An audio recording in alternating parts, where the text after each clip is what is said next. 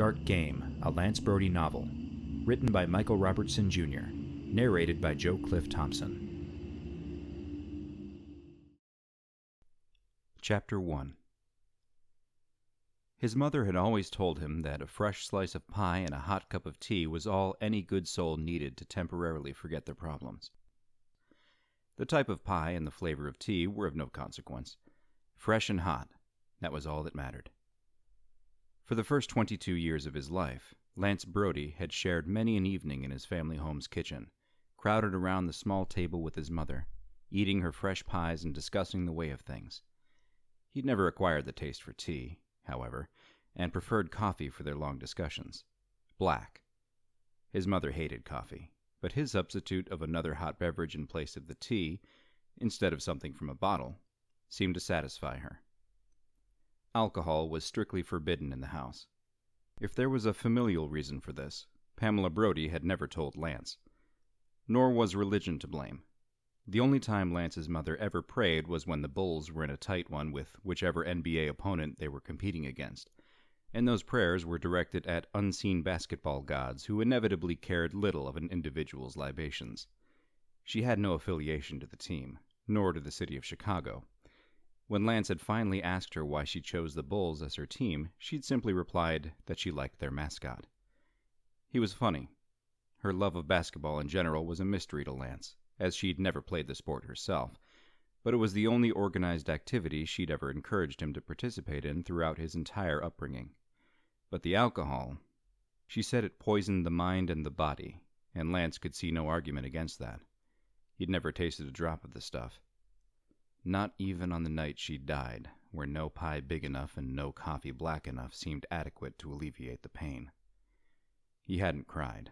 Not then, and not for most of his life. Crying was something his mother was strangely against. Strange because of how much she stressed being at peace with oneself and understanding and trusting your feelings. She didn't say this the way a condescending therapist might to an uncooperative husband, but in a way that suggested self-strength and confidence. It was what you felt inside, who you were, that mattered in life. Embrace yourself, Lance. Only then can you fully embrace others. He might have been 8 when she'd first offered up this token of wisdom, a typical conversation to have with a second grader. Typical was something his mother never came close to achieving. She was extraordinary. Not in the same ways Lance was extraordinary. Wouldn't that have been helpful? But in a way that allowed him the trust and confidence in her to share his world with her, and have her love him and help him and stand by his side as he grew and developed in every way you can imagine, and in some ways you couldn't. But now, she was dead, and Lance was completely alone, stepping off a bus 237 miles away from home, with the previous night's horrific events still burning fresh in his tired mind. He had no plan, hadn't had time for a plan. The bus was the first one headed out of his town, and he didn't care much where it was going. He'd had to leave, been forced to run. Now he was here. He was hungry. Food was as good of a start to a plan as he could think of. He didn't need to wait for the bus driver to haul his luggage from one of the holding bins along the bottom of the bus. Everything he'd been able to take with him from home was stuffed into his backpack, an expensive thing gifted to him by the owner of a local sporting goods store years ago, when Lance had helped him with a problem, and the backpack had remained in the seat next to him for the bus's entire course. He adjusted the straps over his shoulders, turned and thanked the bus driver for getting them all to their destination safely, an act that was met with a confused expression and mumbled reply that might have been, "You're welcome," and then headed across the street, through a large and mostly empty parking lot, and stopped briefly on the sidewalk.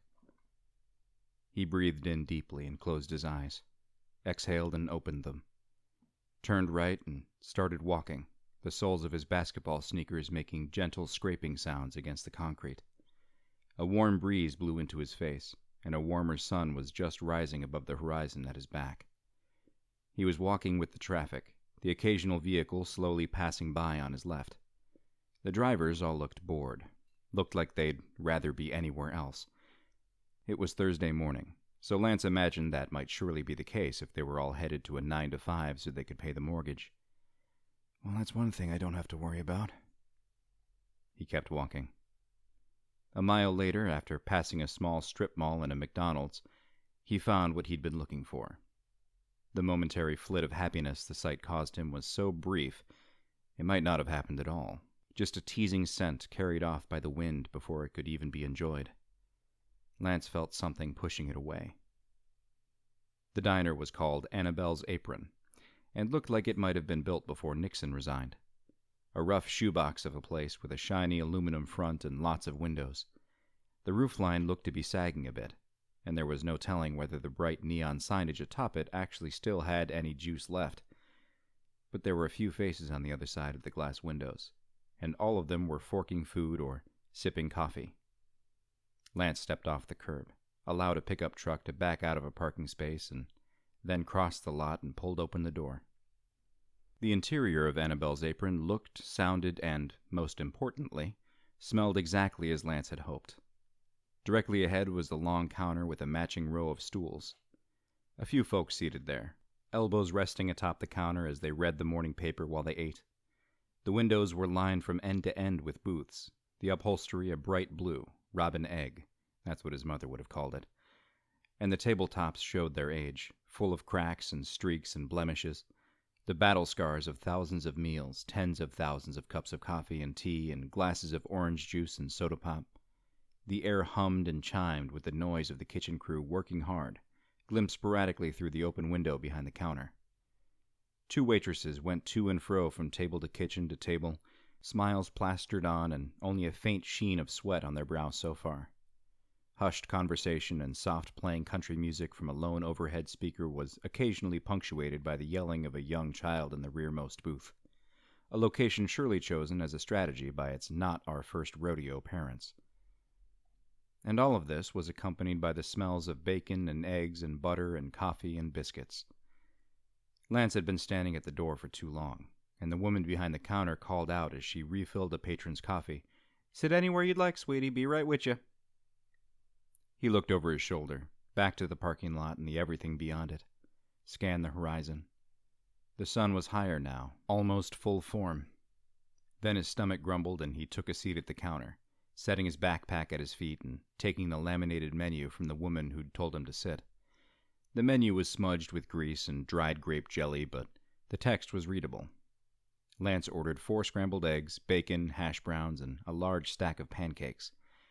The woman behind the counter, early 60s Lance guessed, and with a look of no-nonsense experience creased into her aged brow, looked him up and down one time before asking, "And the drink, sweetie?" "Coffee, please," Lance said. She nodded and tore the order ticket from the pad in her hand and turned to post it on the wheel in the window. She spun the ticket into the kitchen where it was quickly snatched by a fleeting glimpse of a cook's hand, and then she returned with a black plastic coffee mug and poured from a full pot. "Just brewed this one, sweetie. You're its first." She winked and asked if he needed cream or sugar. "No, thank you," Lance said, and did his best to smile. "Margie, I'll take some of that." A gentleman, a regular apparently, called from the end of the counter. The woman, now Margie, put a hand on her hip and said, "You've been trying to get some of this for 23 years, Hank Peterson. Today's not going to be no different." This got a chuckle out of Hank and the 2 other waitresses, and Margie went off to fill Hank's coffee. Lance sat in silence, looking down at the counter and listening to the sounds around him and sipping his coffee as he waited for his food.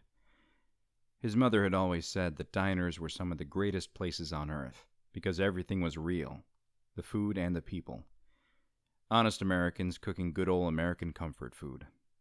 The potential of diners always excited her, like each one was an individual mystery just waiting to be unraveled. Margie refilled Lance's coffee. His food arrived shortly after. The bars on the stool were a little too high for him to comfortably rest his long legs. At 6'6", this was the type of problem he'd grown accustomed to, and he had to adjust himself repeatedly to keep his legs from falling asleep. But the coffee was strong, and the food was delicious, and the general ambience of the diner did its best to revive his spirits. Margie cleared his plates when he'd finished. "I wasn't sure you'd be able to eat it all, to be honest. Large stack usually fills up most folks." Lance wasn't most folks. "I don't suppose you'll be wanting nothing else?" Lance was about to say no, but then paused, said, Do you serve pie? Margie laughed. You kiddin'? No, ma'am. Lance shrugged and smiled. I have a high metabolism, I guess. We don't set it out till lunch, but I can get you a slice from the back. Apple okay? Is it fresh? Lance asked, and felt a twinge in his heart. Margie smiled. I bake 'em fresh every morning. Then she disappeared into the kitchen and came back a minute later with a large slice of apple pie on a tiny saucer. That's bigger than a normal serving, she said. Figured you could handle it. Lance felt the warmth of the woman's kindness and smiled and nodded. Yes, ma'am. Thank you very much. He was halfway through his pie. It was fresh, as promised, when he noticed the woman sitting on the stool next to him. He wasn't sure when she'd arrived, but she was there now and looking directly at him. I used to put more cinnamon in it, she said. I don't know why they cut back on it. It was much better that way, if you ask me. I think it's too sweet now. The woman looked much older than Margie, 80 at best, but more likely closer to 90. She wore a plain brown cotton dress and brown leather shoes, stockings visible on the bit of ankle that showed at the hem. Her hair was gray, but still thick, done up in a tight bun atop her head. Her face was so deeply wrinkled it was as if her skin were molding clay, and somebody had dragged the tines of a fork up and down its entire surface. I don't think it's too sweet, Lance said, and then turned to see if Margie was in earshot. But I do think less sugar and more cinnamon would be an improvement. The woman nodded once. Of course it would. Then she was quiet for a while, staring ahead toward the kitchen window. Lance stared ahead with her, waiting. She spoke again, this time a little quieter, sadness creeping into her voice. I don't know why the thing with the pie bothers me so much. They've kept things pretty much the same around here all these years. But the pie, I was darn near famous for that pie. People used to come from 2 counties over for my pie. And then one day these floozies decide to up and change the recipe. Who do they think they are? Lance considered this, took his last bite. Well, he said, the folks that remember your pie, they're going to know that this pie isn't your fault. In fact, if it was as good as you say, those folks are probably just as disappointed as you. She looked at him and smiled. Her teeth were yellowed, but mostly intact. I suppose you're right, son. I suppose you're right. Guess I never thought of it like that. She pointed an arthritis-gnarled finger at him. You'd have liked my pie, I know it. Yes, ma'am, I believe I would have. Then they were quiet again. Margie cleared Lance's plate away, and he declined more coffee. Hank Peterson paid his tab and left his newspaper when he was finished. The man 2 stools down took it and flipped to the sports section. The family with a loud child had left, and been replaced by 2 high school-aged boys who looked sleepy, and Lance wondered why they weren't in class. Through the kitchen window he could see one of the 2 waitresses counting her tips and joking with one of the unseen cooks. So, Lance said, turning to look at the woman on the stool next to him, how bad is it here? The woman closed her eyes, almost as if she were fighting back tears. When she opened them, she suddenly looked very tired. Bad, she said. Lance nodded. Yeah, that's what I was afraid of. Are you going to help? I don't know if I can. You don't believe that? Lance placed a 20 on the counter, stood, and grabbed his backpack. No, he said, but sometimes I wish I did. He waved goodbye and thanked Margie and then headed for the door. He stopped. On the wall to the left of the door was a photograph in a rough wooden frame, yellowed with age. It was a picture of the woman who'd sat next to him, only in the photograph she was behind the counter and holding a whole pie in her hands and putting on a small grin for the camera. Beneath the photograph was Annabelle Winters, 1905 to 1990. Lance turned and looked at the bar stool where she'd been sitting, now empty. Then he took one last glance at the photo and pushed through the door, out into the world. Chapter 2. Lance didn't always see the dead. His world wasn't a nightmare where he walked around all day amongst restless souls and lingering spirits with unfinished business. He didn't check out at the grocery store staring into the faces of demons. But demons were real. And he did see the dead. Not every day, but frequently. Most were friendly, though often troubled. Others were not so friendly. Annabelle Winters had been of the former variety, despite her pie grievances, and her visit had had a clear meaning that was nothing to do with pastries. Lance continued west on the sidewalk. The traffic on the road to his left diminished to only single vehicles passing by with large spots of silence in between. He'd apparently left the outskirts of town, where the strip malls and diner had been, and made his way into what passed as downtown. It was a quiet, tranquil setting, old school, a place where you could imagine Andy Griffith as sheriff or Hallmark coming to town to film a Christmas special.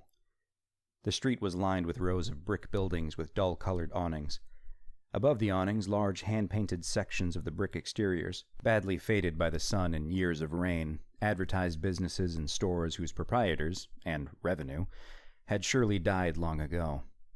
He glanced into a few of the windows on his right as he walked, saw a bakery, a small hardware store, a used bookstore, a lawyer's and CPA's office side by side. A few faces stared back, eyes locked onto him as he passed. He couldn't blame them. He knew that in a town like this, newcomers would be easily spotted, especially ones as large as he. He tried to smile, hoped he'd succeeded. He kept walking, past more businesses and crossed side streets before downtown finally spit him out onto an intersection of two rural routes that stretched off into land beginning to show signs of residential development and larger industrial buildings. He crossed the main road and headed south. The sidewalk wasn't as well-maintained here, and his sneakers kicked up stray rocks and chunks of concrete as he went. Weeds grew through cracks. The sun was getting hot, and his t-shirt began to stick to the small of his back. A half-mile later he stopped. Ahead he could see where the sidewalk finally died and bled into grass, and a memory flashed in his head of his mother reading to him from Shel Silverstein's Where the Sidewalk Ends. He enjoyed the image briefly before storing it away. He stepped off the sidewalk and walked into a crumbling parking lot with only a handful of cars that could be called clunkers at best. He'd found what he'd been looking for. Another telltale sign of a small town is that a lot of things are named after their owners. Annabelle's apron was the first example, and now Lance stood in front of Bob's Place, an L-shaped, one-story museum of a building whose sign, medium-sized and, again, hand-painted, advertised simply, Rooms, Bar. The office was at the far end of the longer segment of the L, and the rest of the structure was punctured with 11 blue doors that had once likely been deep and royal, but now more resembled the light robin egg blue of the diner's tables. A Coke machine hummed at the L's intersection. An ice machine with the words "Out of Order" written across its door stood silently at the machine's side. Window AC units drooped from next to each room's door, only one of which was buzzing and rattling in the window frame as it worked. 2 modern satellite dishes were mounted on the roof above the door to the office. Lance checked the license plates on the few cars parked in the lot as he headed toward the office. Found all but one to be in-state. The lone exception was from Alaska.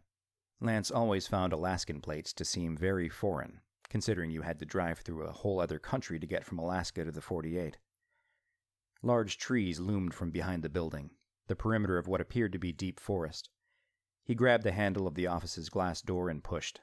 A small bell mounted above the doorframe jingled loudly as he did so, and he was instantly overwhelmed with the smell of lemon, some sort of cleaning product that had been applied so heavily he felt like he'd stepped into a bottle of Pine Sol. He coughed once, and his eyes began to water, blurring his vision. "Oh my goodness, I'm so sorry. I wasn't expecting so early," a female voice, high and pleasant and young, called from somewhere ahead. Lance used the sleeve of his t-shirt and wiped his eyes, then breathed in heavily through his mouth.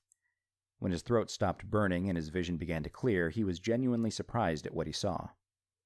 The outside of the building suggested that the office's interior would be run down at best.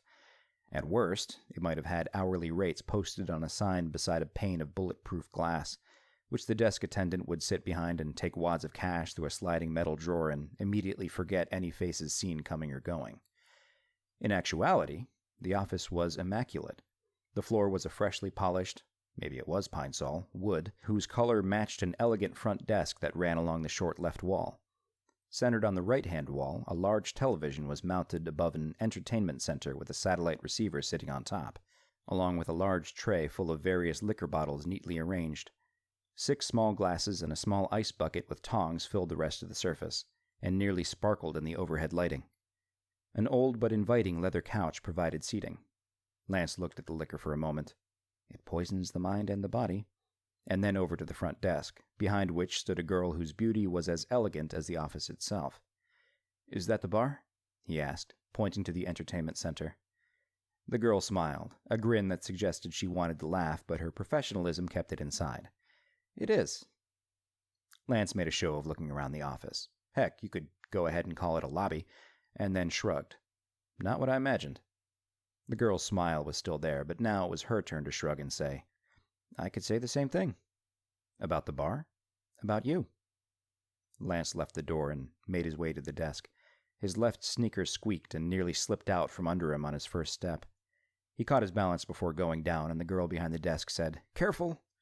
"Again, sorry, I would have put out the wet floor sign, but like I said, I wasn't expecting anybody at this time of morning." Lance carefully stepped across the floor and then rested his hands on the desk, a gesture he hoped would show that he meant her no harm. Wasn't about to pull a gun or blade and demand whatever it was she could offer. Now that he was closer, he could see the girl was his age at the most, maybe a bit younger. "But I thought you said you were imagining me." "I'm sorry?" "A second ago. You said I wasn't what you'd imagined. Why were you imagining me if you weren't expecting me?" "And why are you flirting, Lance?" "Because I've had a really terrible and really long couple of days, and it feels good to have a normal conversation with a pretty girl." He finished justifying himself to himself, just in time to hear the girl give off a soft laugh, and watched as her stiff and professional facade crumbled, and she visibly relaxed. "I wasn't expecting exactly you, exactly today. I just meant you aren't exactly the type of guest we usually get." "And what type of guest do you think I am, exactly?" She shrugged. "Normal." "Well, that's exactly where you're wrong, my dear." "How so?" he asked. She rolled her eyes. "Look around. Do we look like the type of place nice, wholesome folks stop for the night? Families on vacation, businessmen en route to a conference? No. The folks I give keys to are usually weathered and beaten, down on their luck and satisfied with the first roof they can find over their head for the night before they wake up and head off to wherever else life plans on shitting on them. They drink, they do drugs, sometimes they deal drugs, and trust me when I say I'm not afraid to call the police if I suspect that's going down. I've got a shotgun under the counter, and Daddy taught me how to use it when I was 10. Lance's eyes held to hers as she spoke, was entranced by her confidence and honesty. "Now you," she said, "you've got baggage, I know that. Otherwise you'd have hitched a ride another 20 miles down Route 19 like everyone else and got a room at the Holiday Inn Express or the Motel 8. But whatever your baggage is, you carry it well. You're clean, you're handsome, and your clothes aren't tattered and falling apart. That logo on your backpack means it costs more than most people who stay here probably make in 2 weeks' time, so you've either got or had a steady job or somebody gave it to you. Because I don't think you'd steal it. You just don't have the look. And if somebody gave it to you, it means you've got friends. And trust me, the last thing somebody who stays here has is a single friend in the world." When she finished speaking, she reached back and tightened the hair tie holding her blonde ponytail in place, and then adjusted the collar of her black dress shirt. She wore matching black dress pants that were sleek and form-fitting. Her makeup was light and simple, blue eyes that pierced. Lance was impressed with her powers of observation. She wasn't completely right about him, and honestly nobody would ever be, unless there were others like him, which he deep down believed there had to be, the surfer and the reverend having all but proved this. But she'd come close. Instead of confirming or denying any of her analysis of him, he turned and spread his hands out, gesturing at the immaculate and upscale look of the office. "Then why all of this, if your guests are of the class you say they are?" She responded instantly and almost defensively, as if she'd been asked this question before and was tired of some other underlying accusation. "Because if I have the chance to be a bright spot in their otherwise dark days, it's my responsibility as a respectable human being to be just that. I can make them feel comfortable. I can let them enjoy some nicer things, even if just for an evening. Most of the folks, despite everything I just said about them, at their core, they're still nice people. The rest of the world has just stopped giving them a chance." Lance was floored at the size of this girl's heart, but worried about her potential ignorance to the evil in the world. "And if they're really not nice at their core?" he asked. She shrugged. "The shotgun, remember?" Lance said he did remember, and then suddenly felt very tired. The night-long bus ride, which he'd stayed awake for and stared out of the window at nothing but passing cars and expanses of field and trees, was finally catching up to him, and the burst of energy the food from the diner had provided was wearing off. Lance explained this to the girl, not wanting to appear rude and bored of talking with her. and he asked if he could have a room. She said it was $20 a night and gave him the key to room 1, which was right next door to the office. He gave her a 20 and thanked her. He turned to leave and then stopped. The girl was extremely honest and seemed to have an adept ability to read people, and maybe situations.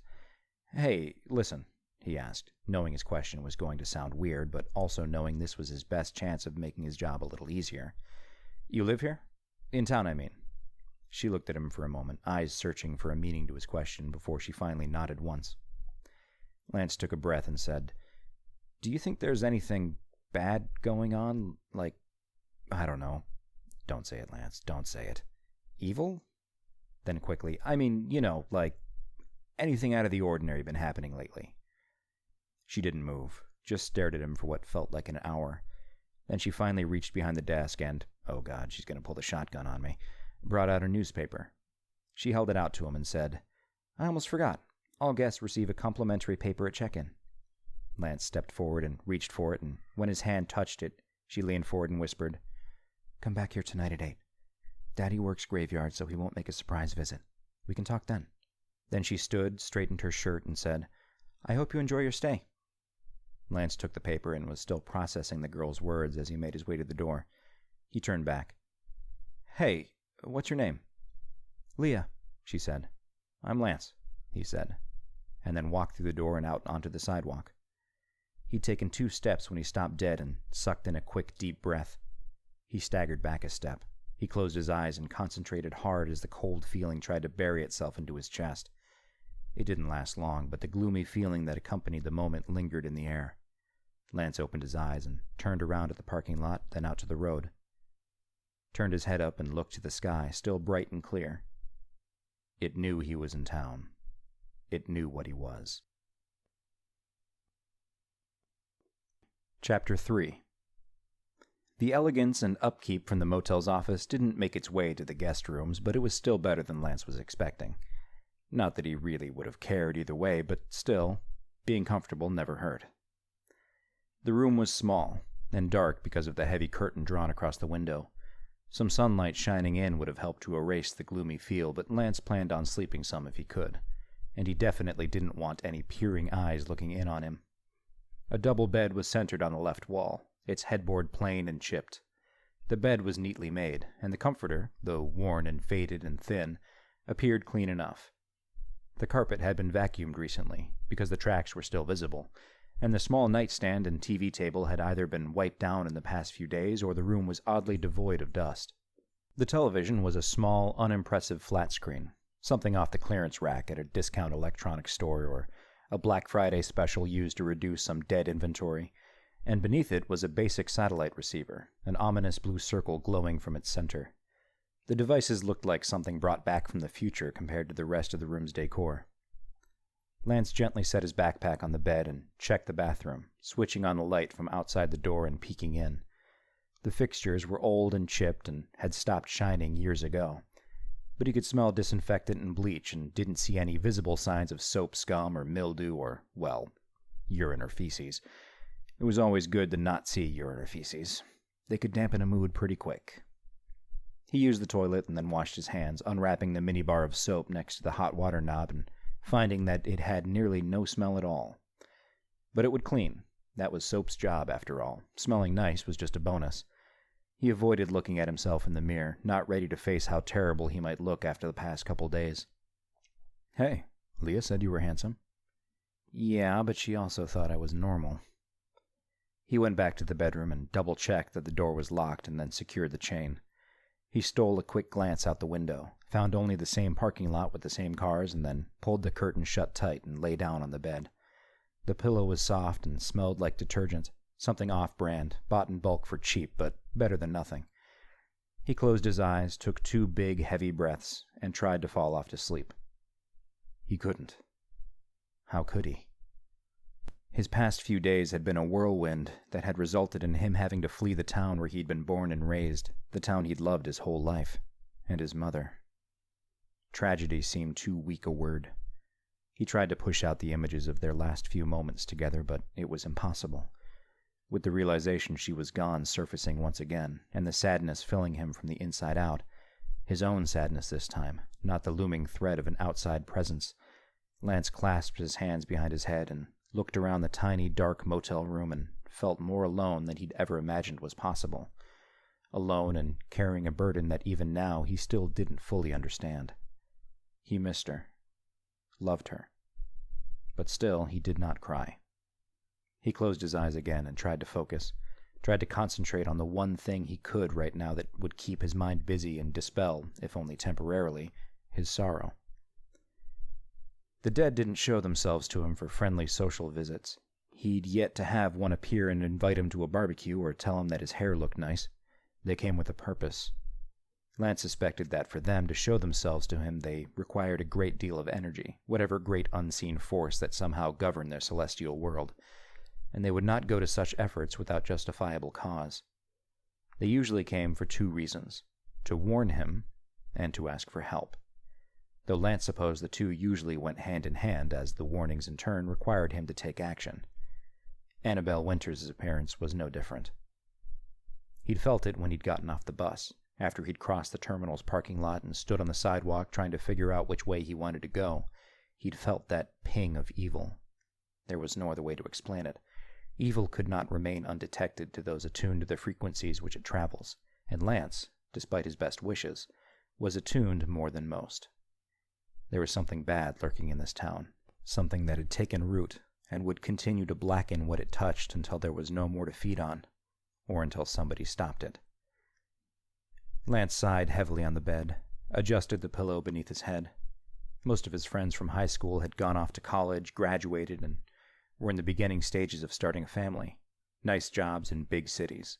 Friday nights on the town with new friends, golfing and running 5Ks, and spending lazy mornings on the couch with girlfriends and fiancés on the weekends.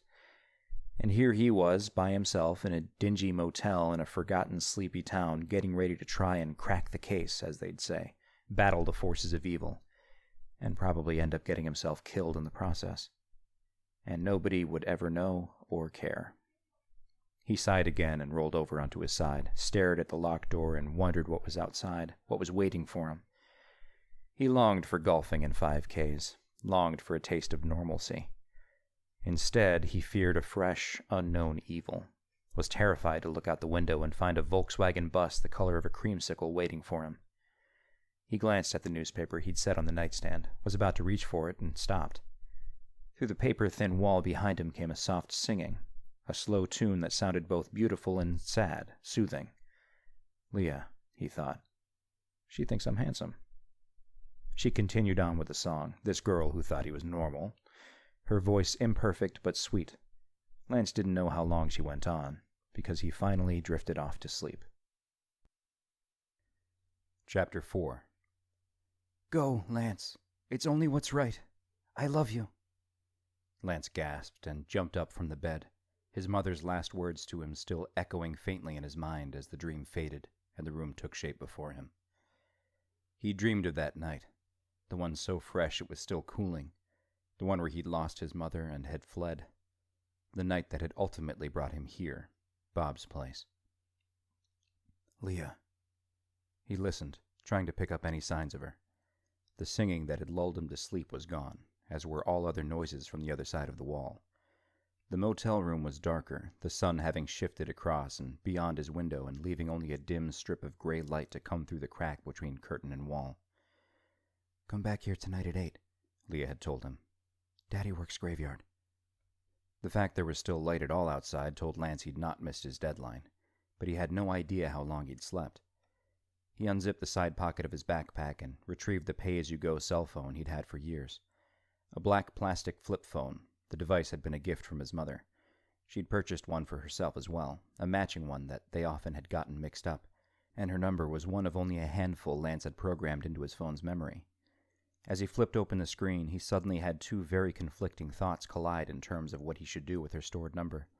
Part of him, the first part to show its face, said to delete it. It was of no good to him anymore, and would only be a painful reminder of her absence every time he scrolled past it. The second part, the one a split second slower to reach him but carrying a seemingly more powerful suggestion, had told Lance to call the number. Let it ring the 4 rings that would go unanswered before switching to voicemail and letting Lance hear his mother's voice again. Hi, it seems our paths weren't meant to cross right now. I can't wait to talk to you soon. Lance's mother didn't ask people to leave a message. She was always of the mindset that information reached her when it was meant to reach her, and that if she'd missed somebody's phone call, the conversation, and thus the information, could wait. Lance told her this was ridiculous, as he did a lot of the things she suggested over the years, but the ideology had never seemed to cause any trouble for her or him, so what did Lance know? I can't wait to talk to you soon. Lance would never talk to her again. Conflicted, and with the wound still open, he did nothing with his mother's number and simply checked the time. It was almost 7 o'clock. He knew that he'd been tired, the long sleepless night catching up with him, but he was surprised he'd managed to sleep the whole day. The way he was feeling, he wouldn't have been surprised to discover he'd never get a full night's rest again. He was hungry, but with only an hour to spare, he decided to investigate what he guessed to be, one clue Leah had so subtly given him. He'd been nearly out of the motel's office when he'd questioned her thoughts on any bad happenings in town, and her main response had been to hand him a newspaper. She did tell him to come back to the office at 8, but she could have done that without the newspaper. Lance glanced at it, sitting neatly on the nightstand next to him. There's something in there, he thought. There's something in there that'll help me. He revisited the bathroom, washed his hands, and then turned on the small lamp on the nightstand. The bulb gave off a quick, loud buzz and then died. Lance sighed. He didn't want to switch on the main overhead light. Call it being paranoid, but a light that bright would be more easily visible from the outside. Say, from somebody across the street looking for signs of life in one of Bob's Place's rented rooms. And though he had nothing to go off except that feeling he'd been hit with upon first exiting the motel's office hours ago, Lance was almost positive somebody, eventually, would start looking for him. Join the club, he thought. Lance walked across the room, the outside light fading quickly, and unscrewed one of the 3 bare bulbs installed in the light fixture above the bathroom sink. He used it to replace the fried bulb in the lamp, and then pulled the pillowcase off one of the bed's 2 pillows and draped it over the lampshade to further dampen the light. Satisfied, he sat with his back against the cheap headboard and picked up the paper. The first thing he noticed was the date. It was from last week. He started reading the first headline. 45 minutes later, he'd finished the paper. He'd read the whole thing front to back, and then neatly refolded each section and reassembled the paper to the extent that it looked as if it had never been read at all. He stared down at the front page again, his eyes darting all over the headlines and the smaller text beneath each, picking out words and phrases and desperately searching for something he may have missed. He'd read the entire paper, ads and all, and had seen nothing, felt nothing, about any of the articles that appeared to be cause for alarm.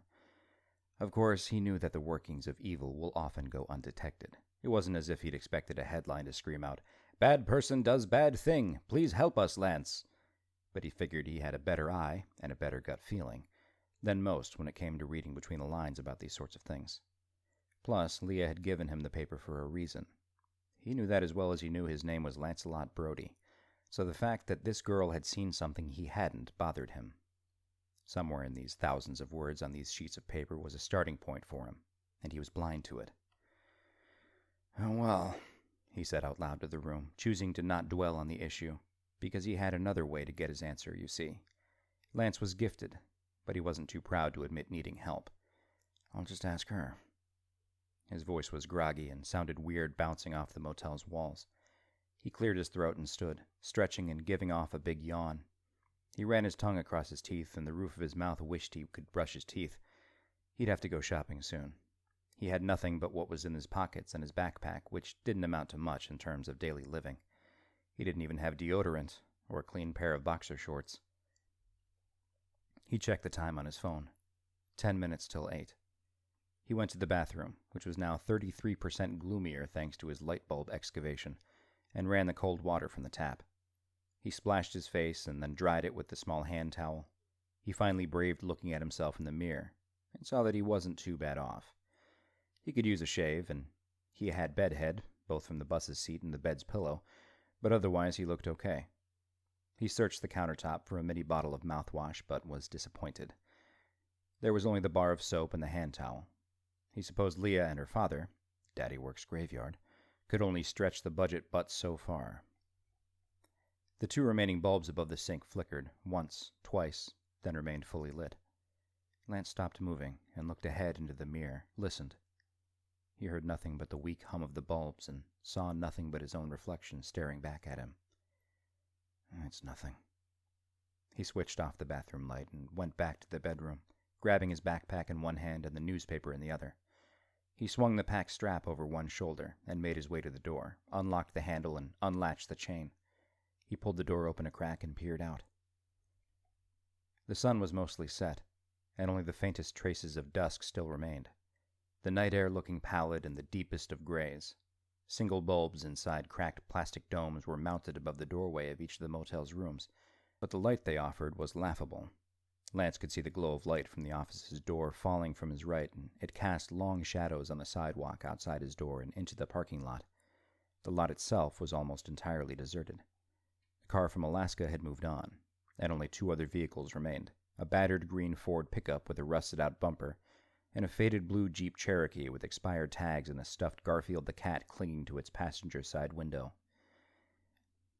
Lance looked through the crack and across the street where a lone streetlight stood high like a sentinel, its branch-thin pole arching over the road and casting a dome of orange-yellow light. There was no traffic. Not a single car going either direction, nor any to be heard approaching. Small town, Lance thought. Some good, some bad, just like people. He opened the door the remainder of the way and stepped outside. The air had cooled considerably, and he shivered once as his body adjusted to the temperature change. He pulled the door securely shut behind him and patted his pocket to verify he had the key. He turned right, about to take the 2 steps, 2 for Lance, 3 or 4 for average folks, needed to reach the motel's office and get his question answered. The streetlight across the road flickered. The single bulb above his room's door went out entirely with a loud crack. And then a long gust of wind, one so strong and unexpected and unexplained, whooshed across the parking lot like a tidal wave, rocking the 2 cars on their axles before slamming into Lance. His body was flung backward like he weighed nearly nothing, and his head snapped back, smashing into his room's door with the sound of a heavy knock. Stars peppered his vision before fading along with everything else as the gray evening sky began to allow the blackness to creep in from the sides and swallow everything in sight. Lance slid down the door and landed hard on his rear, toppled over onto his side. The newspaper fell from his hand, its pages scattering like buckshot across the parking lot and out into the street and the field beyond. Then the wind stopped completely, and the night was as still as before. Not even a gentle breeze to rustle the leaves remained. Chapter 5. He was back at Annabelle's apron. He sat alone at the counter, no other stools occupied, and none of the tabletops either. The music that had played from the single speaker was no longer humming a tune, and the smell of bacon had been replaced with something rancid, spoiled, something like rotting meat. The lights were dim, the air was still. He turned in his stool and tried to look out the windows, but found nothing but a solid pane of static, like a television channel that refused to tune in correctly. He turned back around, and when his arm slid across the countertop, he saw that he'd smeared a thick layer of dust, creating one arm of an incomplete snow angel. It was as if the diner had been deserted for years. "Don't let a little bump on the head scare you off." Lance spun back around and found Annabelle Winters sitting in one of the booths by the windows of Static. She looked out, as if seeing everything Lance couldn't, and then turned to face him. "It would only come after you if it thought you were a threat." "What is it?" Lance tried to say, but he was interrupted by a voice coming over the speaker above. "Lance!" He looked up, saw a black sky in place of the diner's ceiling tiles. "Lance!" He looked back to the booth where Annabelle had been sitting and saw Leah grab him by the shoulders and do her best to sit him up. "Lance, can you hear me? Are you okay?" He felt her fingers dig into the meat of his upper arms as she used all her strength to push him forward. His head swam at the change of direction, the parking lot going in and out of focus and the cars doing a little jitterbug on the asphalt. He closed his eyes and took 2 deep breaths. Opened them. The cars had stopped dancing and his vision was mostly back to normal. But the back of his head was throbbing, and he had a headache that produced a sharp stab of pain at the base of his skull with each beat of his heart. He looked to his right and painfully tilted his head up. Leah, same outfit from earlier, only now he noticed she was wearing black Nike sneakers. Maybe she'd been wearing them all day, a touch Lance liked, or maybe she'd changed out of dressier shoes once she knew peak hours were past and she was ready to slow things down for the day. Lance mentally scolded himself for so easily getting sidetracked. Leah's choice of shoes was officially the last of his concerns at the moment. "I assume you can hear me?" she said, hands now on her hips. Lance nodded. "Yes." "So are you going to answer me? Are you okay, or do I need to call an ambulance?" Lance took another deep breath, and then slowly pushed himself off the sidewalk outside his room and stood. His surroundings did another half jitter, but then remained focused. Standing at his full 6'6" height, Leah looked very small so close to him. He took a step back, as to not intimidate her, and then said, "Yes, I'm okay." He rolled his head on his shoulders, his neck making one sharp cracking sound. "I've got a headache, but otherwise I think I'm fine." Leah's stature relaxed a little, and she blew a wisp of loose hair out of her face. "Oh, thank God. I really didn't want to have to bring an ambulance out here. We get a bad enough rap as it is." She leaned to the side and looked at the back of his head. "Yeah, nice goose egg back there. What happened anyway?" Lance reached a hand up and gingerly touched the back of his head, felt the lump that had formed, and then looked across the street. The streetlight was glowing strong. A small two-door sedan drove along the road and then was out of sight. Lance nodded toward the office. "Let's go inside, then we can talk." Leah glanced across the street. Something like fear flickered in her eyes, and then it was gone. "Okay." She turned and pulled open the door to the office. When they were both inside, she drew the blinds down across the glass and locked the deadbolt. "What if somebody needs to check in?" Lance asked. Leah walked to the window next to the door and flicked a switch attached to a small neon sign that advertised "No Vacancy." It burned a dull red behind the set of blinds she then pulled down over it. "That's false advertising," Lance said. He tried to grin, but found the motion caused more pain in his head. "Daddy'd be pissed to hell and back if he found out I did that," Leah said. "But what he doesn't know won't hurt him, so long as I get it switched off by morning." "What if he gets sick on the job, decides to go home early, and stops by here to check on things?" Leah thought about it a moment, then continued. "Daddy hasn't taken a sick day as long as I can remember. I don't expect him to start now." Lance shrugged. "Do you need some ice?" Leah was already moving toward the entertainment center with the wet bar on top. She looked around at what she had to work with, shook her head, and then said, "Be right back," and disappeared through the door at the rear of the room. She was back a minute later with a dish towel. She pulled 3 ice cubes from the stainless steel bucket beneath the television and wrapped them in the towel, motioned for Lance to sit. He walked over to the leather couch and slowly eased himself onto it. This time everything in his sight stayed where it was supposed to. "I guess that means no permanent damage done." Leah stood in front of him and held out the homemade ice pack. "Might get a little wet, but it's all I've got." Lance took it. "Thanks." He leaned back into the couch's leather and used his right hand to hold the ice against the back of his head.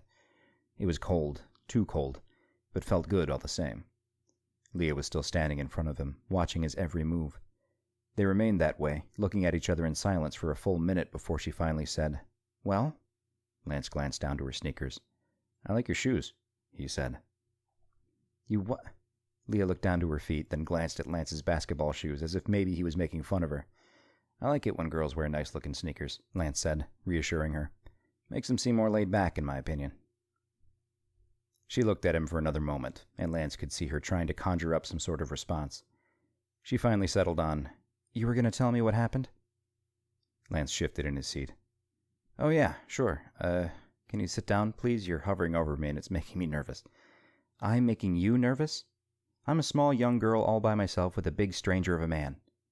Lance respected her caution, but didn't completely buy it. "If you thought I was dangerous, I wouldn't be here right now.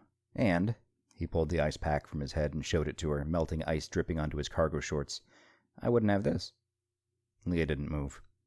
"Face it," Lance said. "You've got a special intuition about people. You know I'm one of the good guys, just like I know that I can trust you." Then she smiled, and Lance was taken back with how cute she really was.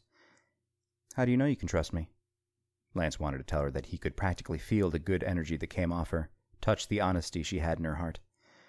"When I asked if you thought anything bad was going on around here, you invited me back, and you gave me the newspaper.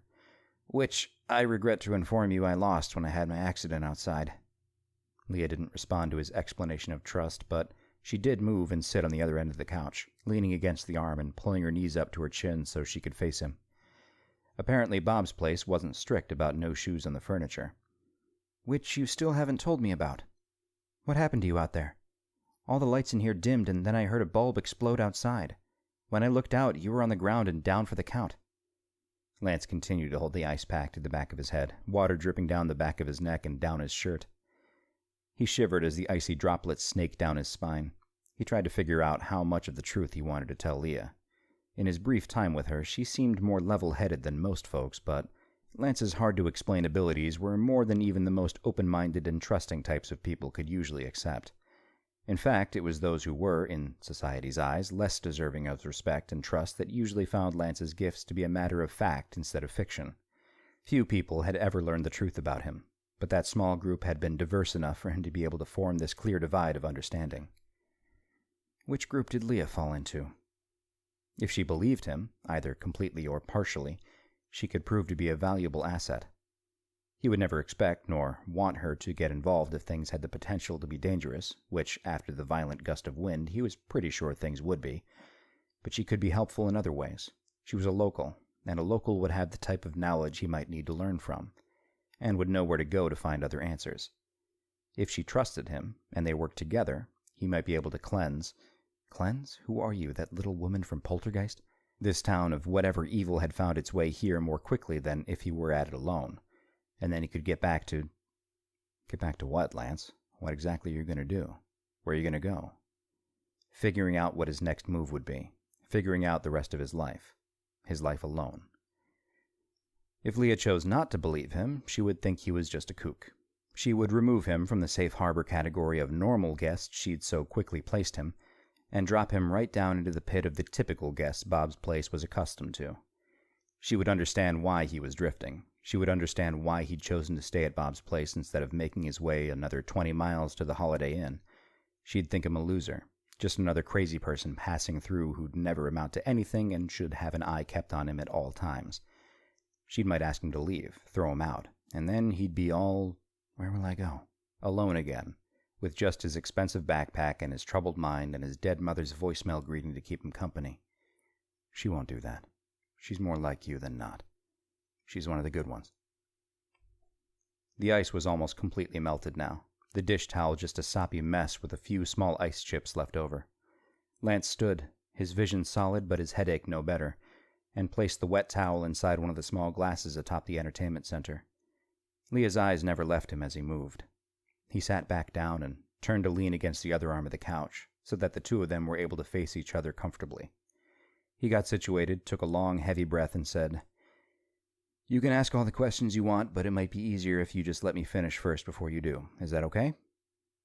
Leah's brow crinkled, apparently confused at the depths of which the conversation appeared to be diving. But there was no apprehension in her voice when she quickly answered, "Okay, I can do that, promise." So, he told her.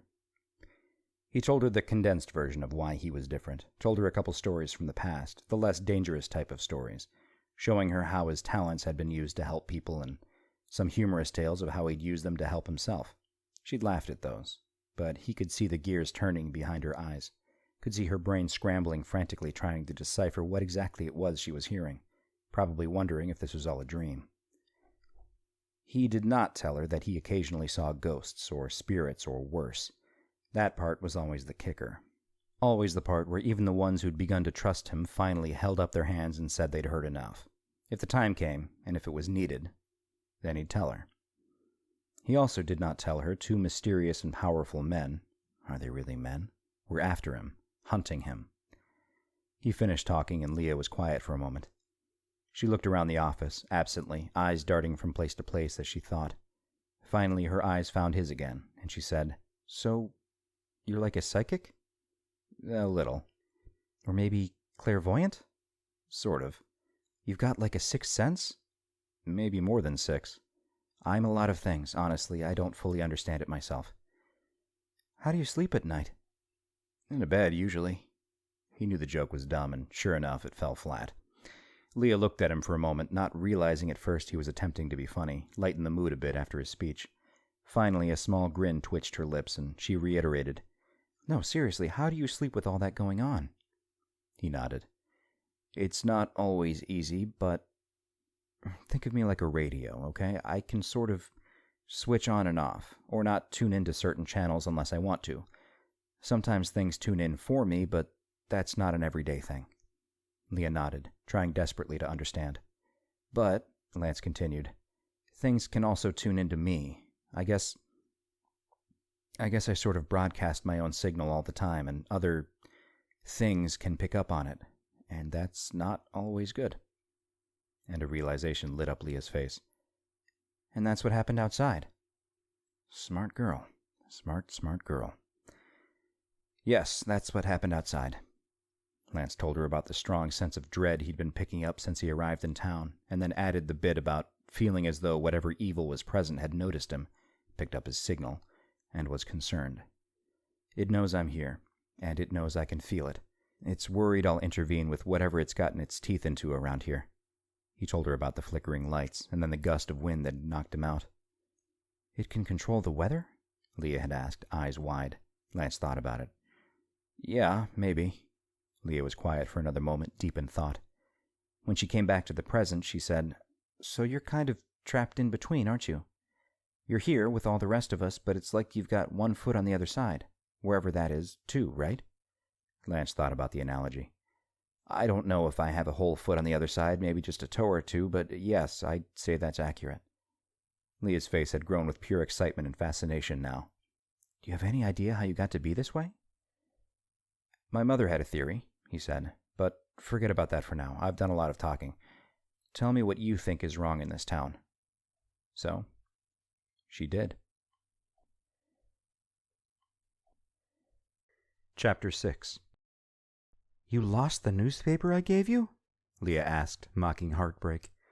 Lance grinned, and a streak of pain bolted the back of his head. Sadly, yes, I would have gone after it, but, well, I was unconscious. I suppose you think that's an excuse. Leah got up from the couch and walked back to the check-in counter. My mother never allowed excuses, Lance said, so it's merely a fact. Conscious awareness or not, the paper is gone, and I was the last to have it in my possession. Hold it against me if you want. Leah crouched behind the counter, disappearing from view. Lance could hear her rummaging through whatever lay behind the wooden panels. Daddy doesn't particularly care for excuses either, she said, though I doubt he and your mom had similar parenting styles. She popped back up and triumphantly held a newspaper above her head like she'd just won a trophy. She came back to the couch and tossed it into Lance's lap. It's not the same paper, he said, checking the date at the top right corner after noticing different headlines and pictures.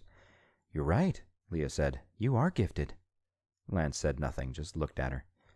It's from 2 weeks ago, she said. Lance looked back down at the black and white pages. So there was a story about what's wrong in last week's paper, too? She smiled a little, and Lance knew she was playing some sort of game with him. There's a story about it every week, at least for a few months out of the year. Lance scanned the headlines again, quickly skimmed an article about a farmer out on Route 19 having to rescue 2 of his cows from getting stuck in a ravine. Not exactly worthy of print in Lance's mind. Leah sighed. I'm sorry, I guess I wanted to see if you could, Read your mind? She grinned. I don't work that way, Lance said. I told you, I don't understand how I work. Things just happen sometimes, and sometimes they don't. Leah shrugged. Worth a shot. You're the first psychic I've ever met. I'm not a... Sports. There would be an article about sports teams every week. Lance was quiet for a moment, his mouth frozen mid-sentence as Leah's clues clicked together. Then he looked down and opened the paper, finding the sports section. When Leah saw where he'd ended up, she whispered, Not psychic my ass. He shook his head and said, No, really, it just suddenly made sense. The weekly article, small town like this, it was a logical conclusion. Uh-huh, sure. Lance looked down at the front page of sports and said, Okay, I made it this far. Help me out. Leah scooted across the couch, so close now he could smell her shampoo and a whiff of what remained of the perfume she'd probably administered early this morning before coming into work. Lance was suddenly very conscious of his lack of deodorant and toothpaste. He'd need to get to a store as soon as possible, especially if girls were going to be sidling up to him on couches. Not what should be concerning you right now, Lance. Whatever. Leah leaned over further and tapped her index finger, the nail clean but unpainted, onto the top story, the headline in large, bold font. McGuire leads Westhaven to 3-0 start. Lance recalled the sports page from the newspaper he'd lost.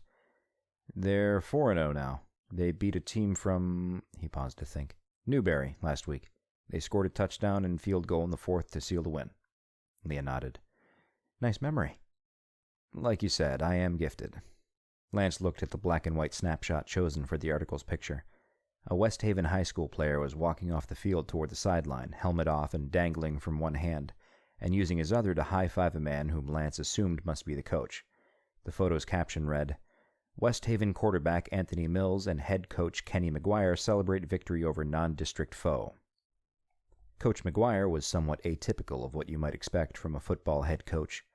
He was a small man, short and very thin, and he wore small rimless glasses which sat low on his nose, a look that seemed more fitting for somebody closer to 60 than the early 40s McGuire appeared to be. He wore a Westhaven High ball cap on his head, and a pair of large earphones with built-in microphone were draped around his neck. An iPad was clutched in his non-high-fiving hand. Lance smirked, as the man almost seemed to be a biology teacher playing dress-up as a football coach. Leah was quiet as Lance read the full article detailing a Westhaven blowout. He finished, considered his location, and then said, Small town like this, I'm guessing high school football is a big deal, right? Leah threw back her head and laughed. A big deal? Go ask for a tire rotation and oil change down at Clarence's Tire and Lube on a morning after a Westhaven loss and see for yourself. Service with a smile? Forget it. Lance understood. His hometown had been enthusiastic about high school sports as well. The time junior year he'd missed a 10-foot jumper to win a close one mid-season haunted him for weeks.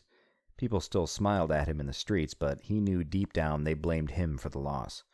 Fortunately, Lance knew better than most that sports didn't exactly rank high on life's important bullet points, and his disappointment lay completely with himself rather than perception by the town.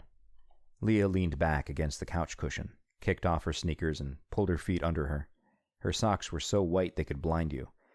Lance remembered the overwhelming smell of disinfectant from his entrance earlier and thought, she keeps everything so clean, and I look and smell like a stowaway. Would you like to guess how many AA state championships Westhaven has won in the last 3 years? Lance hedged his bet for the better and guessed 2. All 3, Leah said. 3 years, 3 titles. Wow, Lance said. That seems improbable. You think? No competition, weak district, region? Leah shook her head and passed on the question. You know how many games they won in the season before their first title? Lance knew she was playing to some sort of build-up, shrugged, and said, 6? 1. They beat 1 stinking team. I remember because it was my sophomore year and it was homecoming and my date to the dance. A safety who was terrible, just like the rest of the team, sprained his ankle on the second play of the game. So no dancing? That's your question? No, I have others. My mind's funny, remember? She smiled. Try and focus here, okay? Yes, ma'am. So the local high school team went from being the Bad News Bears to winning 3 titles in a row? Correct. Doesn't seem like the sort of thing that happens overnight, or in one off-season in this case. Exactly. So what changed? Leah looked up to the ceiling, in contemplation of her answer. Lance looked up too, and another sharp crack of pain shot through his skull. He'd really hit that door hard, and was about to ask Leah if she had any ibuprofen when she said, Everything changed. Everything except the players. I'm not a football expert, but I've played enough basketball in my life to know that it's going to take at least one new player for a team to improve from a nearly winless record to winning a state title. Well, there was one, but he was just a place kicker. Leah closed her eyes and thought. Okay, yeah, sure, there were a few seniors from the losing team that graduated, then some JV kids moved up, but the core team was still there, and none of the rising players are what you might call game changers. So, the change? The coach, for starters. Coach McGuire's first year at Westhaven was the first year they won state. Did he have a winning record where he coached before? Leah's face went blank for a moment, then she looked at him and said, You know, I never even thought about that. I've only focused on him since he's been at Westhaven. All I know is he and his wife came from Georgia. They were both school teachers. She worked at the library part-time the first year they were here, then she took over as vice principal at the high school a year later. That was my senior year. Big jump from putting books back on the shelf at the library to being vice principal of a high school. Small town or no small town. Mr. Barnes, the vice principal she replaced, retired and moved to Florida with his wife, who'd just been diagnosed with dementia. Apparently they had a son there. Lance thought about this, was somewhat surprised that no internal candidates, no longtime high school staff, might have gotten the job, but he moved on. So the team got a new coach, and what else?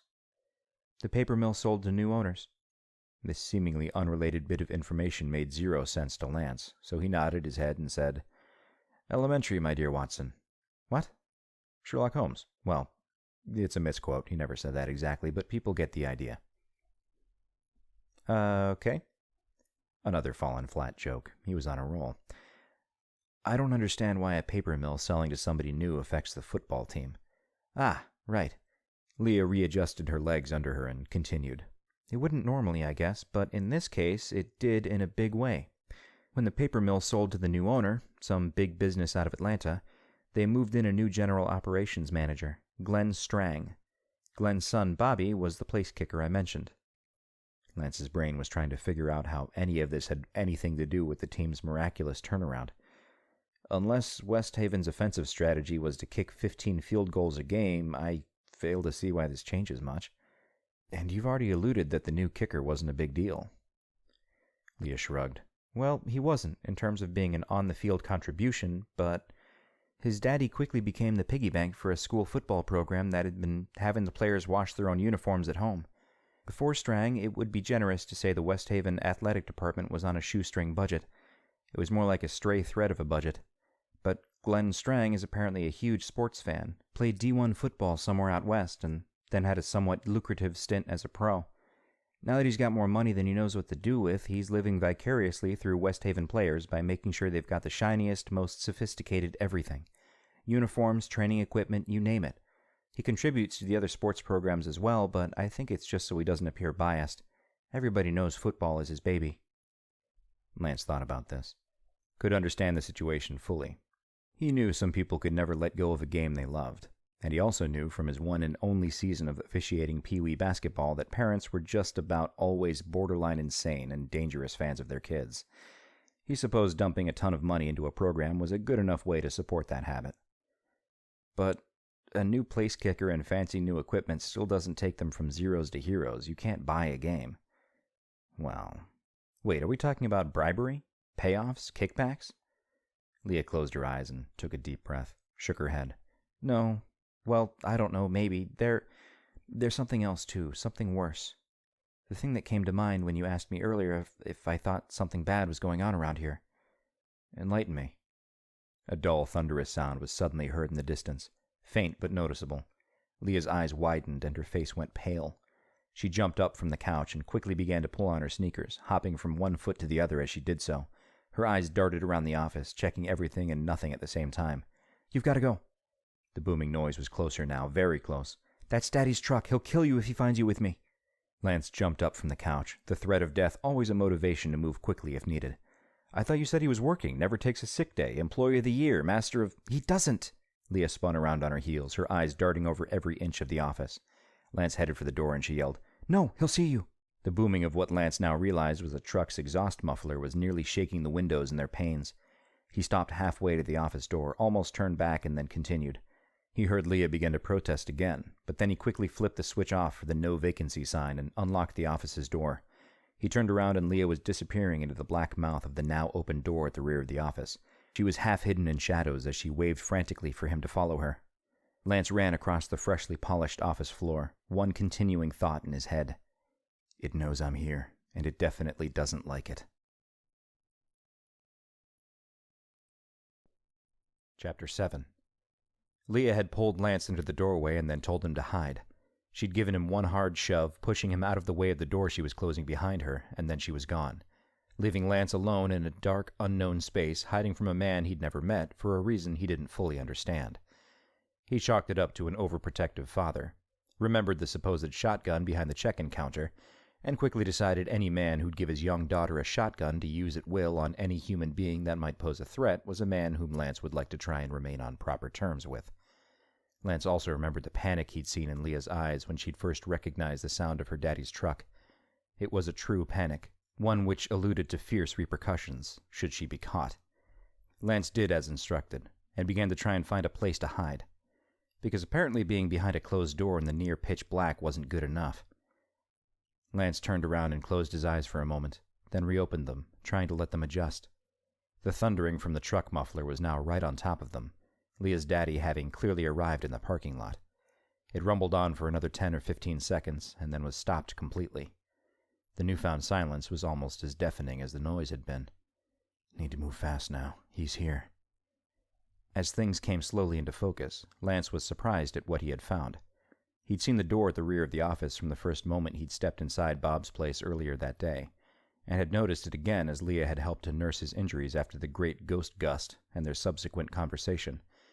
But the entire time he'd been assuming it was some sort of utility closet, laundry room, or storage area. A place where you'd find the mop buckets and the bottles of bleach and boxes of mini-soaps. A room with a musty smell and a hard concrete floor with edges lined with mousetraps. A small grubby window perched high that was so covered in grime you couldn't see out. As the room's objects became clearer, what he found instead was a bedroom. The space was small but well furnished. To his immediate left, flush against two walls, was a twin-sized bed, made neatly, and with a small stuffed animal of some sort propped between two pillows. A wooden nightstand sat next to the bed with a small lamp atop it, and a paperback novel with a bookmark sticking out of the top of the pages. On the opposite wall, a tiny square desk with an office chair hugged the corner. From atop the desk, the dull green glow of a power cord plugged into a laptop provided just about the room's only light. To the right of the desk was a lengthy dresser, a mirror mounted to the back, and showing Lance a dull reflection of himself in front of the door. A small TV cart was in the corner opposite the desk, and the flat screen resting there was no more than 15 inches. A spark of light from his right caught Lance's eye, and he finished his scan of the room with noticing another door. It was open just a crack, and a small amber glow was beckoning him. Outside the room, a door opened, and heavy footsteps fell on the hardwood. "Daddy?" Lance heard Leah say, her voice traveling from the direction of the check-in counter. "I thought you had to work tonight." There was no answer, and Lance imagined Leah's daddy, who was surely a large lumberjack of a man who could grab Lance by the shoulders and rip him in half, standing in the center of the office, furrowed eyebrows above eyes trained directly onto the door Lance was still standing behind,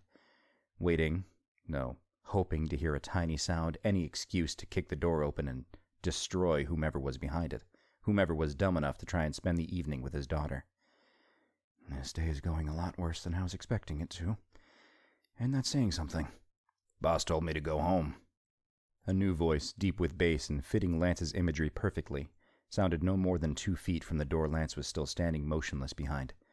Told me he'd made a scheduling error. Didn't need me tonight. Leah, closer than she'd been before. "Why didn't he call you? Did you have your cell phone off again? I keep telling you—" "I had it on." A quick, powerful retort. Leah stopped talking. Boss said he'd forgotten until right when I showed up. He'd been in a meeting with Mr. Strang and some other folks. Something about a fundraiser, he told me.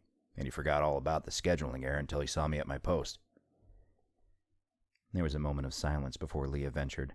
"But you always work graveyard this day." "I don't ask questions, Leah. I do what I'm told." Lance heard footsteps across the hardwood, heading his direction.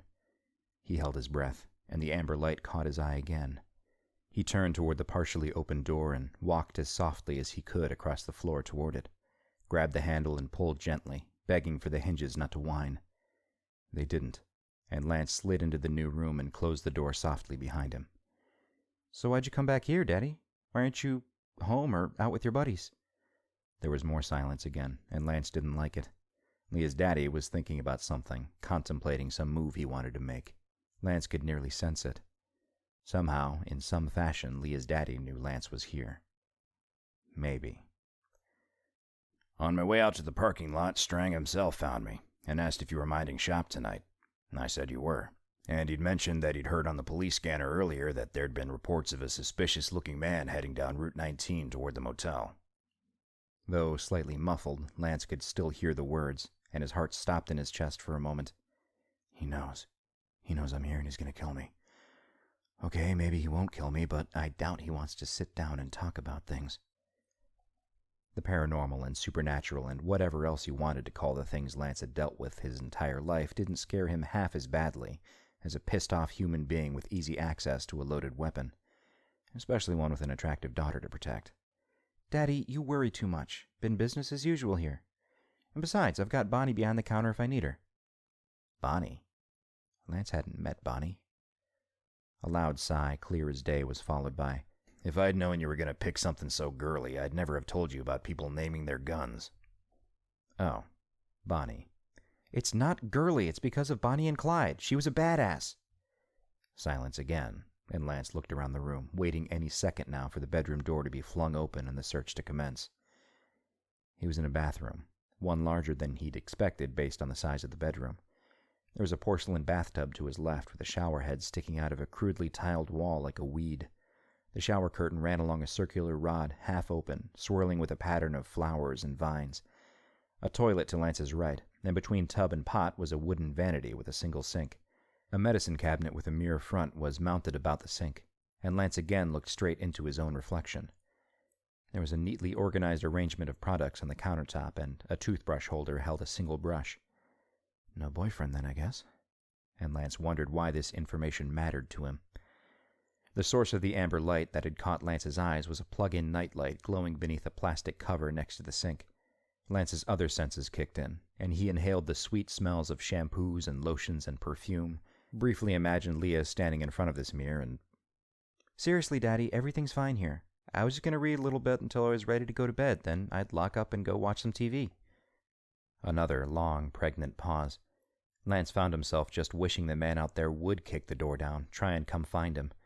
At least then he'd know what the heck was going on out there. Expecting some sort of demand of explanation, or at least a threatening tone along with words of warning, Lance was surprised when all Leah's daddy said was, "Leah, you tell me if there was something I needed to know about, right? You know I only want what's best for you. Always have." Leah laughed. "Yes, Daddy, of course I would. But you gotta believe me, things are just as boring here as they've ever been. You're being paranoid." "I'd rather be paranoid than regretful." Lance had to agree with the man, and he noted how good of a liar Leah was turning out to be. And then nobody spoke for what seemed like an eternity. Lance pressed his ear against the closed door and heard nothing, contemplating opening the door a crack, but feared the noise it might make. Finally, he heard Leah giggle and say, "Okay, Daddy, now go get out of here and enjoy your night off." The heavy footsteps started to retreat. The bell above the door gave off its jingle, and soon after that the booming muffler was once again rattling in Lance's eardrums. It idled for a minute or two, and then the noise dissipated as Leah's daddy, thankfully, drove away. Still, Lance did not move. He would stay right where he was until Leah came to get him. He turned away from the door and moved to sit on the toilet and wait, but he froze mid-step, twirled back around and faced the door, his heartbeat drumming in his ears. He saw nothing but the closed wooden door. He looked back over his shoulder, into the mirror, and saw only his reflection. A second ago, there'd been somebody else with him in the darkened bathroom, somebody else's reflection looking straight at him. It had all happened so fast that Lance didn't have a chance to make out much, but he was certain of two things. The young man looking back at Lance had skin as white as milk, blackish-gray eyes like a shark that seemed to pierce Lance's skin, dark lips that looked swollen. The person who'd stared back from the mirror was dead. Lance was certain of that. The second thing Lance was certain of was that the boy had been wearing a t-shirt with some sort of graphic and writing on the front.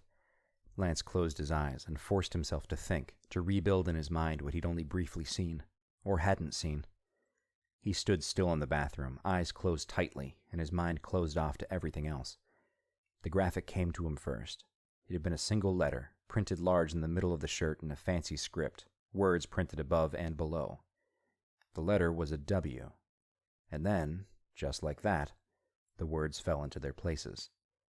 Westhaven Football.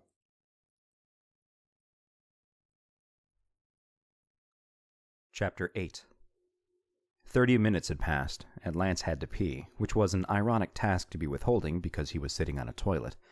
But he didn't dare use it, not until he was absolutely sure he was in the clear from whatever potential there might still be of Leah's daddy giving him a face-to-face introduction to Bonnie. So Lance sat alone in the darkened bathroom, amber glow from the nightlight letting him see just enough to notice whether any more dead football players were hanging out with him, waiting their turn to use the john. Lance could only assume the young man he'd briefly seen in the mirror was a Westhaven player. There was the t-shirt, sure, but the boy had also seemed to be built like a person who'd spent more than a few afternoons in the school's weight room, throwing around dumbbells and downing protein shakes like water. He'd been big, broad shoulders filling out the neckline of the Westhaven football t-shirt's fabric, but all those muscles couldn't stop whatever had ended the young man's life. And that was the part Lance was curious about.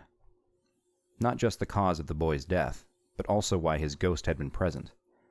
Unlike the spirit of Annabelle Winters, which had been what Lance could assume was an accurate representation of Miss Winters at the time of her death, old but pleasant enough and without physical wounds or oddities, the football player's spirit had been more like a corpse, something long dead and rotting and full of blackness.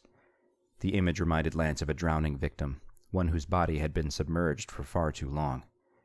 The eyes. The eyes were the worst part. Was the football player's ghost supposed to frighten Lance, its presence supposed to cause him to flee back to the bus station and get the heck out of Dodge? Or was it possible this young man's ghost had been some sort of spy, doing the bidding of whatever dark and malevolent forces were obviously at play?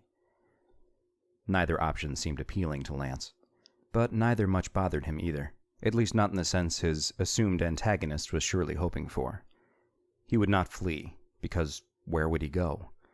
Plus, he'd done nothing of any significance worth spying on, other than sit on a closed toilet lid for half an hour after listening to his new friend's father come within what seemed like inches of making things much worse than they needed to be.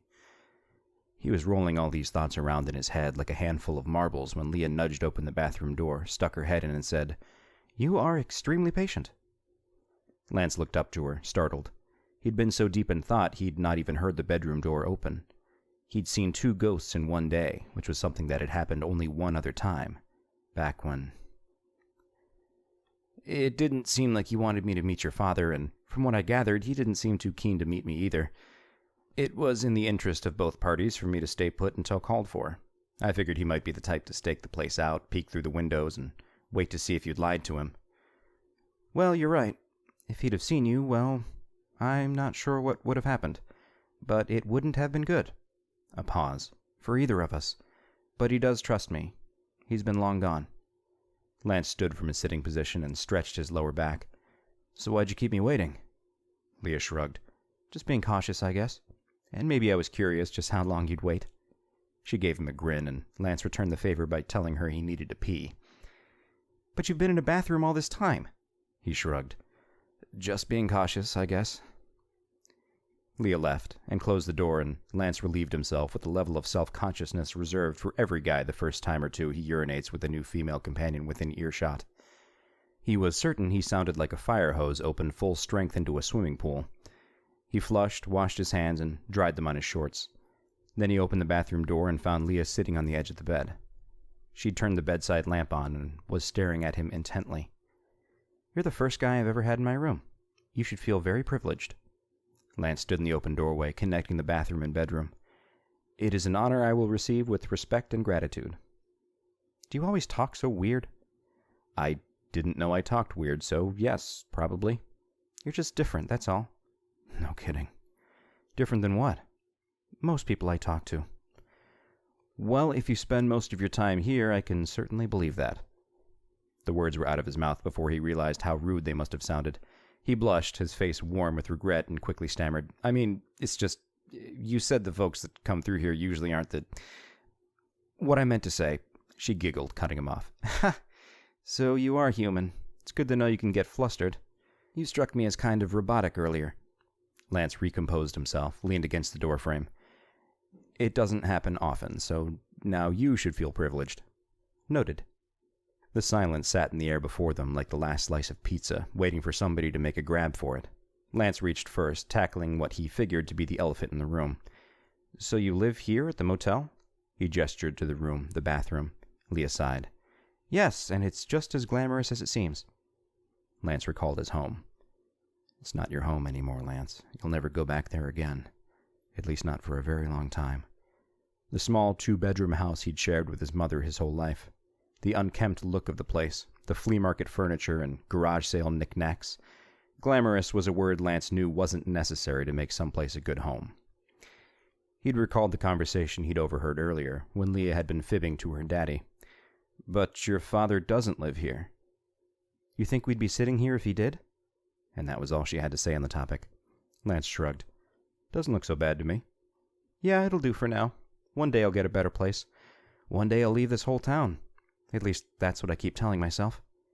Lance wanted to tell her he'd just done exactly what she was longing for, left his hometown behind in a cloud of bus fumes. But that wasn't something he was ready to talk about. It was something he might never be able to talk about, so he moved on. Before you sequestered me to your bedroom, you were about to tell me what else was bothering you about the football team. You said there was more to it? See, that's what I'm talking about. Who says sequestered? Lance thought for a second. People who know its definition and can intelligently use it in a sentence, like they do with most words? Leah looked at him for a long moment, as if unsure he was kidding or being mean. Way to go, Lance. You're a real winner with these one-liners. Are you hungry? Leah asked. The change of conversation was drastic, but by no means unwelcome. Famished. Leah jumped from the bed and headed back into the motel's office. I'll order a pizza. I'll tell you what I know once it gets here. Lance watched as Leah picked up the desk phone at the check-in counter and placed an order, not bothering to ask him what his preferred pizza toppings were. She ordered a single large with grilled chicken, green peppers, and mushrooms. Lance was impressed with the selection, though he might have added some pineapple. Leah hung up the phone and looked at him as he made his way back to the couch. That okay with you? She asked. Sounds great. I'm not too picky with my pizza. Leah nodded. I figured as much. What's that mean? Guy as big as you and as lean? I didn't figure you'd find much to complain about with pizza toppings, or any food for that matter. Lance remembered his breakfast, remembered Margie's laugh after he'd ordered his slice of pie to wash down the rest of his meal. The thought of pie caused the image of his mother's face to jump to the front of his mind, half hidden behind her mug of tea, steam curling around the edges of her brow as she listened intently to anything he'd ever had to say to her at the kitchen table. Hey, you okay? Leah's voice snapped him back to the present. He shook his head to clear it, the dull pain at the back of his head having throttled down to only a minor ache. His vision readjusted to the girl before him, this nice young woman who'd been able to sense in him some sort of genuineness, the way he'd been able to sense it in her, and allow this near-instant friendship to mature so rapidly. And, allowing himself one last glance back to the memory of his mother's face, Lance thought to himself, Mom would like her. Yeah, sorry, You spaced out on me. Am I boring you already? Lance smiled. No, you're not. They sat on the couch together while they waited for the pizza, Lance constantly glancing in the direction of the windows and straining his ears to pick up the noise of a rumbling muffler headed back their direction. Leah turned on the television and they watched a rerun of The Big Bang Theory, both of them happy to have the show's laugh track to fill the silence of the room. Lance knew they were both growing more comfortable around each other, but the white noise definitely helped to make things a little less awkward. The sound of a small, whining engine in the parking lot was quickly followed by 3 quick knocks on the office door. Lance jumped in his seat at the noise, still on edge with the threat of Leah's father's wrath, but Leah calmly stood from her curled position on the couch and said, It's just Brian with the pizza. Lance stood anyway, ready to make a run for it, or at least be able to defend himself if Leah was mistaken. But when she opened the door, Lance only saw the face of a young man dressed in baggy jeans and a pizza shop polo standing on the sidewalk. Leah greeted him, and they exchanged common pleasantries, handing him some cash she'd pulled from her pocket, took the pizza, said goodnight, and then closed the door. I went to school with him. He was a year older, but we had some of the same friends. Didn't seem too talkative, Lance said. You probably made him nervous. Leah sat back down on the couch and set the pizza box on the cushion between them. She opened it and took a slice for herself and began watching TV again. Lance devoured 4 slices in the time she'd eaten 2, and declined any more when she asked. She closed the box and then went behind the check-in counter, bending down and reappearing with 2 bottles of water. All I keep in the mini fridge is water, so I hope you're not a soda addict. Lance took the bottle she'd extended to him and quickly downed half of it. I hate soda, he said after gulping. Nothing but sugar and poison. Leah nodded as she watched the television show's final scene. When it was over and the credits began to play, she used the remote to mute the volume, and then turned to face him, her demeanor serious. Lance picked up on her sudden mood shift, could practically feel the sudden burst of sorrow and fear that had flooded her system, as if she'd done well most of the evening in blocking out whatever troubling thoughts haunted her, but was now ready to let them break the dam. So what's the real problem? Lance asked, as gently as he could. Leah took a sip of water, glanced once at the TV, and then back to Lance.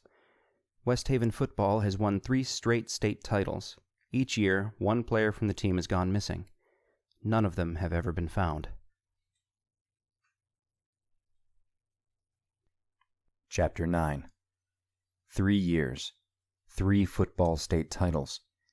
And now, with a sinking feeling in his gut that threatened to dislodge his recently ingested pizza, Lance feared there were 3 dead high school students to round out the statistics. One of them, for sure, was dead, because Lance now had a good idea who the young man was he'd seen in Leah's bathroom mirror. He hoped he was wrong. Suddenly wanted more than anything to be more wrong about this than anything in his life. But he recalled that feeling of dread he'd experienced since arriving in town, the attack in the parking lot, and even Leah's daddy's somewhat inexplicable night off from work, and could not shake the feeling that they were the result of nothing but true evil. And true evil went for the kill. True evil didn't play games. An entire country, 48 contiguous states, and this is what I end up in the middle of on my first stop from home. Talk about luck. You already knew, didn't you? Lance looked up from the floor where he'd been staring as he'd processed what Leah had told him. She was looking at him longingly, expectantly, as if she desperately wanted him to say yes, he did already know, and he had the answer to fix it all. Maybe he'd made a mistake in telling her about his abilities. Maybe he'd inadvertently made himself out to be something bigger in her eyes than he truly was. The girl looking back at him from the opposite side of the couch was a girl looking for the truth she figured only he could provide. But Lance wasn't ready to tell her the whole truth. He would not tell her about what he could see, what he had seen. Not yet. It was still too early, and he was still afraid he'd come off as some sort of lunatic, and she'd feel foolish and embarrassed and disappointed in herself for even considering trusting him. Leah was smart and headstrong, but she was still young, and carried a lingering bit of innocence. Lance did not want to accidentally take that away from her. But there was something else, a new feeling Lance could feel coming from her, mixed with the look in her eyes, that longing look, that seemed to be more than just simply pleading for his help, but begging. Lance could feel her sorrow washing over him like a fine mist, cold and sticky and making his skin prickle. Again, he got the impression that she'd been keeping something buried, something more important than she'd been letting it on to be. And now she was tired of the masquerade and had removed the mask. There was something very familiar about the pain coming from her. Lance quickly recognized it as a weaker version of what he himself was currently. Oh no. Lance ignored Leah's question and asked one of his own, one he was terrified he already knew the answer to. One of those boys. One of them was your brother, wasn't he? At the mention of her secret, of the truth Lance had somehow managed to excavate from her inner thoughts, Leah closed her eyes and a single tear spilled from each, slowly trailing down her cheeks until they fell to the couch with audible plops. Lance sat still, unsure of what he should do. Part of him wanted to reach out a comforting hand, be a reassuring shoulder to cry on. But another part, a part that carried the echoes of his mother's voice, told him that Leah was strong enough to not need those things right now. She'd been down this road before, often, and the best thing to do was to let his new friend move at her own pace. Lance was there to help, and a big part of that was going to be to listen. So he remained where he was on the couch, slouched into the corner with one leg pulled under him, his other size 15 sneaker flat on the floor. He never took his eyes off Leah, and when she was finally able to regain the composure she'd been so effortlessly displaying, she looked up at him with wet eyes and smiled. Lance smiled back. Leah wiped her eyes with the back of her hand and sniffled. Lance wished he had a tissue to offer. He was the first, Leah said. The first casualty of Westhaven High School's historic football run. Leah smiled again and gave off a small laugh. God, he wasn't very good. But he tried so hard. Loved this stupid game. I think he'd have been happy just being the water boy, just to be around it, you know? Lance nodded. He did know. He'd known plenty of guys like that in high school, ones who would shoot baskets and run full court with anybody all day, every day, because they loved to play. But they didn't quite have the skill set to back up the passion. They'd gladly volunteer to be equipment managers, statisticians, videographers, anything to be at every game and have an inside connection to the team, to be a part of the basketball family. It's ironic, isn't it? Leah asked. What? The thing he loved is the thing that ended up killing him. Lance bit his tongue, citing compassion as the reason he asked. What makes you sure he's dead? You said none of the players had been found. Leah looked at him, and instantly Lance had known his bluff had been called. Don't patronize me, Lance. Don't act like everybody else and pretend that bad things haven't happened, and that there's still hope and all that other bullshit people always say to a victim's face before going home and closing their doors and then shaking their heads and saying things like, oh, that poor thing, bless her heart, such a tragedy, blah, blah, blah. You know the truth. And I didn't have you pegged as the type of person who would shy away from it. Lance sat, stunned. This girl is... wow. Just wow. His level of guilt at hiding the true nature of his abilities was growing stronger by the minute, but still he refrained. It wasn't the time. He needed more information about what he was up against. Okay, he offered. Your brother, what was his name? Lance quickly regretted the use of past tense, but the damage was done. Samuel, Leah said. Okay, so Sam was the... No, never Sam. He always liked to be called Samuel. She smiled another sad smile. He said it was more distinguished. No wonder he wasn't a superstar athlete, huh? Concerned about things like that? Lance waited a beat before continuing, letting Leah finish off her memory. So, Samuel was the first of the 3 players to disappear, correct? Yes. Okay, then that's where I need to start. Tell me exactly what happened as best you can. Maybe we can put some pieces together. Leah looked at him for a long moment, and Lance wondered if she'd suddenly decided this was all a bad idea, that maybe she finally realized she was talking to a man who was practically a stranger about something she normally kept locked away down deep. But then softly she said, You know, I've been over the details of Samuel's disappearance 1,000,000 times, with the police, with Daddy, with friends, and another 10,000,000 times in my own head. It's never done a single bit of good. Nothing I saw and nothing I know has ever helped anybody come any closer to helping me get any sort of closure. My brother is dead. I know that.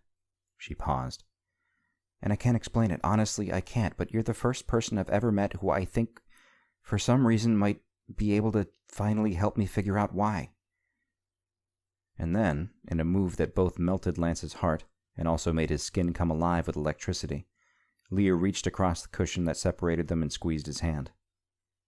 With that simple touch, Lance's own demons and problems dissolved for an instant, and all that remained was a will to help this young girl find out what had happened to her brother.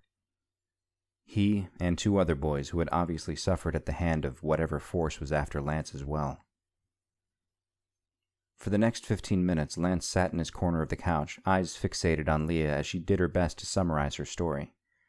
Leah and Samuel's mother had gotten sick 1.5 years before Samuel disappeared.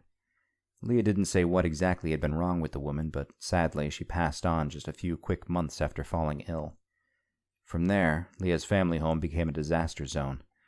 Her father, who'd been an overly aggressive social drinker when using the politest of terms, let go of whatever small part of the wagon he'd been holding on to, and was rarely seen at home without a bottle in his hand, and rarely seen in town unless it was on a bar stool. He always went to work, though, Leah had said. He never missed a single day at the mill, even the days he could barely stand. Daddy's got flaws, bad ones, but he's loyal. Lance chewed on this information for a moment before asking, And how was his relationship with you and Samuel after your mother passed? Leah's face fell, and Lance had a good idea what she was about to admit. Not the best, she said. He loves us, don't get me wrong, but he just... After Mama and the drinking, I don't think he ever meant to... He hit you, Lance said. It happened every day in this country, but that didn't make the sting any duller as he looked at this sweet girl's face and imagined a burly fist connecting with one of her eye sockets. Leah offered a sad, small grin and shrugged. Only once with me, nothing so bad. Just a hard slap across the face one day when I talked back. I knew he felt terrible about it as soon as it happened. And Samuel? Leah closed her eyes, and Lance didn't want to know what she was seeing behind her closed eyelids. Yes, it was worse for Samuel, I don't know why. He never did anything wrong, but he just always seemed to be in Daddy's way when the time came for an outburst. After all this time, part of me can't help but wonder if he was doing it on purpose, trying to protect me. Sounds like a good brother. Leah's face lit up. He was the best. Then she continued on. When football practice started and the new coach, Coach McGuire, had the team doing 2-a-days in what could only be an attempt to figure out why these young men had only won a single game the following season, Leah had started spending more and more time helping out at the motel. Daddy's daddy owned this place until he died, Leah said. Daddy inherited it, and since it was all paid for and, like I said, Daddy's loyal, we've always kept it. At that time, we had more hired help here, but I was 16 and looking for a good reason to get out of the house and out of Daddy's way. So I asked Daddy, one day when he was surprisingly sober, if I could work part-time. I said I wanted my own spending cash so I could go out with friends. I think he knew the real reason I was asking, but he was too ashamed to admit it. And now you basically run the place? Lance asked. Basically. Impressive. I don't have much else to do. It keeps me busy and I like helping people. That's a nice way to look at it. The two-a-days seemed to have helped because Westhaven won their first game of the season, and their second, and their third. The parents were happy, the fans were happy, the sports boosters were happy, but more importantly, the players were happy. The morale and camaraderie of Westhaven's football team was high, and the intense schedule of grueling practices that Coach McGuire had created suddenly seemed more than worth it. Leah said that Samuel looked forward to practices, and pre-game meals and film sessions even more than he usually did. And from what she gathered, the rest of the team felt the same way. After the fourth victory in a row, Coach McGuire invited the entire team over to his house for a barbecue. Parents were invited as well, and even though Leah and Samuel's daddy was unable to attend, Glenn Strang, father of Westhaven's new place kicker and largest new donor to Westhaven's athletic programs, was in attendance. He made the announcement to everybody there that if Westhaven could win their fifth game in a row, they'd all be invited to a pool party at his home. He stood on top of Coach McGuire's lawnmower to make sure he could be seen and heard, Leah said. Samuel said he looked like an expensively dressed meerkat, the way he suddenly popped up over the crowd. Westhaven won the next game, and Strang kept his word. After the first pool party, the Strang home became somewhat of a regular hangout for Westhaven players. Glenn Strang told the team that his door was always open if any of the boys needed a place to study, clear their heads, stay the night, or anything. It was pretty weird if you ask me, Leah said. It was like he was running some sort of shelter for the football team. I mean, his house is practically a mansion by this town's standards, and Mrs. Strang was always home to help the boys with schoolwork or fix them a good meal, and everybody seemed to genuinely like Bobby. That's the Strang's son. But some parents started grumbling that their sons were spending too much time away from home. More specifically, too much time at Casa de Strang. Lance had had similar team barbecues and parties hosted by parents of players or the coaches and even the high school principal. But none of these people had essentially given him a key to their home and asked him to come by any time for any reason. It wasn't exactly a red flag, but it certainly was an oddity. But the trouble really started when word got out that a lot of female students were making their way to the Strang house along with the players. Uh-oh, Lance said. So the place went from shelter to brothel? Brothel is a little harsh. Some of those girls are my friends, thank you very much. But basically it didn't take long for a group of horny high school boys to realize that if their parents wouldn't let them take a girl to their bedroom and close the door, maybe they could find some place to be alone with the girl at their home away from home. A place as big as the Strang's house, and with limited adult supervision, it was worth a shot. And it paid off for quite a few. Interesting. Leah leaned forward, as if about to divulge some secret bit of evidence. What's always bugged me about the whole situation is I don't know if the Strangs knew about and were encouraging what was happening at their home, or they were simply naive and ignorant. I mean, they obviously care about the players and Bobby's friends, but I've always wondered how involved they actually were in everything. How hands-on. Does that make any sense? Lance nodded. I think so. Basically, you want to know if the Strangs were the problem. Point blank. Leah thought for a moment. Yeah, basically. I just think their whole open home policy was bizarre. And there's no denying the link between the timing of their showing up and entering the players' lives and the team beginning to win and my brother's disappearance. Did Samuel spend a lot of time at the Strang's house? Leah nodded. Oh yeah, I used this place as my escape. She gestured to the room around them, and Samuel jumped all over the Strang's freestanding invitation to use as his. He was constantly there. He and Bobby Strang got to be very close. What did your father think of that? Leah shrugged. Daddy was still drinking a lot, and I think, just like with me in the hotel, he knew Samuel was protecting himself. Daddy's not dumb, he was just broken for a while. He's better now? He's getting there. Lance left things at that. So when did Samuel disappear? 3 days before the state championship game. And that's all? He was just here, playing football, spending a lot of time at his friend's house, and then one day he was gone? Yes. And you didn't notice him acting different at all, like something was wrong? Who was the last person to see him? No, he seemed completely normal. Funny enough, it was Bobby Strang who saw him last. They had been in town, getting some burgers for lunch, and Samuel told Bobby he had to go, that he was going to see his girlfriend. He had a girlfriend? Lance asked. Leah's face grew somber again, and she took a deep breath. This is the other part that kills me, the part I can't understand. Samuel and I were always close, being only a year apart. It's just the way we grew up together. We had no secrets. He still came by the motel as often as he could to say hi or bring me some takeout for dinner, and we always talked about what was going on in our lives. Okay. And not once in all those visits, all that time together, even 2 days before he vanished, did he ever mention a single word to me about having a girlfriend. Lance had no brothers or sisters of his own, and briefly let his mind wander to explore what it might be like to have somebody who shared his blood, and was that close to him. Somebody he could always trust and count on and speak freely to without fear of judgment. Somebody he could share his world with. He quickly realized this person had been his mother, and his heart thumped a beat of anguish. God, how he missed her. So who is this girlfriend? He asked. Leah threw her hands up in frustration. That's the worst part of the whole thing. Nobody I've spoken to, not the other players, not other students, and not even Bobby Strang, even knew Samuel had a girlfriend. She's a phantom. Nobody has the slightest clue who she was. But she could very well have been the last person to have seen your brother alive. Exactly. Well then, we have to find her. Chapter 10. Lance opened his eyes and wondered when his bedroom ceiling had become so dirty. He didn't remember ever seeing it so filthy, with blackish-gray smears of dust and cobwebs dancing in the corners with unseen swirls of air. It was an odd thing. His mother had always kept things very... The memories flooded him, and he sat up, remembering everything that had happened. His eyes focused on the dull surroundings of his motel room, and he remembered where he was. He remembered last night. After Leah's revelation about her brother's mysterious girlfriend, she'd quickly gone on to explain that Samuel had been the first, and one Westhaven football player had followed in her brother's disappearing footsteps in each of the past 2 years. 2 years in which Westhaven had won state titles. 3 years. 3 championships. 3 missing, dead, boys. Lance had had more questions, and Leah had seemed to have more information, but at this point it had gotten to be a few minutes after midnight, and Lance's headache was starting to kick up again. Plus, his afternoon nap was wearing off, his body beginning to once again feel weary, and he knew he needed sleep.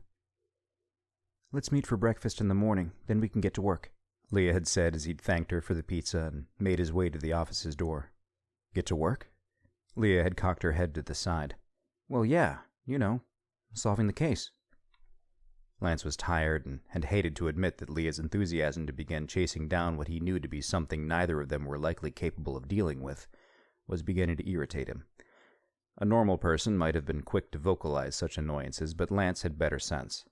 He knew Leah was hurting, and had been for some time now. Whatever small flame of hope she'd been holding onto had been doused in gasoline and had exploded the moment Lance had told her what he was and had shown an interest. "I'm not a detective," he'd said. "No," she'd said. "You're better than a detective. You actually care." It was the truth. "You know Annabelle's apron?" She'd rolled her eyes. "Hello, I've lived here my whole life, and there aren't a lot of options. Daddy says Miss Winters used to make the best pies in the state." Lance had nodded. She told... He'd caught himself. "That's what I've heard. Meet there at 8? Leah had shaken her head. 9. That way the kids will be in school and the adults at work. You heard Daddy earlier. Folks have already reported you as suspicious. The fewer people who see us together, the better."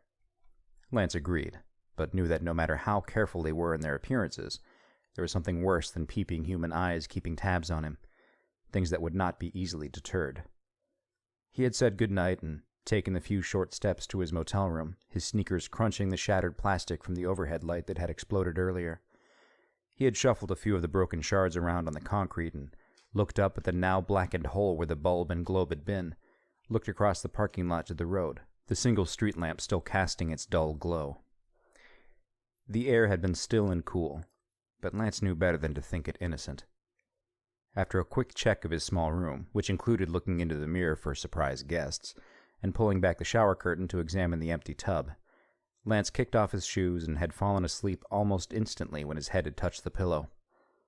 And now he was awake, a stranger in a town that held secrets that did not want to be revealed. But how far will it go to stop me? The motel room's window was traced by an outline of gold as the early morning sunlight squirted through the cracks. Lance stood and stretched, felt the lump on the back of his head, and was pleased to find that it had gotten much smaller than the night before. After rubbing his eyes, he found his vision to be fine, and his headache to be gone. All that remained was the tender area of skin around the knot at the base of his skull. In time, that would heal. He checked his flip phone, and saw it was 7:15. No missed calls or voicemails had been logged, and this didn't surprise him in the slightest. He'd gotten few phone calls before, and he imagined, with his mother gone, he'd get even fewer now. He sighed, found his phone charger in his backpack, and plugged it into the wall behind the nightstand. Once his phone was sucking down juice, Lance went into the bathroom and took a shower, extremely thankful for the motel-provided minibar of soap, even if it did look as if he were scrubbing himself with an oversized tic-tac. Finished with the shower and having dried himself, he looked at the pile of clothes he'd discarded on the floor and was slightly repulsed at the fact that he would have to wear the whole outfit again. Socks, boxers, everything. He needed to go shopping as soon as possible. He looked suspicious enough as it was, so wearing the same outfit every day to go along with eternal morning breath and his pits likely reeking of BO did not seem like the best option. He shook out his clothing, a half-hearted attempt to de-wrinkle them, and then dressed. He unplugged his cell phone and slid it into his pocket, and then repacked the charger. After a thorough check of the room to be sure he'd not left behind any personal items, he slid his backpack onto his shoulders, peeked through the blinds, and scanned the parking lot for any movement. He went outside. His hand went immediately to his face, shielding his eyes from the sun. He squinted and looked down to the asphalt, letting his eyes adjust. When they finally did, he looked to his right, toward the motel's office door, and found himself wanting to go in that direction, to pop his head inside and offer Leah a quick good morning, and tell her he was looking forward to their breakfast, it's not a date, together. But then he was stepping off the sidewalk and making his way across the parking lot. Stop being silly, Lance. That's not why you're here. The pickup truck was gone, but the Jeep with the stuffed Garfield suctioned to the window was still in the same place. Lance met the cat's plastic eyes as he walked past the car, and wondered who it was that owned the vehicle, what kind of person he or she was, where they were headed. His sneakers found Route 19, and before he turned to walk back toward town, he noticed the plume of smoke rising high above the trees in the distance. It had to be miles away, but still it was impossible to miss, a great gray pillar growing toward the sky. That's got to be the paper mill, he said to the road, and he wondered if he'd make his way there, if whatever mystery he was attempting to solve would draw him toward that black smoke. He walked along the sidewalk, back into town. A few cars passed him by, one going so far as to drive in the other lane as it passed, making sure to give Lance all the room he needed. Well, at least I know not everybody's out for blood around here. Back in the heart of Westhaven's downtown, Lance turned off the main drag and walked 2 blocks down a side street and found a small CVS on the corner. He went inside, an elderly gentleman greeting him with a large smile and a loud, "Good morning." Lance returned the greeting with a smile and a nod, and grabbed one of the plastic baskets from a stack near the door. 10 minutes later, he'd made his purchases. Toothbrush, toothpaste, deodorant, shampoo, soap, shaving cream, disposable razor, a small travel first aid kit, a 3-pack of white athletic socks, a 3-pack of boxer shorts, and a pack of spearmint gum. "Is there some place close where I could buy some clothes?" Lance had asked the man at the counter as he paid. "Depends what sort of clothes you're looking for, son." Lance looked down at his t-shirt and cargo shorts, his scuffed sneakers. "I see," the man said. Then he pointed over his shoulder as if this was a display of precision direction-giving. "Sportsman's is a block over, but Harry doesn't open till 9. Darn, looks like I'm wearing the same thing for breakfast as dinner." "Thank you very much," Lance said, and then asked, "Restroom?" Lance followed another of the man's pointing fingers and carried his shopping bag to the back right corner of the store and found the men's room. Inside one of the stalls, he changed his boxers and put on a fresh pair of socks. Then he brushed his teeth and applied a thick helping of deodorant. He stuffed everything into his backpack and then headed toward the front of the store to leave. The elderly gentleman behind the counter was reading the day's newspaper, and as Lance was about to exit the store, he had an idea. "Excuse me, sir?" The man peered at Lance from atop the paper. "Yes, son? Something else I can do for you?" Lance hesitated for a moment, realizing this could potentially be a bad idea, but he wanted to get a feel for things. He knew he had to ask. "I'm just passing through, on a way to visit a friend of mine a little further north. I told him I was coming through here, and he mentioned to me that he thought he heard that a bunch of high school boys have disappeared around here over the years. Is that true, or was he just pulling my leg, trying to spook me or something?" It was like the air had suddenly been sucked out of the room. The man's smile faltered, and the newspaper went all the way down to the counter. Then the man looked Lance dead in the eyes and said, "What are you, a reporter? Somebody looking for a scandal to stir up trouble?" "No, sir. It just sounded to me like you already had trouble. You know anything about it?" The man stared at Lance for another hard second, and then picked up his newspaper. "Move along, son. Your friend is waiting for you." Lance left the store and stood on the sidewalk outside the automatic doors. When he looked over his shoulder, he saw the man behind the counter looking at him through the window, his face partially hidden by a large advertisement promising buy one get one free for any bottled beverage. Lance waved and smiled. The man's face disappeared. Lance sighed. Well, that didn't go well. He checked his phone and saw it was nearly 8:30. Time for breakfast. As he walked to Annabelle's apron, he wondered if the man from CVS was already on the phone, letting everybody know that a suspicious man had stopped by this morning, and he was asking questions. Chapter 11. He walked through the diner's door at 10 before 9, found Leah seated at the counter on one of the stools. She had one hand curled around a coffee mug, the other wrapped around her iPhone, her thumb aimlessly scrolling the screen. Her hair was down this morning. It looked clean and was shining in the sunlight pouring through the diner's windows. Gone was the black business suit, and in its place, a pair of green khaki shorts and a red t-shirt, a pair of white and red Converse sneakers on her feet. Lance loved the girl's sense of style. He felt even more conscious of his lack of different clothes. He'd never been one to care much about his own appearance, but he didn't want to come off as a bum, and he hated feeling dirty. As usual, because of his size, many of Annabelle's apron's guests' eyes followed Lance as he made his way toward the counter. He smiled at a few that were close enough to notice, and they offered quick grins before turning their attention back toward their plates and newspapers. He had barely reached the counter when Margie came through the kitchen door and saw him, her stern face noticeably softening for a moment as she said, "Well, good morning. The man with a bottomless pit for a stomach returns. I told the afternoon staff all about you yesterday. They thought I was making it up. Said nobody could eat all of that and still walk out the door on their own accord." The woman laughed, and Lance noticed that her smile was very nice, and hoped that she got the chance to use it more often. He wigged back and sat himself at a stool, leaving a one-stool gap between himself and Leah. "Sounds like folks around here need to eat more," Lance said to Margie as she slid a coffee mug in front of him. "I used to put away twice that on game days back when I played ball." Margie filled his mug. "Football?" she asked, her eyes lighting up. Lance shook his head. "No, too skinny for football. Basketball." "Oh," Margie said, seemingly disappointed. "Margie, sweetie, I'll take some of that coffee over here. Some of your sugar to go with it." Hank Peterson was in his same spot at the end of the counter, coffee mug held out like a street beggar. Margie rolled her eyes. "Your wife's sugar not good enough, Hank?" Then she winked at Lance and went to fill Hank's coffee. "Well," Leah said, speaking to him for the first time, "you've certainly made a reputation for yourself. Never known Margie to take to a stranger so quickly.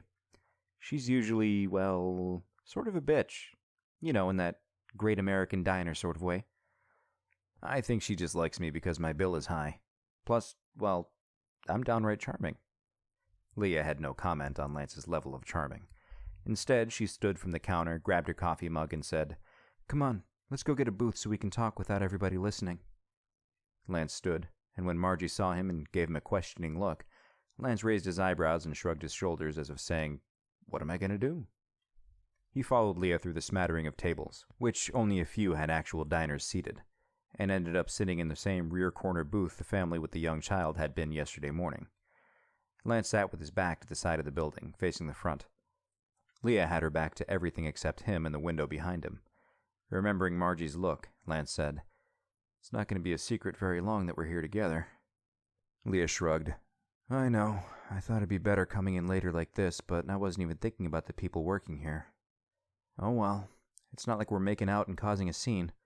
For all anybody knows, you could be my cousin or something." Lance's brain had stopped listening at the words, "making out," and he had to push away the images he'd conjured in order to bring his focus back to the present. "Okay," he said. "Okay, what?" A waitress brought the menus just in time to save him. Leah held up her hands and said, "I'll just have some wheat toast and jelly, Sarah." Lance handed his menu back as well and ordered his same breakfast from yesterday. "You know her?" he asked, once the waitress was out of earshot. Leah nodded and took a sip of her coffee. A few years older than me. She used to be a cheerleader for Westhaven. Was supposed to go to college on a scholarship. What happened? She got pregnant by the high school math teacher. Lance swallowed a steaming hot sip of coffee faster than he wanted to. He coughed and said, "Whoa, that's pretty scandalous." Leah raised her mug in a toast. Welcome to small town USA. They were quiet for a bit, both sipping coffee and waiting for their food. Who's watching the motel? Lance asked. Renee. It's her normal shift, but I told her today I might need her to work some extra hours. I told her I had some things I needed to take care of. She doesn't mind. She needs the money. How many people do you have working for you? Technically they work for Daddy, but... She looked up, mentally tallying. 5 if you count Martin. He's a handyman that Daddy pays a fee each month to be on standby, in case something needs fixing. A handyman on retainer, Lance said. Not a bad gig. Leah nodded. And he's the sweetest guy in the world. Their food came, and as Leah spread jelly on her toast and Lance poured syrup on his pancakes, Lance asked a question that had been nagging him from the early moments of Leah telling him the town's troubled past. So, what exactly did the police have to say about everything? Leah took a bite and wiped her mouth with a paper napkin. Not much. Come on, 3 kids gone missing? They've said something. Lance forked eggs into his mouth and washed it down with a bite of pancake. Leah sighed. You're right, sort of. They honestly did seem to make a decent effort when Samuel disappeared. At first, anyway. But when the leads, which were essentially 0, led to dead ends, they started looking a little closer at the home life. Lance swallowed another bite of food and all at once knew where this was going. They think he ran away. It wasn't a question. It was fact. Leah nodded. Again, small town.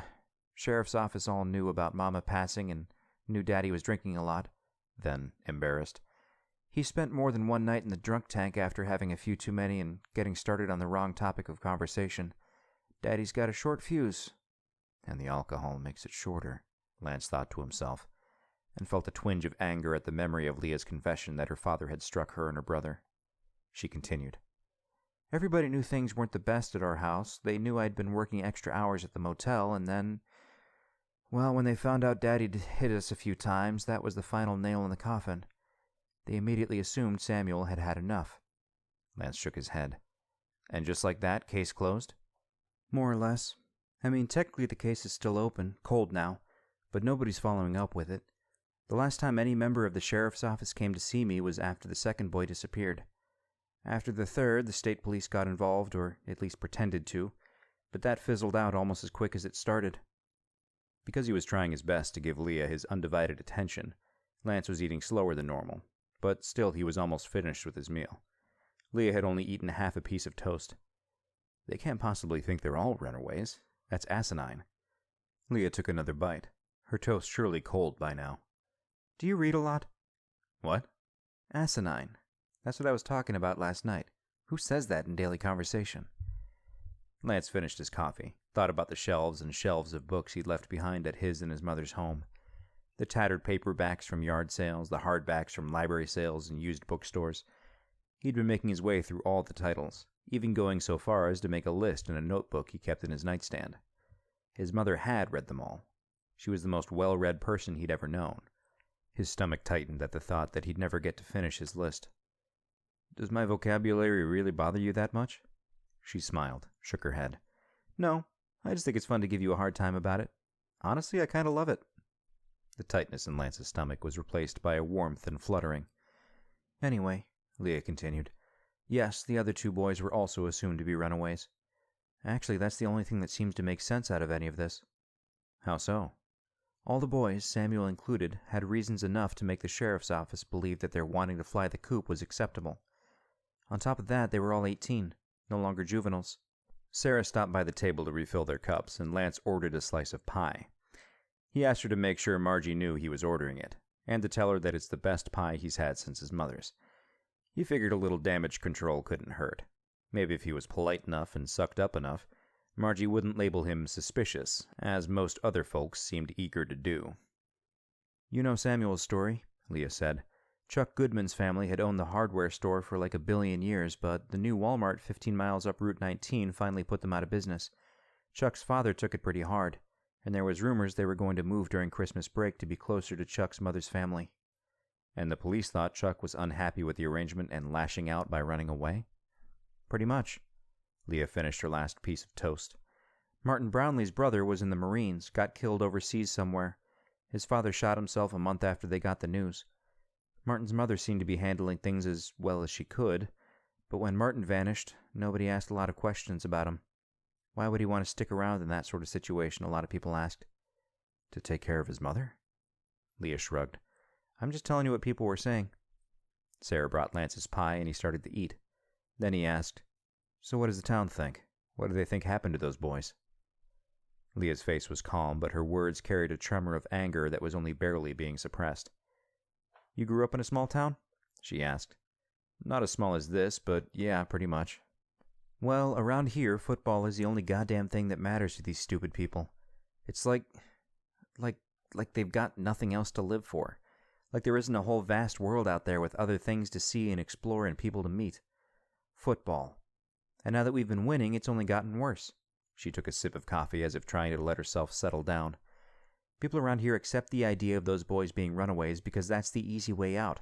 It means that nothing's wrong except those boys' heads, and as long as Westhaven keeps winning games, people can keep on smiling and everything will be all right. Lance was quiet, thinking about all Leah had told him. He finished his pie, and when he looked up, she was staring out the window. He thought he saw a tear in her eye, but it might have just been a glare. And you think it's going to happen again? He asked. She turned her head and looked at him. Don't you?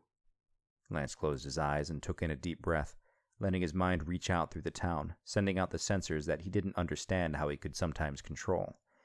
It was out there, that permeating sense of dread that seemed to hang throughout Westhaven like invisible fog. He'd felt it when he'd gotten off the bus. He felt it now. And it could feel him. Yes, I do.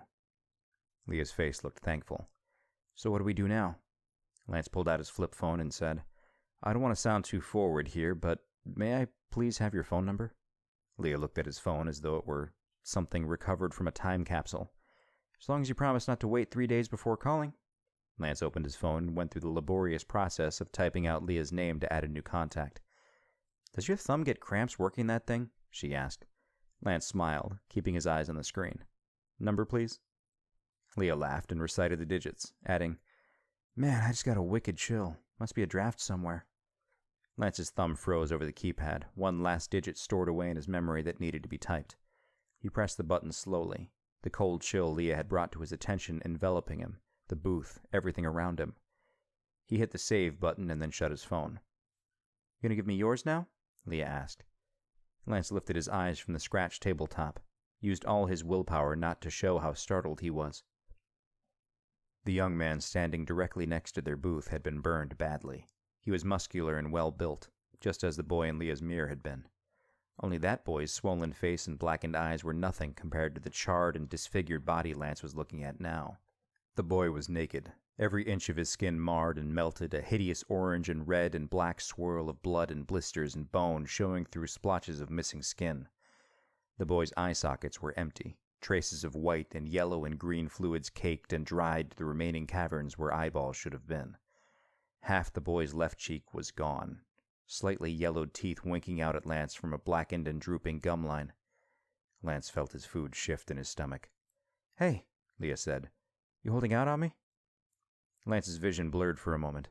He shook his head and looked at Leah, the dark figure next to their booth still looming in his peripheral. I'm sorry, what? He asked, doing his best to sound cheerful. That antique phone you have, it does receive incoming calls, yes? There was a slow movement out of the corner of Lance's right eye. Oh, yeah, sorry, let me know when you're ready. The boy was reaching his right arm toward Leah, skeleton-like fingers, more bone than skin and tendons, outstretched in a menacing claw. Leah held up her iPhone. Been ready. Lance recited the beginning of his number. It can't hurt her. It can't hurt her. It can't. Okay, next. He finished rattling off the remaining digits just as the tip of one of the blackened fingers touched a few wisps of Leah's golden hair. Lance wanted to jump up, wanted to grab her and pull her away and get the heck out of there. But that would mean he'd have to tell her the truth. All of it. Hey, she was looking at him, concerned. You okay over there? She laughed. Did you eat too much? The door to the diner exploded open, slamming against the wall and rattling the windows. All eyes in Annabelle's apron locked onto the source of the noise. A short man, maybe 5'5", but built like a refrigerator, his width nearly filling the entire doorway, stormed into the diner and looked around, eyes wild. "Leah!" he called out. "Uh-oh." "Daddy?" Lance looked to his right. The burned boy was gone.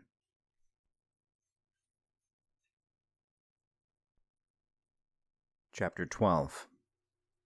Annabelle's apron was overcome with a hush. It was like a scene from an old-time western, the eyes of spectators flicking back and forth between two opposing foes and waiting to see what would play out before them, waiting to see who would make the first move. Leah's daddy's eyes locked onto his daughter, and he quickly made his way down the walkway between the rows of booths and tables, his girth causing him to bump a few chairs along the way. Some of those chairs had people sitting in them, but nobody seemed to mind, especially not Leah's daddy. And then he was there, standing in the exact spot the burned boy had been just seconds ago. Lance preferred the burned boy. Up close, Leah's daddy was even wider. His forearms and biceps looked ready to rip phone books in half, and his chest and shoulders stretched the white undershirt the man was wearing to the point it seemed ready to explode off his body. The legs of his blue jeans looked more likely to be covering tree trunks than human thighs.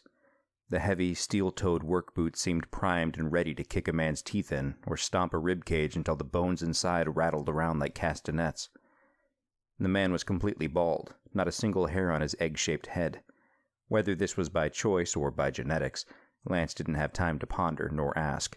The man's bloodshot eyes squinted, the blood vessels road-mapping his nose squished together as his face grew into a snarl. "Who the hell are you?" Lance wished he had been standing. At least then he'd have a significant height advantage, and could run away. But there was no running now. If he tried to make a move out of the booth, the walking cinder block of a man before him would surely snatch him up and slam him down. Lance liked his clavicle in one piece, so he did the only thing he knew to do. He played dumb, and he hoped he was as charming as he thought he was. Lance stuck out his hand. "I am Lance, sir. Pleasure to meet you. Would you like to join us?" Leah's daddy's snarl intensified. "Don't give a fuck what your name is. I asked who you were." "Daddy," Leah said, "what's gotten into you? We're just—" "Shut your mouth, now!" Leah's face reddened, and Lance felt his anger begin to rise. But he had to keep it cool. Otherwise, this definitely wasn't going to end well. "I'm sorry, sir," he said. "I don't know how else to answer you. You asked who I am, and my name is Lance. If you want to know more, I'm afraid you're going to have to be more specific. Otherwise, I fear we may be here a while, and, well, I've already eaten." Leah couldn't stifle her laugh, a noise that seemed to catch everybody off guard. Her daddy shot her a look that could have knocked over bowling pins. Then he turned back to Lance, the muscles in his arms practically twitching, the veins pulsing. "You want specifics? Here they are. Why in the fuck are you in this booth with my daughter?" A number of answers filled Lance's mind, the truth being one that he thought would get the biggest reaction out of the man, but might also cause the most damage. Leah, fortunately, had the golden answer. "Daddy, if you'd shut your mouth for a minute, you'd know that I'm interviewing him for a job." Lance and Daddy both looked at her and said, "What?" "Yes," she said. "Travis is going to start taking classes at the community college at night, and he's looking for another job to work in the daytime. So Lance here is interested in taking his spot at the motel. He stayed with us last night and asked if I knew of any place that was hiring, so I mentioned he could maybe work for us." Lance marveled at Leah's quick thinking. "That's correct, sir. I've always had a bit of an interest in the hospitality industry, and your establishment seems like just the right type of environment to—" Leah's daddy held up a scarred and calloused hand. Lance stopped talking. The man's features softened, his stance shifting to one less intimidating. He eyed Lance for a hard 15 seconds, and Lance felt an absurd urge to smile big, as if for the school picture. Then the man's gaze switched to Leah. He took a breath and said, "That's really all this is? You're telling your daddy the truth?" "Yes, Daddy, I know the rules." The rest of the diner patrons slowly began to turn their attention back to their own tables. The sound of forks on plates and coffee mugs refilled by waitresses helped to bring the place back alive. The idle chit-chat began to start up again. Leah's daddy took one more glance at Lance before saying to his daughter, "Come by the house sometime soon. I'll make dinner. It's been a while." Leah's face smiled, but Lance already knew it to be artificial. "Yeah, sure, that sounds nice." Her daddy nodded once, then turned and went to the counter, saying, "Margie, I'd love some coffee." Lance watched as the woman gave the man a mug and filled it. Then she leaned over and the two of them started talking quietly, Margie's eyes flicking in Lance's direction every so often. Don't take it personally, Leah said. Gossip is gossip is gossip. I guess, Lance said, but word sure did travel fast. Leah turned and looked across the diner, scanned the few remaining customers. And the worst part? It could have been any one of them. Lance stared at the wide back of Leah's daddy, imagined all the hours spent at the paper mill, building those muscles to the shape they now were. What's his name? Lance asked. Who, Daddy? Yes. Leah glanced toward her father. Samuel. My brother was a junior. And in that moment, after feeling as though he'd narrowly averted a beatdown of the greatest magnitude, Lance felt pity for the man at the counter. He'd lost his wife, and then he'd lost his son. The only thing that mattered at all anymore was currently seated directly across from Lance.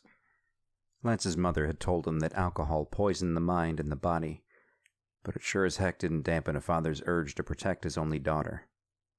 That was some quick thinking, Lance said. Leah shrugged. Thank God it worked. But now I have to tell Travis he has to lie to Daddy if the topic ever comes up. Shouldn't be that big a deal, though. Daddy doesn't come around that often. He leaves most things up to me. Lance nodded, took a sip of coffee that had begun to grow cold, bitter. So what do we do now? Leah asked. What's the first step? Lance had considered this during his walk from the motel to the CVS, and after listening to Leah tell him the stories of the rest of the boys who'd gone missing, he was certain of one question he wanted asked. I want you to go do your best and see if any of the other 2 boys had girlfriends at the time they disappeared. Ask around, talk to people. You'll know much better than I who to go see. Leah nodded, but Lance could tell something was disappointing her. And what are you going to do? Lance looked out the window to the mostly empty parking lot. I'm not sure yet, but I'll figure it out. Times like this I usually do. You know, that makes, no sense at all. Lance nodded. Yeah, I know. He pulled some cash from his pocket and tossed it on the table. I'm going to get out of here. That should cover yours too, so now we're even from the pizza. He stood from the booth. Call me if you find out anything, and I'll do the same. He made a show of waving to Margie as he left. The pie was delicious, he called to her, and then he wondered if Annabelle Winters had heard him and was shaking her head. If she was there, he wondered if she'd seen the burned boy. Chapter 13. Lance walked back to the CVS and then navigated a few more blocks until he found Sportsman's, a large storefront nestled between a martial arts studio which was advertising free first lessons to kids ages 6 to 12, and a dry cleaner.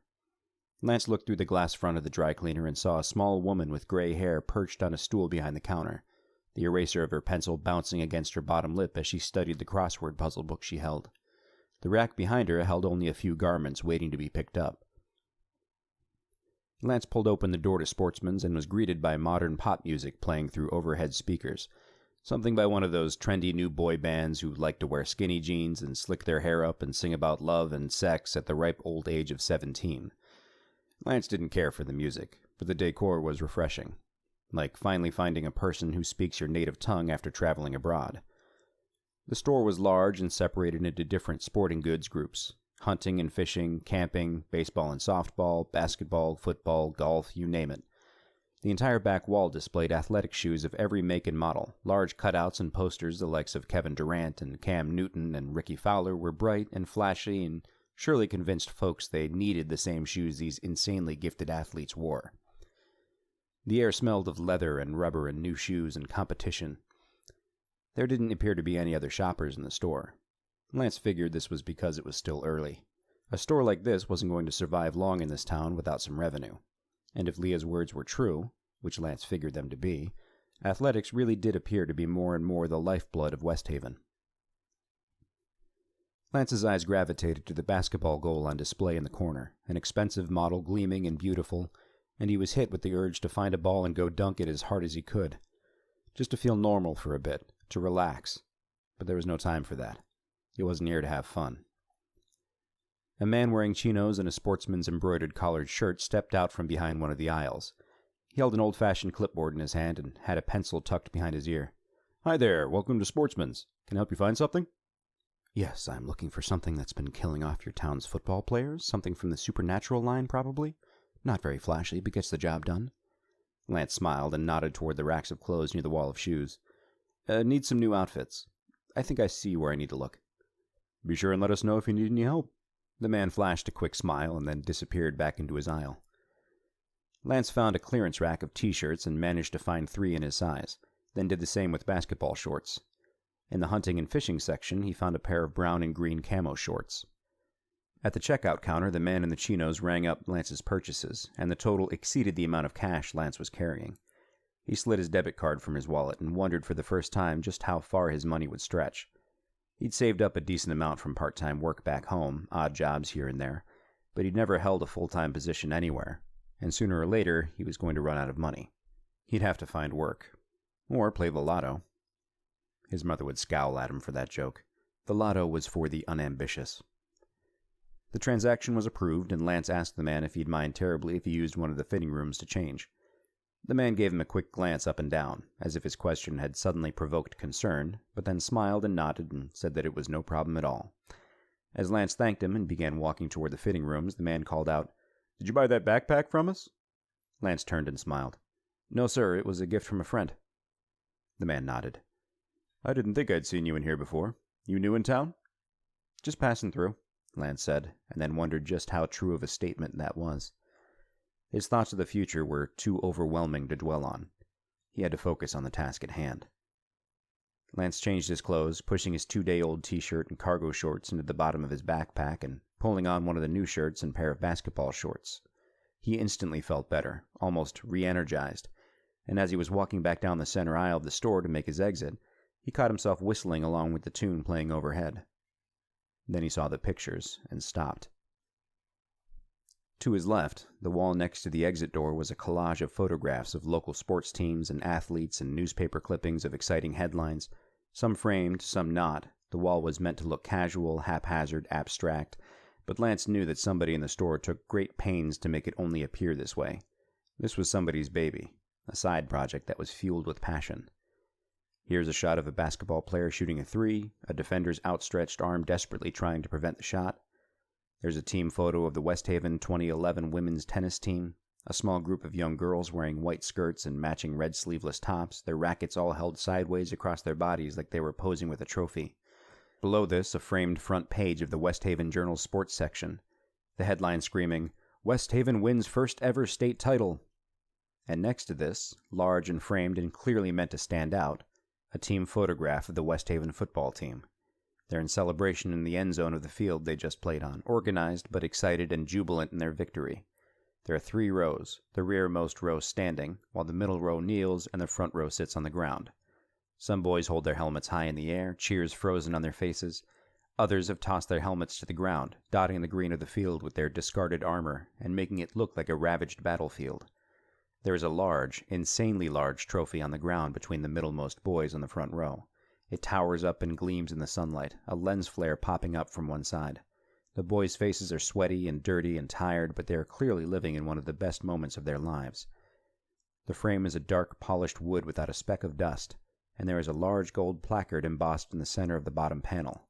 The placard reads, "Westhaven High School Football Team, 2012 Virginia State AA Champions, final score 28-7.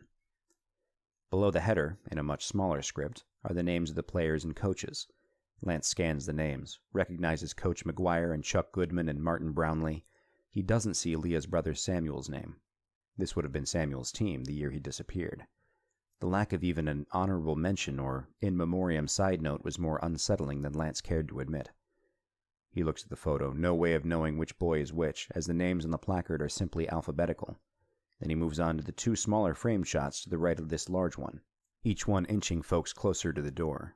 They are the team pictures for each of the following 2 state titles Westhaven won. Chuck Goodman is not listed on the second picture, and on the third and final photograph, showing last year's team once again celebrating with another large trophy and more large smiles, Martin Brownlee's name is nowhere to be found. Something else catches Lance's attention, and he goes back down the row of photographs to take a second look. The rear row of boys in each picture is bookended by coaches and staff, clearly recognizable by the headsets and ball caps and khaki pants and shirts and playbooks and Gatorade-soaked shirts. Kenny McGuire Lance knows because of the picture he saw in the newspaper Leah had showed him, but the other men's faces are anonymous to him. But it's not the coaches that catch Lance's eye. In each picture, starting with Westhaven's first state title, there is another man with the group, He's tall and broad-shouldered and clearly built like a player past his prime. His hair is peppered with gray, but his face appears younger than the rest of him. In the first picture, he is standing by the coaches, a small gap between himself and Coach McGuire. He's wearing a dark blue sweater and crisply pressed jeans with loafers. The second and third picture, he's kneeling on the grass with the middle row, beaming just as big and bright as the players. And in the last picture, the man is again adorned in a sweater and loafers, only he's decided to casual it up some with a Westhaven ball cap. This time, he's seated on the grass next to the front row. His arm is draped around the player to his left. There is a clear resemblance to the man and the boy, and before Lance's mind fully makes the connection, a voice next to him says, "Never seen anything like it in all my years." Lance, startled, turns and finds the man with the chinos and clipboard next to him. "What haven't you seen?" Lance asked. "That team." The man pointed to the picture of the first title team. "They were about the sorriest group of ball players I've ever had the misfortune to witness. And then," he snaps his fingers, "state title the very next year and every year since." He shook his head. "If I was a betting man, I'd have lost big time. Hell, the whole town would have lost. Don't get me wrong, we'd support those boys and cheer and holler till our throats went raw. But we knew they stunk up the place." Lance nodded, and asked the same question he had asked Leah last night. "What changed?" The man shrugged. "Gotta be the coach. McGuire doesn't look like much, but he's whipped those kids into shape. Can't deny it, right?" Lance didn't answer. He wasn't so sure. Instead, he pointed to the man in the picture, the outlier. "Who's that? He doesn't look like a coach." Chino Man leaned forward for a better look. Then his eyes brightened and he smiled like he just found $20 in his pocket. "Oh, that's another blessing our poor team received. Glenn Strang giving those kids every advantage he possibly can. Don't know what we'd do without him." Then, in a whisper, "Or his money." Chino Man laughed, and Lance went along with it, and the connection in his brain had started before finalized. The boy Glenn Strang had his arm around in the last picture was his son, Bobby. "Yeah," Chino Man said. "McGuire and Strang, those guys really turned it all around. Thank God they showed up when they did." Lance thanked the man and left the store, wondering just what else had shown up in town the day Kenny McGuire or Glenn Strang rode in.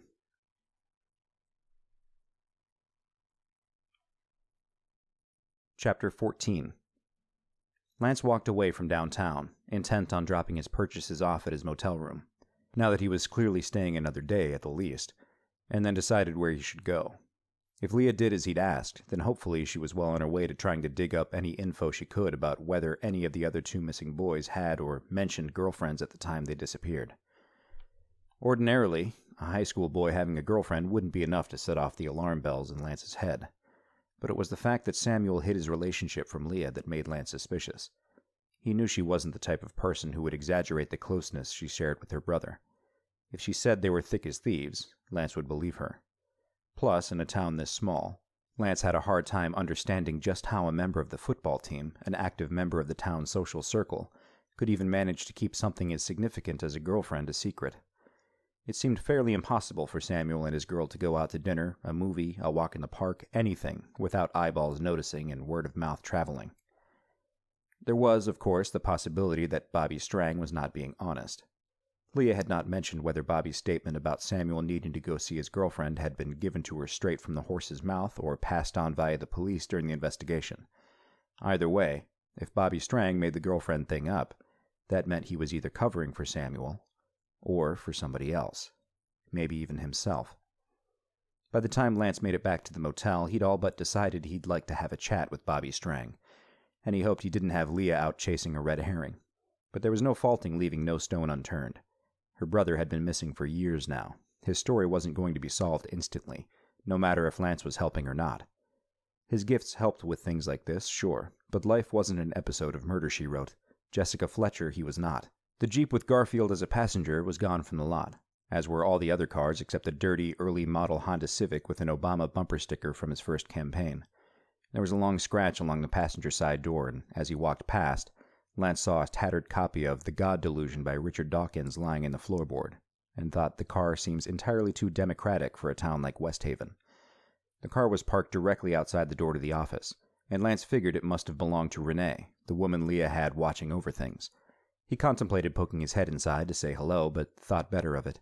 Enough folks around Westhaven already pegged him as a suspicious weirdo, no sense adding to the list. He'd keep his attempts at making friends to a rule of necessity. He approached his door and saw that somebody, Leah more than likely, had swept up the broken bits of plastic and glass. He looked up and found that she'd replaced the light bulb as well. Who needs Martin the handyman? Lance slid his key into the lock and opened the door. He stopped. His bed had been made, and fresh tracks on the carpet showed that it had been vacuumed since he'd left. Leah? He wondered. Or was it Renee, or somebody else, a housekeeper? Does a place like this even have housekeepers? Even though he'd had zero personal belongings in the room at the time it had been straightened up, his stomach still did an uneasy twirl at the thought of Leah poking around in here while he was gone. Not that he didn't trust the girl, and not that he possessed anything physically that would unravel his secrets, but it was the age-old tale of guy meets girl self-consciousness that even Lance himself was not immune to. He liked Leah. Even at this disastrous, tragic, and earth-shattering moment of sadness and confusion in his life, human nature and biology and a human's desire to find love and companionship refused to take a back seat. He pushed the thoughts away. He couldn't ignore what he was feeling, but nothing said he had to accept it. He was not ready. It was too soon. He didn't even have all the details of exactly what had happened after he had left town, after the night when... His cell phone buzzed in his pocket, a hard vibration that caused his heart to lurch and snapped him back from his thoughts. He dropped his backpack onto the bed and fumbled with the phone, flipping it open. He'd received a text from Leah. Working on more, but Chuck Goodman's sister is meeting me for lunch. 1 at Frank's Pizza. Can you come? Lance studied the message, first impressed with how quickly Leah had managed to drum up a potential lead for information, but also concerned that his presence would make Chuck Goodman's sister uncomfortable, especially when dealing with what he was sure to be an already uncomfortable subject. But again, he was going to trust his new friend. He convinced himself that Leah would not have invited him if she felt Chuck's sister would not be okay with it. He began thumbing his worn and faded keys and texted back, "See you there." He had no idea where Frank's Pizza was located, but he usually had a way of finding things. He went to the restroom and relieved himself and washed his hands. There was a freshly wrapped bar of soap at the sink, and clean towels hung from the rack next to the shower. He glanced back at the toilet bowl to make sure he hadn't dribbled or dripped any on the visible surface. He'd probably die if he ever knew Leah had wiped up his dried urine. Back by the bed, he unzipped his backpack and separated his dirty clothes from his new purchases. He stuffed all the dirty items into one of the sportsman's bags, and then placed his new items in the other bag. He left his toiletries in the CVS bag and walked to set it and the bag of dirties in the bathroom. Back in the bedroom, he checked his phone once more for new messages, found none, and then left. Outside, the sun was at its peak, and Lance was glad it was fall and not summer. Otherwise, he'd bake to a crisp having to walk everywhere. He kicked himself for not buying a cheap pair of sunglasses at CVS. He didn't particularly care for sunglasses or the way he looked in them, but they sure would help right about now. He squinted his eyes against the brightness and headed across the parking lot, a soft breeze helping to push him along and making the air feel crisper than it looked. He had about 45 minutes before he had to find Frank's Pizza and meet Leah and Chuck Goodman's sister, so he figured he had enough time to see Westhaven High School. He couldn't say exactly why, and he didn't know exactly what it was he planned on learning during the middle of a school day. Times the way they were, you couldn't hang around near a school for long without somebody calling the police. Whether you were wielding a candy cane or an AK-47, somebody would notice, and the repercussions would be just as swift. Still, he walked. He headed back toward town, but at an intersection he usually continued straight through, he stopped, closed his eyes for a moment, and then turned left, heading down another rural route that seemed nearly as desolate as the previous. The sidewalk vanished, and he was forced to walk on a grassy shoulder, the blades growing high enough in some spots to reach above his sneakers and tease his shins. Far off to his left, he could still see the black plume of smoke rising above an expanding tree line. Only now he could begin to make out the top of the smokestack that spewed it. There was no doubt it was the paper mill. The Strang family was another oddity in Lance's mind. On the surface, they seemed harmless, maybe even the good guys. Glenn Strang was an ex-player who still loved the game, loved his son, and used his fortunate financial means to help provide for a likely underfunded athletic program at a small-town high school. Admirable. Bobby Strang, from what Lance had heard from Leah, was probably the place kicker because he didn't have the skill or talent to play other positions. This could have been a point of discontent for Glenn Strang, but the man seemed to be taking it all in stride, being just as enthusiastic about his son and team's accomplishments as he would if Bobby had been the quarterback. Aside from this, all Lance knew was that Bobby and Samuel had become close friends. And if Samuel was anything like Leah, that meant Bobby couldn't be too bad a character. Lance still wanted to talk to him. It was Mrs. Strang that Lance knew nothing about. Leah had told him that she stayed at home and cooked meals for the boys and probably played team mom more than other actual mothers liked, but she hadn't factored into the story much at this point. Before Lance could think about her any further, ahead on the right, Westhaven High School began to grow out of the weeds like a desert mirage. The school had a larger campus than Lance had expected, with 3 one-story buildings separated by covered sidewalks, giving the appearance of an eagle spreading its wings. The architecture was dated, 50s or 60s most likely, with weathered brick walls and peeling white paint on the overhangs covering the sidewalks. In front of the center building, which Lance assumed to be the office, a wide traffic lane looped across the buildings and connected on each end to the main road. There was a single bus parked here, along with several cars which probably belonged to office staff. A larger parking lot flooded out from the side of the rightmost building, and it looked like a used car lot where the dealings were in cash only and warranty was a foreign word. There were more pickup trucks and mud-splattered SUVs than Lance could count. The door to the office building swung open, and a blonde-haired woman wearing a simple skirt and light sweater stepped out and held the door wide. A single student walked out of the office with a yellow slip of paper in his hand and headed toward the left building. He was staring down at the sidewalk as he went, downtrodden and slow-moving. "That's a boy who just got in trouble," Lance thought, and then realized that if a bell rang, then the students would come flowing out of the buildings like a school of fish, and he didn't want to be standing out here all alone, sticking out and being noticed. Lance's eyes followed the boy until he disappeared inside the other building. He looked back to the office just in time to see the door swing shut. But he needed to see more. He was looking for something else. Lance walked a little further, taking a few steps up the cracked asphalt leading toward the school's lot. There was a flagpole and a small section of grass outside the bus loop, the stars and stripes flying proudly alongside the deep blue of the Virginia state flag and the black and white of the DARE program's own banner. Lance's own high school's flagpole had looked exactly like this, and he again felt that twinge of longing for home. Keeping in the grass, he continued up the entrance just enough to try and get a look behind the buildings. Halfway to the parking lot, he was able to see a 4th building behind the middle one, a large domed ceiling raising up and clearly the school's gymnasium. He thought back to his 4 years on the basketball team and tried to remember if he'd ever played against a Westhaven team. It would have had to have been in the state tournament, which he was only privileged to have gone to his junior and senior year. No titles, unfortunately. He didn't think they'd ever played each other. He wanted to see the football field. It was probably behind the gym, Westhaven's pride and joy stuck in the middle of what otherwise looked like a cornfield. But Lance didn't dare venture further. He was probably trespassing, as it were, and he didn't want to push his luck. He looked back toward the flagpole and studied the small brick marquee beside it. Beneath the Westhaven High School insignia, a white message board with black plastic letters advertised upcoming school events. Lance read through the list, stopped, pulled out his phone to verify the date, and then smiled.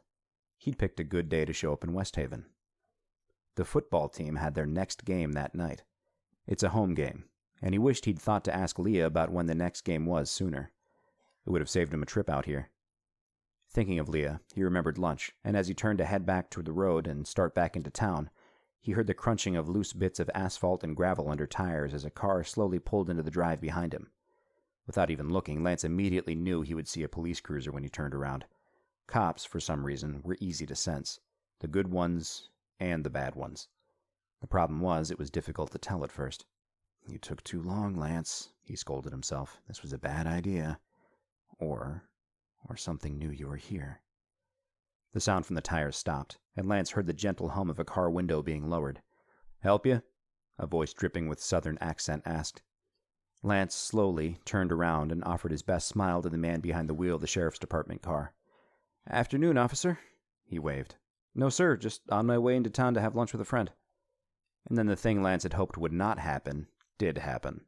The man behind the wheel rolled up the window, unfastened his seatbelt, opened the door, and stepped out.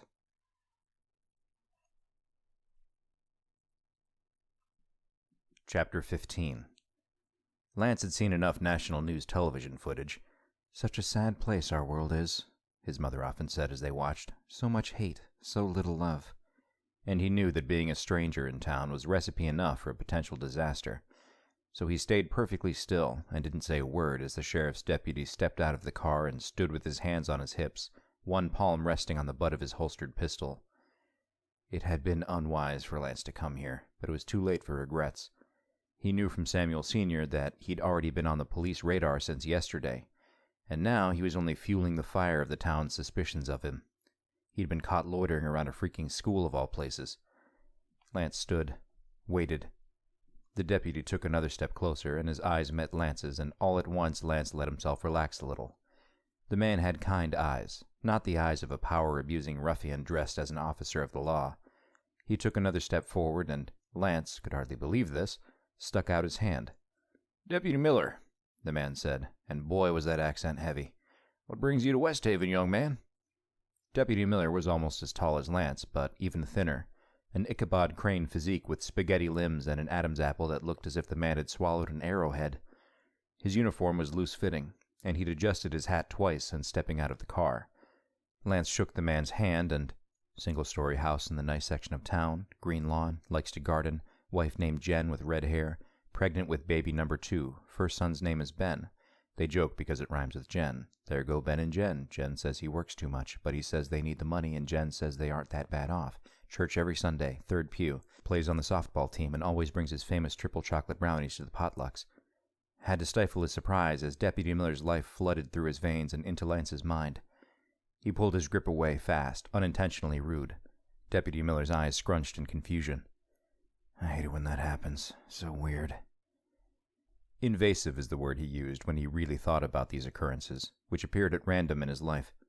He tried to make sense of those whose touch prompted such visions, but the demographics are so varied and inconsistent it was hopeless to try. Lance offered another big smile, hoping they could move on from the awkward handshake. "Nice to meet you, Deputy." "Likewise, son." Deputy Miller looked right, down the road and toward town. "Meeting a friend for lunch, huh?" The question wasn't exactly accusatory, but Lance knew the man was trying to make sense of Lance's tale, trying to assess any potential threats to himself or his town he'd sworn to protect. "Yes, sir," Lance said, speaking as casual and confidently as he could. "I'm on my way a little further north to visit some family, but I got off the bus here yesterday to say hi to a friend of mine I haven't seen in a couple years. Catch up a little before I headed on." Then Lance relied on good old small-town camaraderie. "You probably know her, actually. Leah, over at Bob's place?" Deputy Miller's face lit up, and Lance knew he was off the hook. "Sam's little girl. Sure I know her. Heck, I've known her since she was this big." He held his hand out, just below waist-high. "Good girl she is. Good girl." Lance knew he had to try, for Leah and for the town. He would take any info he could get. "Yeah," he agrees, "she is. Her brother was a good guy, too. It always makes me sad what happened to him." Deputy Miller's smile did not falter, but his energy took a hit. He stood still for a moment, as if Lance's most recent words were taking longer to process than the rest. He was looking directly at Lance, but it was like he momentarily lost focus, thinking back to something long ago. But then he was back, snapping his fingers and saying, "Oh, is that who you're going to meet for lunch, little Leah?" Lance nodded. "Yes, sir." He was becoming increasingly amazed at how folks in Westhaven said absolutely zero about the missing boys, not even an acknowledgement in the vaguest of form. Deputy Miller turned and motioned for Lance to follow, and he opened one of the back doors to the cruiser. "Hop on in. I'll give you a lift. I'm headed into town myself." Lance didn't move at first, looked into the rear of the open cruiser, and calculated his options. "I know it's a little weird," Deputy Miller said with an almost embarrassed smile, "but I can't let you ride up front." He shrugged. "Against the rules." Lance took another glance toward Westhaven High School, read the marquee again to verify there was a football game that night, and then sighed. What choice did he have? He could refuse the officer's ride, but that might make him seem more suspicious. It might cause more questions to be asked. He replayed the flashes of Deputy Miller's life in his mind, like the memory of a movie he'd seen long ago and could only remember the good parts. He's a decent guy. He believes me. And Leah's smart. She'll quickly catch on and verify everything I've said if asked. Lance smiled and started toward the cruiser. "Hey, yeah, that would be great. Thanks so much. I really appreciate it. That's the problem with taking the bus into town. It's hard to get around afterward." Lance folded himself into the rear seat of the cruiser, sliding his backpack off his shoulders and setting it in the seat next to him. "Yeah," Deputy Miller said. "We had a couple folks try to be Uber drivers for a while, but Uber's a little too sophisticated for a town like us." Lance looked down to his shorts pocket where his flip phone lived. "Yeah," he agrees. "I could see that." Then Deputy Miller said, "Everything in?" Lance said it was, and the back door to the cruiser was closed and Lance was locked in. The bell rang. an old-fashioned physical bell from the sound of it, not the new digital tones that get played over speakers at more modern and up-to-date schools. And like racehorses out the gate, a sea of students began to pour from every exterior door of Westhaven High School and scattered in every direction. Lance watched them through the window of the cruiser. Even at this distance, he could see them smiling and laughing and joking. He could see the popular girls and the jocks and the FFA leaders and the chess club members. He saw them all, and, as he'd done so many times in his life, he wondered what it must feel like to be normal, to be able to be a student and an athlete and only those things, instead of living with his gift, living with one foot firmly planted in a dimension of the world that nobody else could see. The front door of the cruiser opened, and the noise from the kids was intensified as Deputy Miller folded his long and lanky frame into the driver's seat and closed the door. He took off his hat and tossed it into the passenger seat, and through the partition Lance could see the man was losing his hair on top, a beanie of baldness starting at the center of his skull and working its way outward. "Let me guess," Deputy Miller said. "You're going to, Frank's Pizza?" Lance smiled. "You got it. How'd you know?" Deputy Miller shrugged. "Not a lot of choices around here, and Frank's was always popular with the younger crowd. Figured it was there or the diner." Lance nodded. "I've been there. I liked it. Margie seems nice. Seems like she runs a tight ship." And then Lance wondered why he felt compelled to offer up this information to Deputy Miller, why he was telling more of his story than necessary. Not that there was anything wrong with him visiting Annabelle's apron, but when you were sitting in the back of a cop car, you couldn't help but feel like you were under interrogation, no matter how casual the conversation. Deputy Miller sat still in the driver's seat and watched as the last of the students disappeared back inside the school's buildings. 2 boys wearing black t-shirts and baggy jeans were left alone outside the building closest to the parking lot, huddled around a large orange trash can. One boy produced something small and white and rectangular from his pocket, shook it, and as the other boy reached out, Lance realized it was a pack of cigarettes. Deputy Miller reached forward and flipped a switch on and off, creating a quick bleep-bloop from the car, and the boy's eyes darted up, saw the cruiser, and then dashed off around the rear of the building. Deputy Miller shook his head and sighed. "There's always those kinds." Lance knew what he meant. Those kind were everywhere. Always. Deputy Miller put the car into drive and did a 3-point turn, and drove along the front of the school, following the same path the buses would drive in a few hours' time. At the stop sign, he waited for a pickup truck to pass by, and then a Jeep, and then a small sedan. Then there was no more traffic, nothing coming or going in either of the 2 lanes. The car's engine idled, and that was the only sound Lance could hear, and they didn't move. The gear shift was still in drive, and Deputy Miller's hands were still on the wheel, and the road was clear, and they didn't move an inch. Lance let a full minute pass, his pulse beginning to drum in his ears, and he was about to ask Deputy Miller if everything was all right when the deputy's arm reached up and flicked the turn signal up, signaling a right turn. Lance felt his stomach tighten, and the drumming in his head grew in volume. The town, and Frank's Pizza, and Leah, these things were to the left, back the way Lance had walked. The car began to move, slowly at first, and then with a sudden burst of speed, as if Deputy Miller had accidentally stopped on the gas instead of the brake. The car fishtailed out of the school's driveway, and the tires were squealing on the rough blacktop. Lance's backpack slid across the rear of the cruiser, and Lance followed it, both bag and boy slamming into the door of the car. Deputy Miller's hands seemed clumsy on the wheel as Lance watched the man overcorrect, whipping the wheel back in an unpracticed motion and rocking the car back and forth as it tried to straighten out. Lance reached up and braced his palms against the roof of the car to gain some balance, and as he sat up and the cruiser finally straightened out, he looked into the rearview mirror and instantly knew he made a mistake. Deputy Miller's eyes were nothing but solid whites, rolled up into his head like a man convulsing.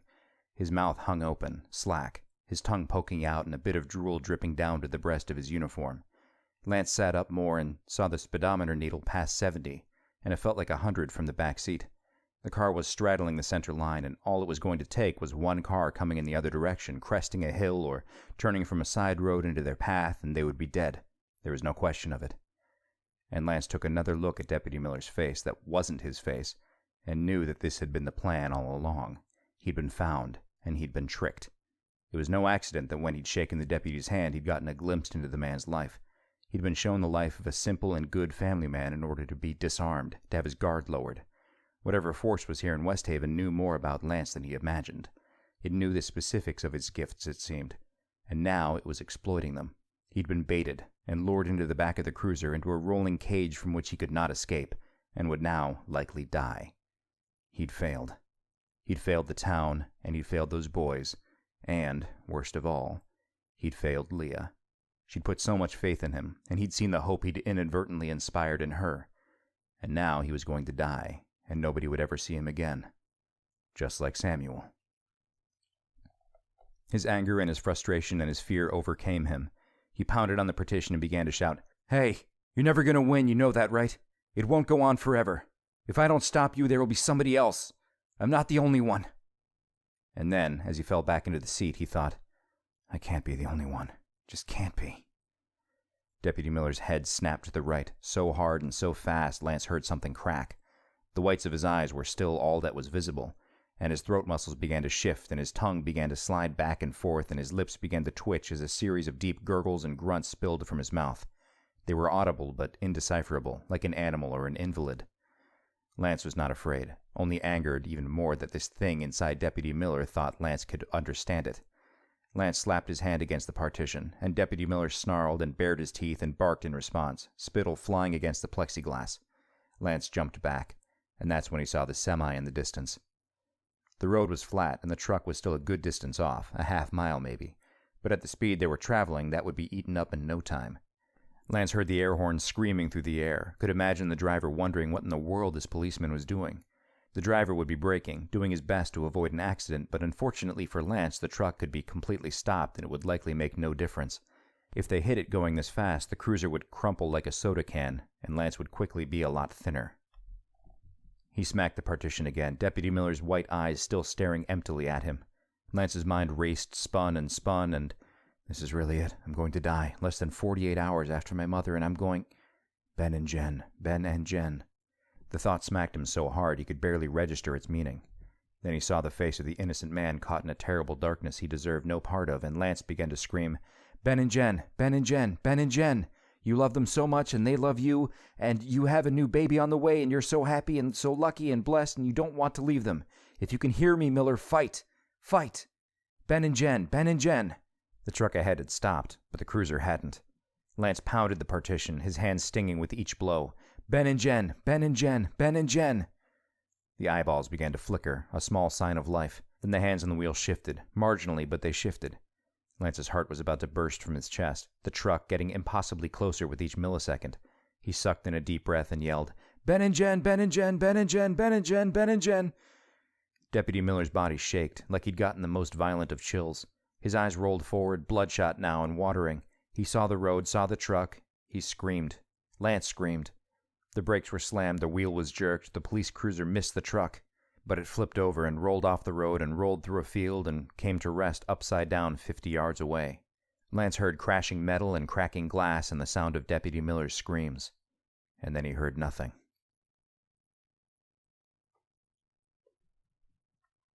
Chapter 16. Lance slowly opens his eyes, sees a ceiling fan wobbling back and forth as it spins lazily above his head. The ceiling is cracked in a few places, but clean. He tilts his head and sees the rest of the room. Warped wooden floor, antique dresser, and full-length mirror, a nightstand with a glass of water and a Monday through Friday pill container beside a pair of thick reading glasses. Warm light spilling from a small lamp. He is laying on his back atop a small bed, a hand-sewn blanket covering him up to his waist. The room smells of apples and cinnamon, warm cider, or maybe pie. You need to be more careful. His head darts left and finds Annabelle Winters gently rocking back and forth in a rocker in the corner. There's an open book on her lap, and Lance sees it's the Bible. You have the gifts, and you have the strength, but that's nothing if you're careless. Where am I? He tries to ask, but his voice doesn't work. His vocal cords pinched. You were lucky this time. Miller was always one of the good ones. If it had chosen someone else, well... She trails off, and Lance knows exactly what she means. He tries to sit up further, and there was an explosion of light and pain. His head throbbed, and there was something warm trickling down the right side of his face. His right arm was tingling, and when he squeezed his hand into a fist, he cried out. Something in his arm was on fire, burning beneath the skin with every twitch of his fingers. He opened his eyes and the small room was gone, replaced by the sideways view of the rear interior of Deputy Miller's cruiser. Lance was laying on his side, his head pressed against what felt like a bed of needles. He sat up slowly, and when the cruiser began to spin in his mind, he vomited onto the floor. He closed his eyes and took deep breaths, willing his racing heart to steady a bit. He looked down to where his head was and saw bits of broken glass, touched the side of his face, and felt a few loose shards stuck to his cheek. He pulled one out with a sting and dropped it, watching it fall into his pile of puke. He took another deep breath, closed his eyes again, and mentally examined his body. Aside from the head injury and whatever was wrong with his arm, he otherwise appeared to be okay. If Deputy Miller hadn't... Deputy Miller. Lance looked forward through the partition and saw the lifeless body.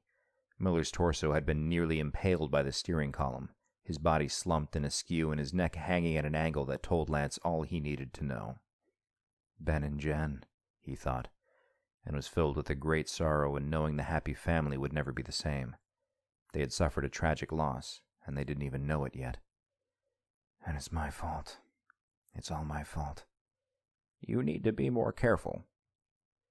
He should have never gone to the school alone, a stranger walking down the road looking like trouble. He knew better. He could have waited, asked Leah to drive him and show him what he needed to see. But he'd been careless. And now a man was dead. He heard a voice, close but faint. He looked up and turned around, and through the rear glass he saw a man wearing faded jeans and a solid red t-shirt talking animatedly to his cell phone. In the distance, the semi was still parked in the middle of the road, its door hanging wide open. The truck driver. He's calling for help. I've got to go. He wasn't sure why the last part of that thought occurred, but it did. The man who'd been driving the truck was surely on the phone with 911 or whichever emergency services line he'd called, and the people who arrived would definitely be able to treat his wounds and make sure he was okay and handle the situation with professional training and skill sets. But eventually, the questions would start. Questions Lance would likely not be able to answer truthfully. And to make matters worse, if whatever plagued this town could possess one cop, one of the good ones, it could surely possess somebody else. Lance didn't have time to take chances right now. He'd gambled once today, thinking he'd made the right choice, and it had nearly killed him. He glanced at the shattered glass next to him, then followed the trail of shards to the window. The pane of glass was half missing, a diagonal section with jagged edges all that remained. Lance raised one of his large sneakers up, his head pounding with the motion as he leaned back and his right wrist screaming, and then carefully began to kick the remaining glass. It was splintered and full of spiderweb cracks already, and it only took 3 soft kicks from Lance's size 15 to finish the job. The rest of the window shattered outward and fell to the ground.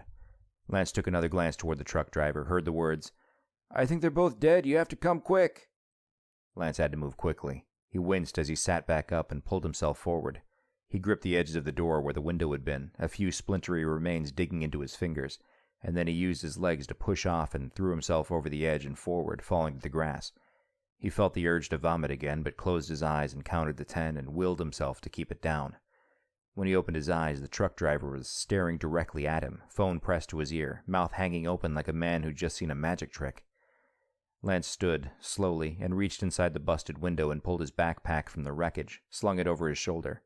Just as the man came out of his startled state and started to say, "Hey, one of them's alive!" Lance turned and ran as fast as he could toward the trees, which were only 100 yards away, but in his current state felt more like a mile. There was shouting behind him, screams to stop and wait, and that help was on the way. When Lance didn't stop, the yelling became angrier, profanity interlaced with accusations of Lance being crazy and stupid and obviously up to no good. Lance did not stop to turn and look. His head felt ready to burst, and his arm hurt with every movement, but Lance was still in decent shape, and his lungs did not complain much. He reached the tree line and entered the woods and did not stop for another 50 yards. Only then did he bring himself to slow down and turn to see if the truck driver was following him. He saw nobody. He held his breath to listen and heard nothing but the rustling of the branches and leaves around him. The truck driver was not coming.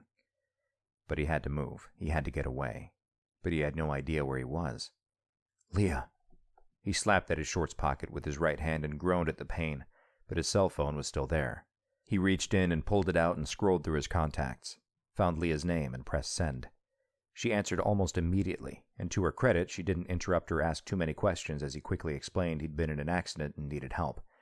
He told her he'd been at the high school, told her what direction they'd been heading, and told her he was currently a woodland creature. She told him to keep walking, that he'd come out on the other side right along Route 19. She'd be waiting. Lance ended the call, double-checked to make sure the truck driver wasn't following, and then started to walk.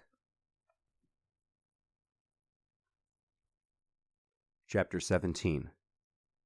Lance hiked his way through the woods, and eventually he heard the distant sound of sirens, emergency crews coming to handle the wreck he'd just escaped. He wondered if they'd searched the woods for him, and quickened his pace. He covered what he guessed to be roughly half a mile before the tree line reappeared and he stepped out into the sunlight.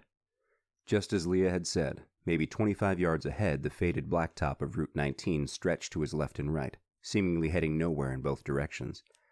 He looked around at the empty fields and tried to get his bearings. He figured the motel was to his left, though he couldn't be sure how far. To his right, if he kept walking 20 miles, he guessed he'd hit the town with the Holiday Inn and other bigger town amenities Leah had alluded to.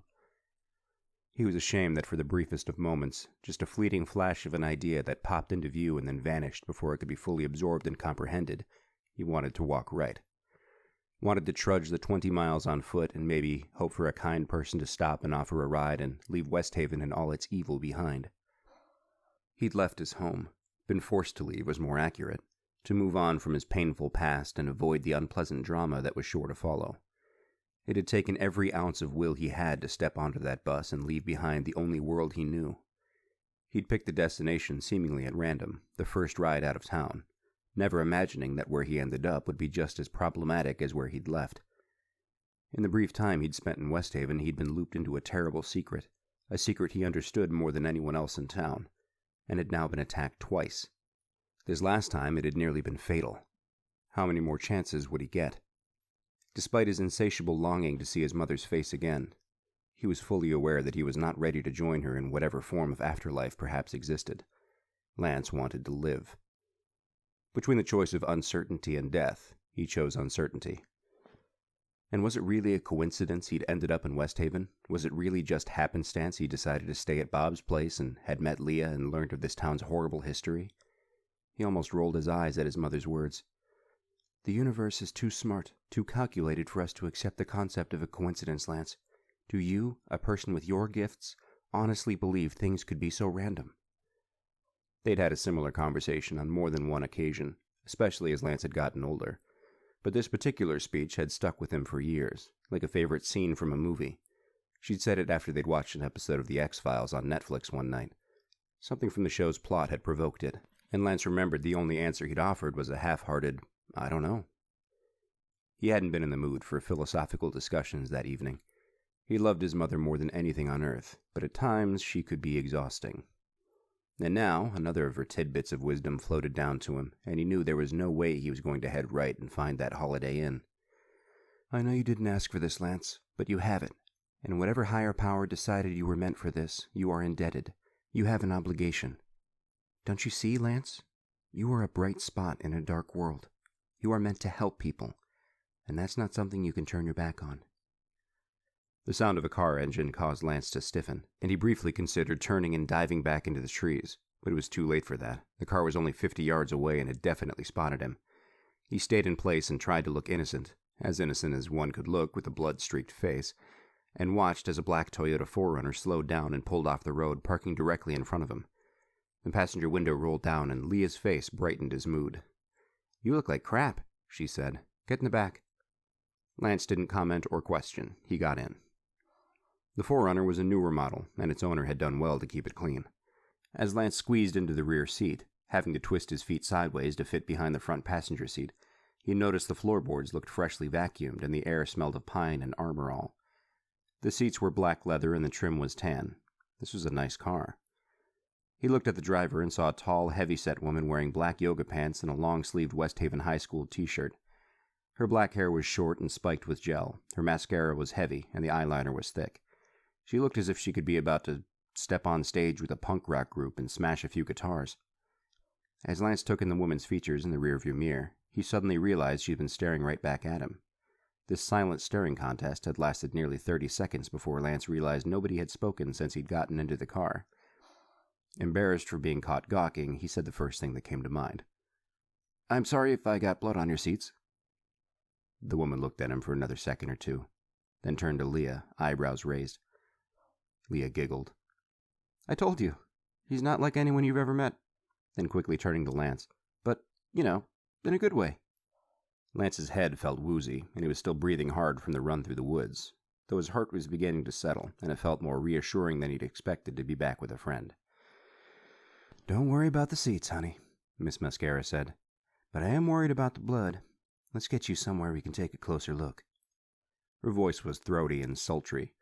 Based on her appearance, Lance would have guessed her to be close to Leah's age, probably a little older, but based on her voice, she could be 45 and a chain smoker.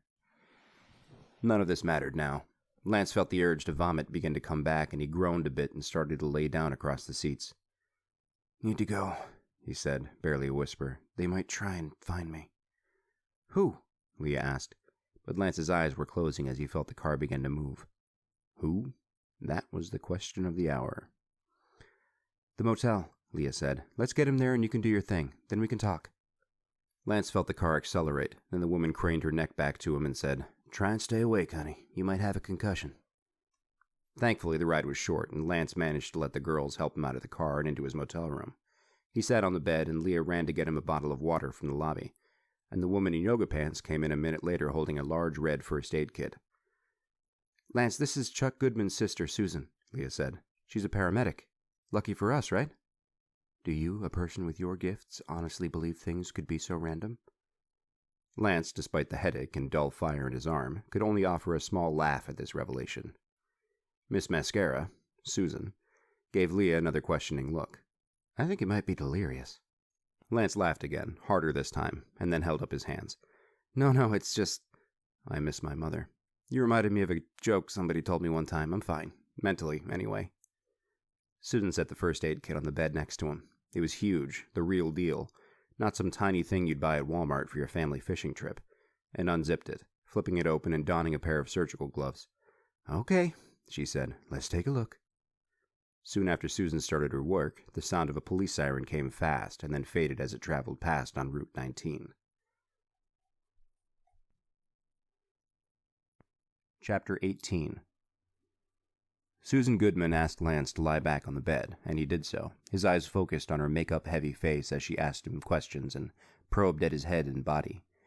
She popped a few pills into his mouth, and he swallowed them down with a gulp from the bottle of water, not concerned about what he was ingesting. He trusted this woman. He could feel her warmth the same way he could feel Leah's. A short time later, and after nearly falling asleep twice in the process, Lance listened as Susan told him he had a small laceration on his scalp, but nothing a little glue and a small bandage couldn't fix. His wrist, however, was definitely sprained, maybe had a small fracture. I'm leaning toward it being sprained, Susan said to him as she slowly helped him sit up, because I think the pain would be a lot worse if it was broken. She poked and prodded at his wrist a little more, and only when she attempted to bend it down did Lance grimace in pain. See, she said, I can wrap it now to stabilize it, but a proper brace would probably do you well. Leah had brought a wet washcloth, and Susan cleaned Lance's face with the dried blood. Then she wrapped his wrist thick with gauze and clipped it tight. She stood back. How do you feel? Lance stood slowly, and was happy that the room didn't spin or wobble in the process. He took stock of himself, searching his nervous system for anything in disarray. Aside from a dull ache from his head wound and the pressure in his wrist, he felt fine. I think I'm okay, he said. Then without thinking, he took a step forward and hugged Susan, the top of her head coming in just below his chin.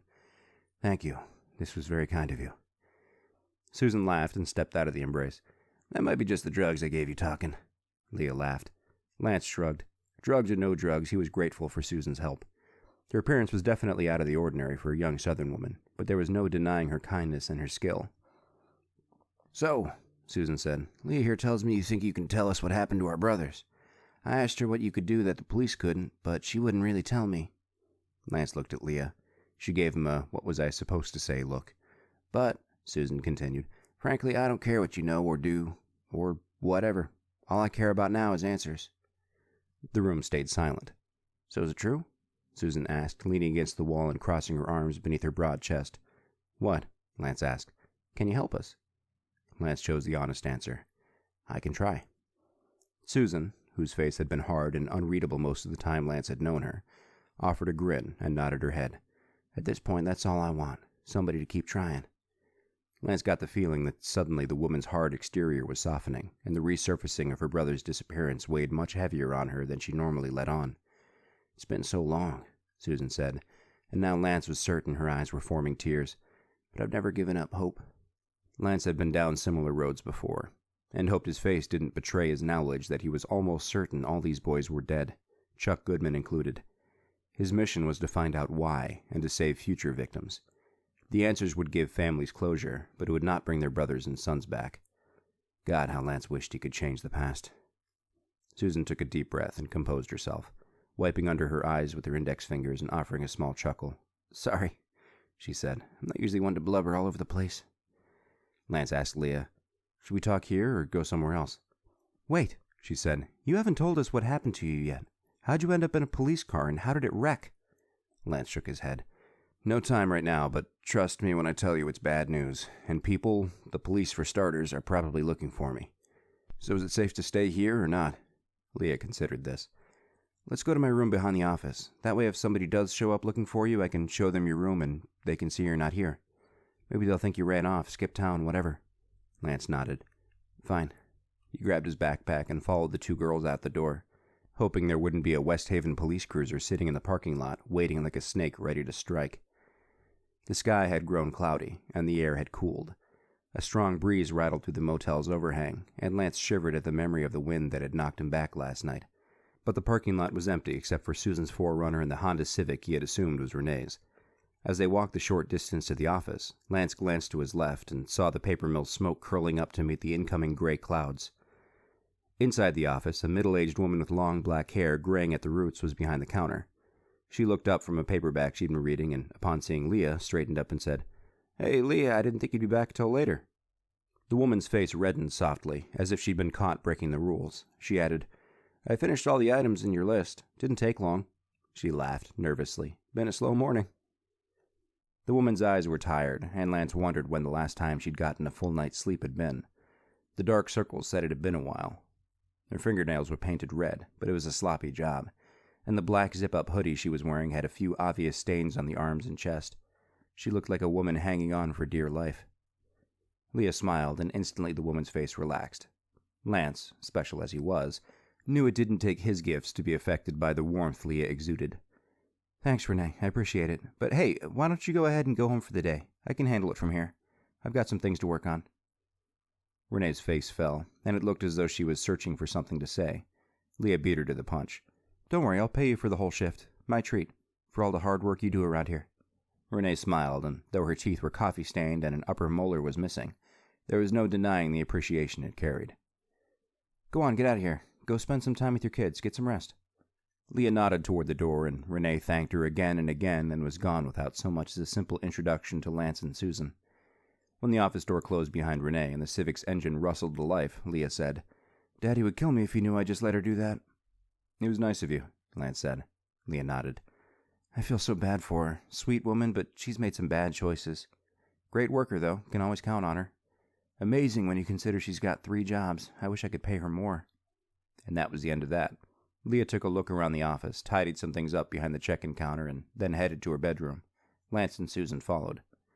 The small television was on, but the screen held nothing but static. The volume was turned down completely. "I hate it when this happens," Leah said, walking over to the set. "Thing turns on by itself sometimes and always just hits an empty channel like this." She reached to hit the power button. "Wait," Lance said, his voice dry, his pulse quickening. Leah froze, her hand an inch from the power button. Lance stared into the black and white static of the television screen and watched as a gray outline of a figure revealed itself, popping in and out of focus in a strobe-like fashion. First just a gray mass, and then edges shifted and aligned and became more defined, falling into their correct place.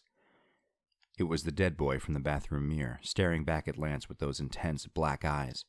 Only now, Lance would swear the face looked sad, pleading almost. Lance wanted to reach out and touch the screen, wanted to talk to this ghost in the machine. But just as the thought hit him, the figure vanished, replaced by more blurred static. "Okay," Lance said. "You can turn it off now." Leah turned the television off and stared at Lance. Susan shifted her weight from one foot to the other, unsure of what to do. Lance thought about the boy's face, about the new sense of sorrow he seemed to pick up on. Then it hit him. He looked to Leah.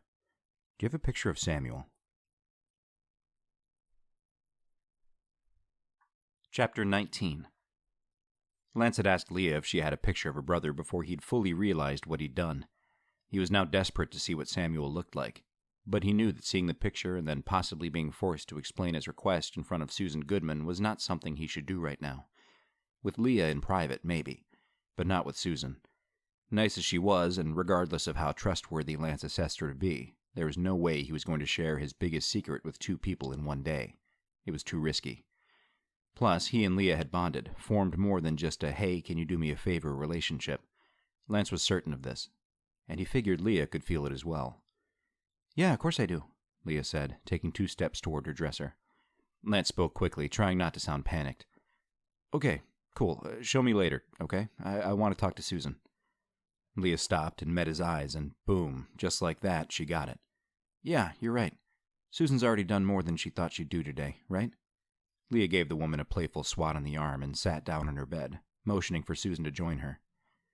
Susan's eyes shifted between Lance and Leah, clearly understanding that there was something more going on than she realized, but either not wanting to understand or just respecting whatever the two of them were up to. God bless her, Lance thought. Susan laughed, though it sounded forced. She sat on the bed, her weight sinking down into the old mattress. "No biggie. I have to work the game tonight anyway." There was silence then. Outside, the wind picked up again, and the building shook and rattled with a particularly strong gust. Lance's mind again floated to his attack the night before, and that jump-started his train of thought. Lance's size had always intimidated people, whether on the basketball court or just in everyday life. When you were 6'6", people noticed, and with this size came an unwarranted air of power and authority. Lance didn't really understand it, but he accepted it. He'd be lying if he said he hadn't used this to his advantage on an occasion or 5, but this wasn't one of those times he wanted to intimidate. Susan Goodman was a good woman who, like Leah, had suffered a great loss, and might have some information that could help Lance keep others from having to experience the same thing. He needed Susan relaxed. He needed her to open up to him. Lance closed the door to the bathroom and then sat down on the floor and leaned against it, his long legs stretched out in front of him like he was just hanging out with some buds and about to shoot the breeze for a while.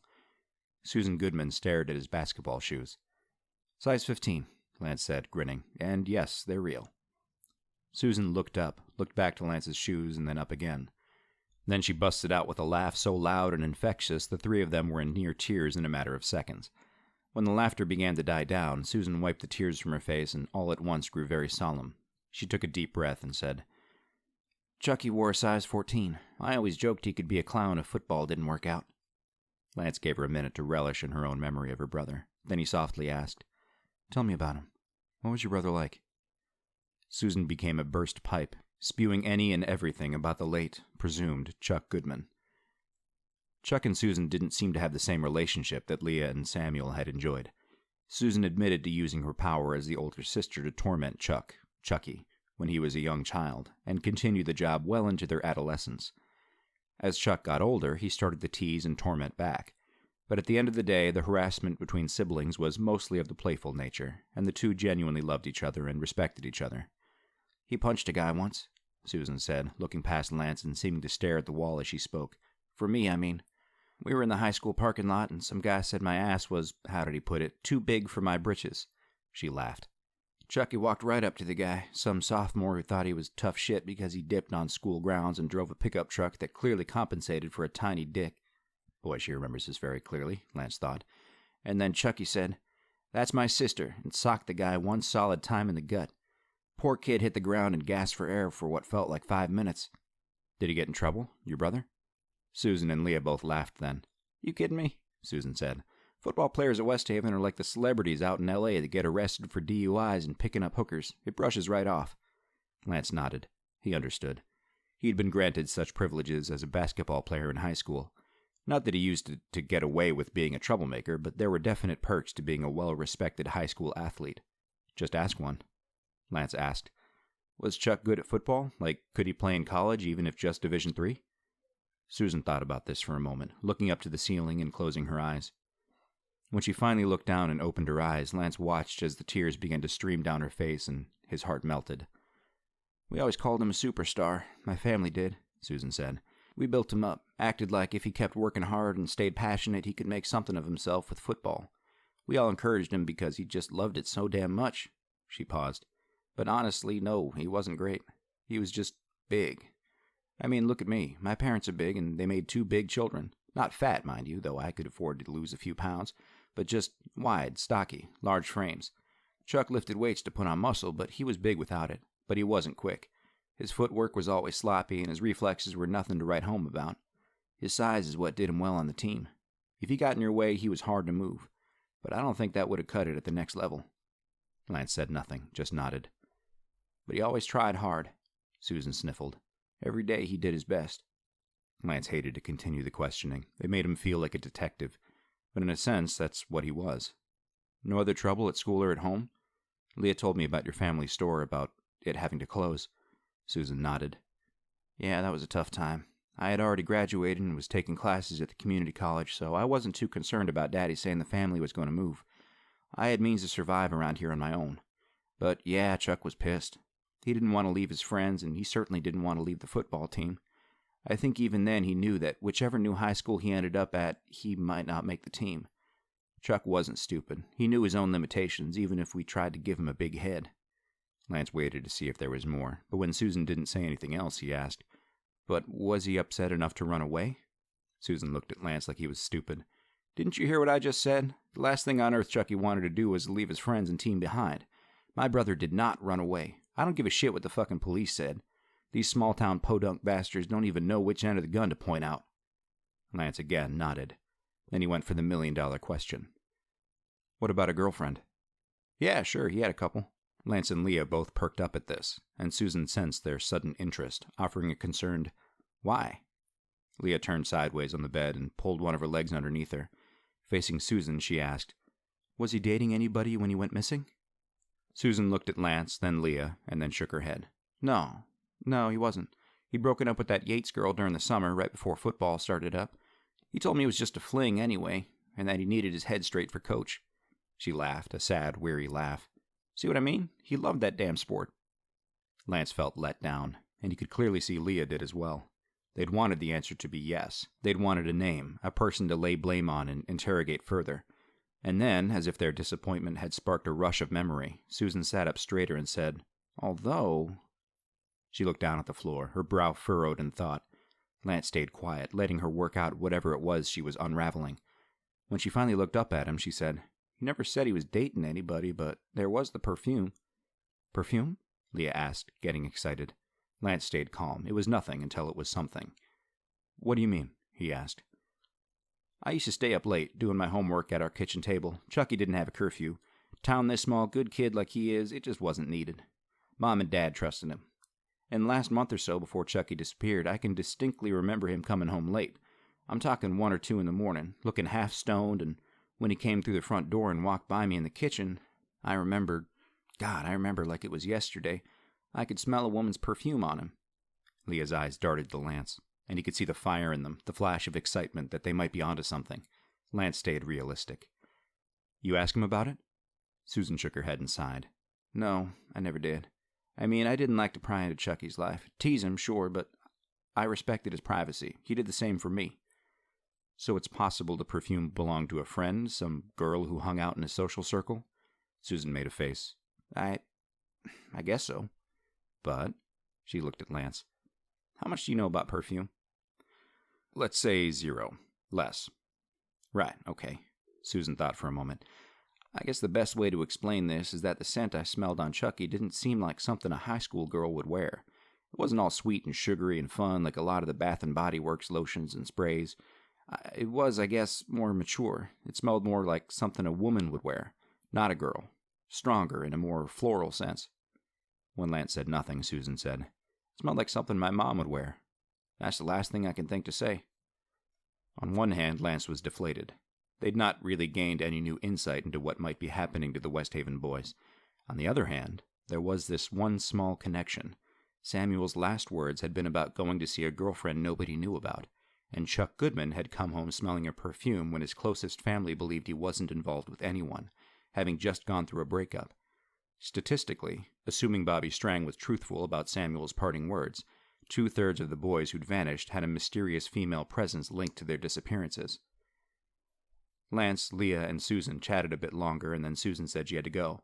Lance gave her another hug and thanked her again for helping him with his injuries, and also for talking to them about her brother.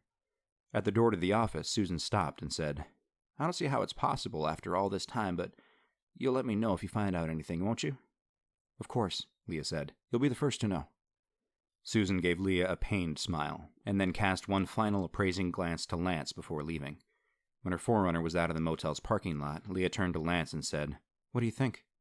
Lance studied the clouds through the closed office door for a moment, then said, "I think I'm ready to see that picture of your brother."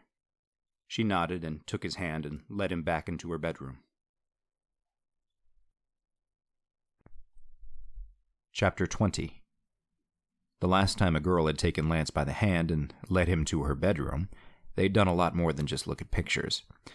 But Lance was always careful. His mother's words, which had followed him when she was alive and now haunted him in her death, always echoed in his head during those certain moments of indiscretion. There had been no talk of birds and bees. Thankfully, his mother had allowed him to grasp those concepts on his own, along with the help of the public education system's health classes. But there had been a warning, one spoken with grave seriousness. "A child will only make you vulnerable, Lance. You carry enough of a burden as it is. Don't add to that load, not until you're good and ready and fully understand what you are." Lance was unsure he'd ever fully understand what he was, so children seemed like a far-off dream he might one day catch up with. But he was a human male, after all. He had urges just like everyone else. He could never be too careful. Leah left the bathroom door open and pointed to her bed. Lance sat, holding back a joke about not even getting dinner first. Leah pulled one of the dresser's bottom drawers open and took out a small stack of books. All of them were Westhaven High School yearbooks. She spread them out on the floor, checking the years on the front covers, and then selected one and joined Lance on the bed. He got another whiff of her shampoo and tried not to be obvious that he was inhaling deeply, enjoying the scent. Leah flipped through the yearbook's pages, the faces and smiles and scattered collages of hundreds of students flashing by, and then stopped, smoothing the pages open and holding it out for Lance to see more clearly. "Here," she said, pointing at one of the small squares on the page. "That's Samuel." She laughed softly and said, "What a dork." Lance watched Leah's face as the smile grew large and held, her eyes locked onto the eyes of her brother's picture. He wondered what memories she was visiting in her head, which of the best moments of her and Samuel's childhood was replaying and causing that grin on her face. Lance looked down at the picture, leaned in closer just to be sure. Samuel was well built, broad shoulders and chest. His grin was forced, like somebody who didn't like to smile on cue. On his head was a mop of sandy blonde hair. The resemblance between the boy and his father was there, as well as a small resemblance to Leah. But one thing was for sure. Samuel was the dead boy Lance had seen in Leah's bathroom mirror, and again in the fuzzy television screen. Lance tried not to let show that he'd discovered this disturbing fact, so he quickly blurted, "Chuck Goodman in this yearbook too?" "Chuck Goodman in this yearbook too?" Leah thought for a moment. Yeah, should be." She had flipped through some pages, going to a different class. Her finger traced the list of names and then followed a row of pictures. "Yep, here he is. God, I'd forgotten how big he was." Lance looked down at the picture. Leah was right. Chuck Goodman was a large boy, nearly filling in the entire square allotted for his picture, and Lance understood what Susan had meant about her brother being hard to move. But the real reason Lance had asked to see Chuck Goodman's picture was to see if he'd been the burnt boy who'd appeared at the diner earlier that morning. He wasn't. It didn't mean Chuck wasn't dead. Lance now assumed all the boys were deceased. It just meant he'd yet to show himself. Lance had just started to consider the differences between Samuel's appearance in the mirror and television screen and the burnt boy in the diner, when Leah asked, "Why'd you want to see their pictures?" Lance tried to be quick, shrugged. "Just wanted faces for the names." He left it at that. Leah wasn't buying it. Bullshit. Lance stayed quiet, kept his eyes on Chuck Goodman's faded yearbook picture. "You know something," Leah said. Then her eyes drifted toward the corner where the TV sat on its cart. "When we first came in here and the TV was on, you made me wait before turning it off. You were just staring at it like you were—" She trailed off. "Lance? What did you see?" He couldn't tell her. Couldn't bring himself to expose his secret just yet, and couldn't break this girl's heart with the finality of her brother's death. Whether she'd already accepted the idea or not, Lance did not yet want to deliver the final blow. "Nothing," he said, and couldn't meet her eyes. "You're lying, aren't you?" Lance said nothing, hated himself on the inside. Leah nodded. "I'll take that as a yes." She stood up and tossed the book into Lance's lap. He caught it, and as she stormed out of the bedroom, he called after her, and she ignored him. He threw the yearbook onto the bed and followed her into the office. Leah was already behind the check-in counter, absent-mindedly sorting papers and checking things on a laptop. She didn't so much as raise an eyebrow in Lance's direction. Lance leaned against the counter and waited to see if she'd acknowledge him. After a couple minutes of cold shoulder action, he finally said, "Look, I'm sorry." "Great," she said. "No, really. Really, great." Lance sighed. Do you have any idea how much I'm risking for you?" Her words shot like darts from her mouth. Lance stepped back. "For me?" "Yes, you." Leah pushed a strand of hair out of her eye. "Since you've walked into my life, I've lied to Daddy twice. If he takes this job away from me, I don't know what my next step is, Lance. I've been here my whole life. This is all I know. I've got a high school degree from the middle of nowhere, and I've managed a roach motel. And now, I'm harboring somebody the police are probably out looking for right now. I could be arrested, Lance. I'm not positive about that, but even the possibility scares me." She was on the verge of tears now. "Look, I don't have a lot, and I don't mean much to hardly anybody, and even though you say we're doing all this to try and find out what happened to my brother, and yes, I know I sort of pushed your hand to help, I think we all know Samuel and the rest of the boys are already dead, and nothing we do is going to change that, and... The tears came now, spilling down her cheeks, and Lance did the only thing in the entire world he could think to do, the only thing in the entire world he wanted to do. He leaned his tall frame over the counter, grabbed the front of Leah's shirt, and pulled her forward, kissing her hard on the mouth. His heart pounded. There was a smallest moment of resistance, and then she kissed him back. He tasted her tears, salty and wonderful, and drowned in her scent. The kiss flooded him with a warmth, melted the tension he'd built up, and he felt the same process occurring in Leah, watched her body relax and loosen. When they finally pulled apart, staring at each other with faces more full of surprise than any sort of regret, Lance spoke first. "I'll tell you everything," he said. "But you just have to follow blindly a little longer, just until I get a better understanding of what I think I know." She stared at him, breathing hard after the kiss. Her tears had stopped, dried streaks on her cheeks. "Neither of us can solve this alone," Lance said. "I need you, and I need you to trust me." Leah was quiet for a long time, and Lance started to think she wasn't going to go along with it. Leah was quiet for a long time, and Lance started to think she wasn't going to go along with it. Whatever damage had been done, the kiss, the new naked truth between them, couldn't repair. Finally, she said, "What do we do next?" Lance felt the relief wash through him. "There's a football game tonight. Will you be my date?" Chapter 21. Whatever drugs Susan Goodman had given Lance, they were starting to wear off. For nearly an hour after the kiss, he'd sat on the couch in the office while Leah did some work behind the counter. She would occasionally run outside to this room or that and return a short time later, always first glancing at him on the couch, as if she were concerned he might have run off. His head was starting to throb behind his cut, and the pain in his wrist, while not unbearable, was irritating. He stood up, stretched, and told Leah he was going to lie down to try and take a nap. And really, what else was there for him to do? He wasn't going to risk walking into town again by his lonesome. He'd learned enough to know he wasn't going to learn much else today. The town's citizens answered his questions vaguely at best, and usually acted like he was off his rocker for even bringing the topic of the missing boys up at all. But he was looking forward to the football game, not because of the competition, but because of who all might be in attendance. Leah told him she'd wake him if he wasn't back by the time they had to leave. "As long as you don't mind me slipping into your room," she said with a grin. "But in all fairness, you've spent a lot of time in mine already." Lance thought about covering the short distance between the couch and check-in counter and kissing her, but he restrained himself. "Keep it organic," he thought, and then, "And by the way, you know this is a bad idea. What's your plan with her?" He told his subconscious to shut up and headed outside. But as he stepped through the door, he took one last look back at her, suddenly wondering if it was a good idea to leave Leah alone. How guilty was she, now that she was tied in with him? Could the evil that had come after Lance sense the feelings between he and Leah? With the one kiss, had Lance instantly transformed Leah into a vulnerability? The phrase collateral damage lit up in his mind like a Vegas Strip marquee. He could almost hear his mother's disapproving sigh, see the subtle shake of her head. Lance stepped out through the door. Again, what could he really do? The clouds were still dark, but any rain was still holding off.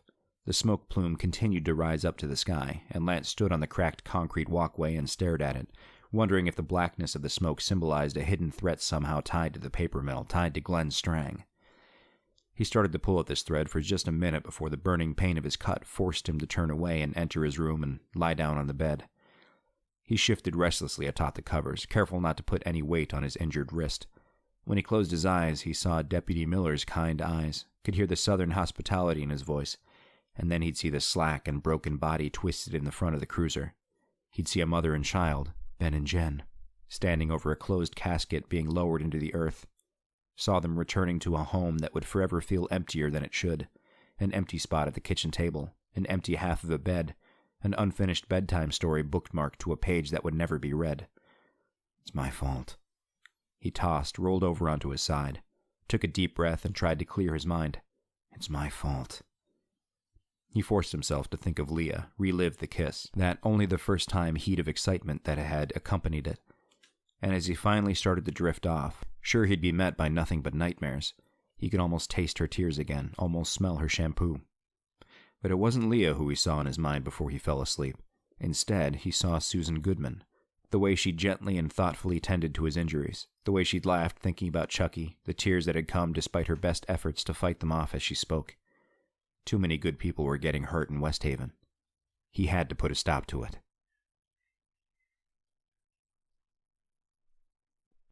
Chapter 22. Lance woke on his own from a sleep that was deep, dreamless. He stretched, pulled his flip phone from his pocket, and checked the time. He had time to shower, he assumed. He sauntered to the bathroom, his head feeling heavy, but mostly pain-free.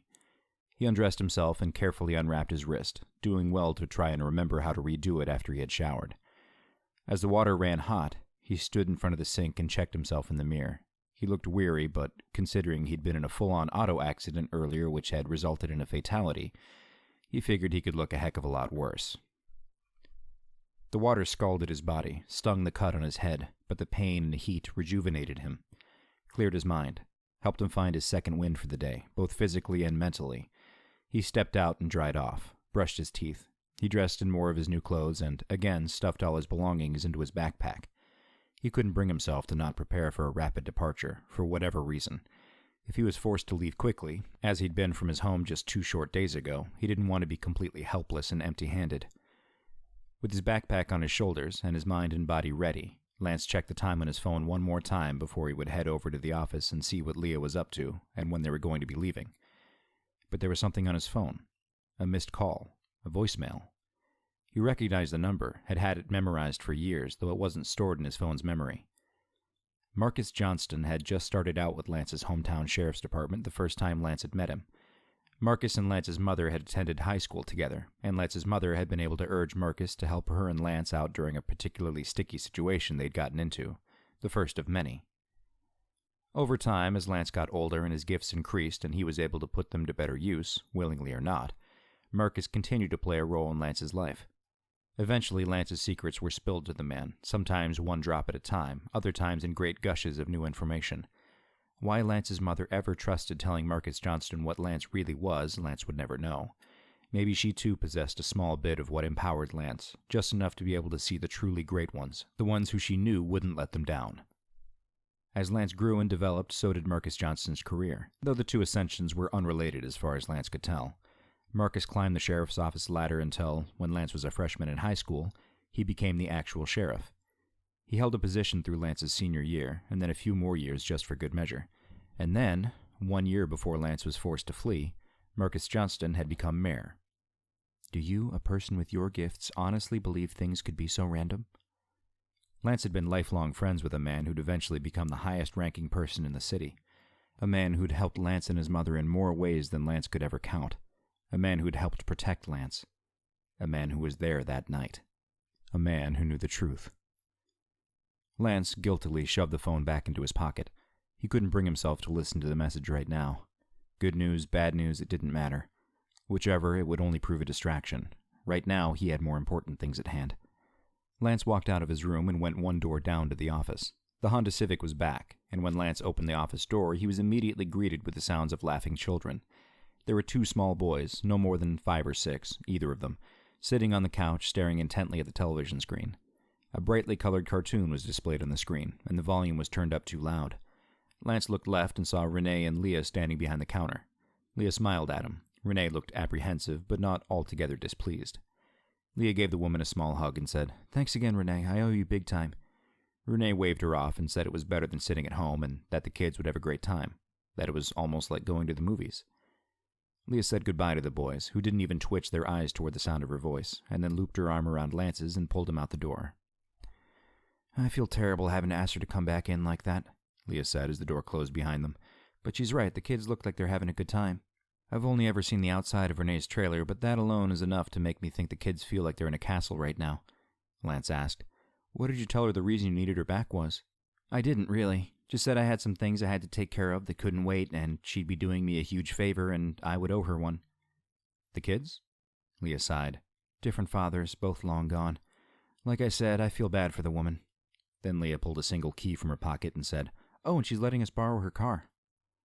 Lance crammed himself into the passenger seat, trying not to step on the debris in the floorboard, the book from earlier, as well as a children's picture book, an empty McDonald's bag, a tennis ball, a phone charger, unplugged and loosely coiled.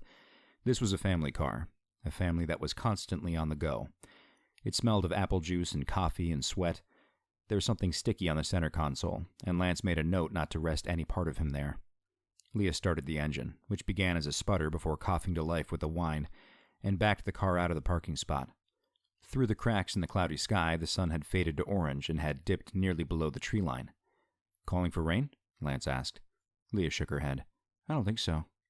She turned right out of the motel's parking lot and headed first toward town before offshooting down a side road Lance had yet to travel. "We're going to get dinner first," she said. "I hope that's okay." Lance realized he hadn't eaten since breakfast, which felt like 2 days ago, and the hunger complaints from his stomach broke loose and were on him furiously. He knew things were serious when he forgot to eat. "Sounds great," he said. Half a mile down the road, Leah turned into the lot of a Sonic drive-in that looked startlingly out of place. While everything else Lance had seen in Westhaven was old, aged, and weathered, the Sonic appeared shiny and new. Bright signage and a freshly painted building in a recently paved parking lot, and they were busy. Leah nearly circled the entire lot before finding an open slot to pull into, the last one available. "Place just opened about a month ago, so yeah, Westhaven is sort of a big deal now, as you can see." Lance grinned, looked all around him at the folks eating in their cars. Even through the windshields and windows, he could see a mass scattering of Westhaven-colored and emblazoned shirts and hats. Everybody was having their pregame meal. Football was important around here. Lance ordered 3 cheeseburgers, fries, and a chocolate milkshake. Leah ordered a grilled chicken sandwich and looked at Lance like he was from Mars. "Where does it go?" He shrugged. "Feet, I guess." She laughed, and he leaned over the sticky center console and kissed her. She smiled at him and said, "You better be careful, lots of wandering eyes around here." And he almost said it wouldn't matter because he wouldn't be around for long. And this truth stifled his mood for only a moment before he pushed it away. It sounded meaner than it really was, that thought. He wasn't abandoning anybody, but he was fairly certain Westhaven was not where he was supposed to spend the rest of his life. He'd move on, searching, even if he didn't know what for. Instead, Lance said, "What if your father shows up, comes for a coney, and ends up shoving it down my throat when he finds us together? I know statistically it happens a lot in the United States, but I really don't want a hot dog to kill me." Leah stared out the windshield, didn't laugh at the joke. She sighed. "Daddy's protective of me. I guess I understand why, but..." She snapped out of it and said, "I'll just tell him it's part of the job interview." She smiled and the food came, and for a while they sat together blissfully eating. When Lance had finished his second burger, he took a long pull from his shake and said, "Tomorrow I want to try and talk to Bobby Strang. If he was the last person to see your brother alive and they were such good friends, he really might know more about what happened than he thinks he does." Leah nodded, sipped her drink. "Maybe you can talk to him tonight." "How's that?" Leah smacked her forehead. "Geez, I forgot to tell you, Bobby's the assistant football coach for Westhaven." Lance turned in his seat to fully see her. "You're kidding?" She shook her head. "Why would he stick around? He graduated, right?" "Yeah, of course he did. He just... I don't know, when he finished high school, he went to work for his dad at the mill. Nothing manual, mind you, some VP of such and such, I think. But by the time the next football season started up, he'd found a place on the coaching staff." "Nobody thought that was odd? That he didn't head off to college or anything?" Leah laughed. "Around here, that's a lot more common than you think. No, I think if anything, people were surprised at him ending up coaching, considering he really wasn't much of a player." She shrugged. "But with all Glenn Strang's done for the team, and still does, by the way, I guess folks figured it was all part of the process, part of the deal. He seems to do a good enough job anyway." Lance finished his last burger, and again marveled at how much the Strang family had to do with the Westhaven football team. His conversation with Bobby couldn't come soon enough. Somewhere, somebody was hiding something.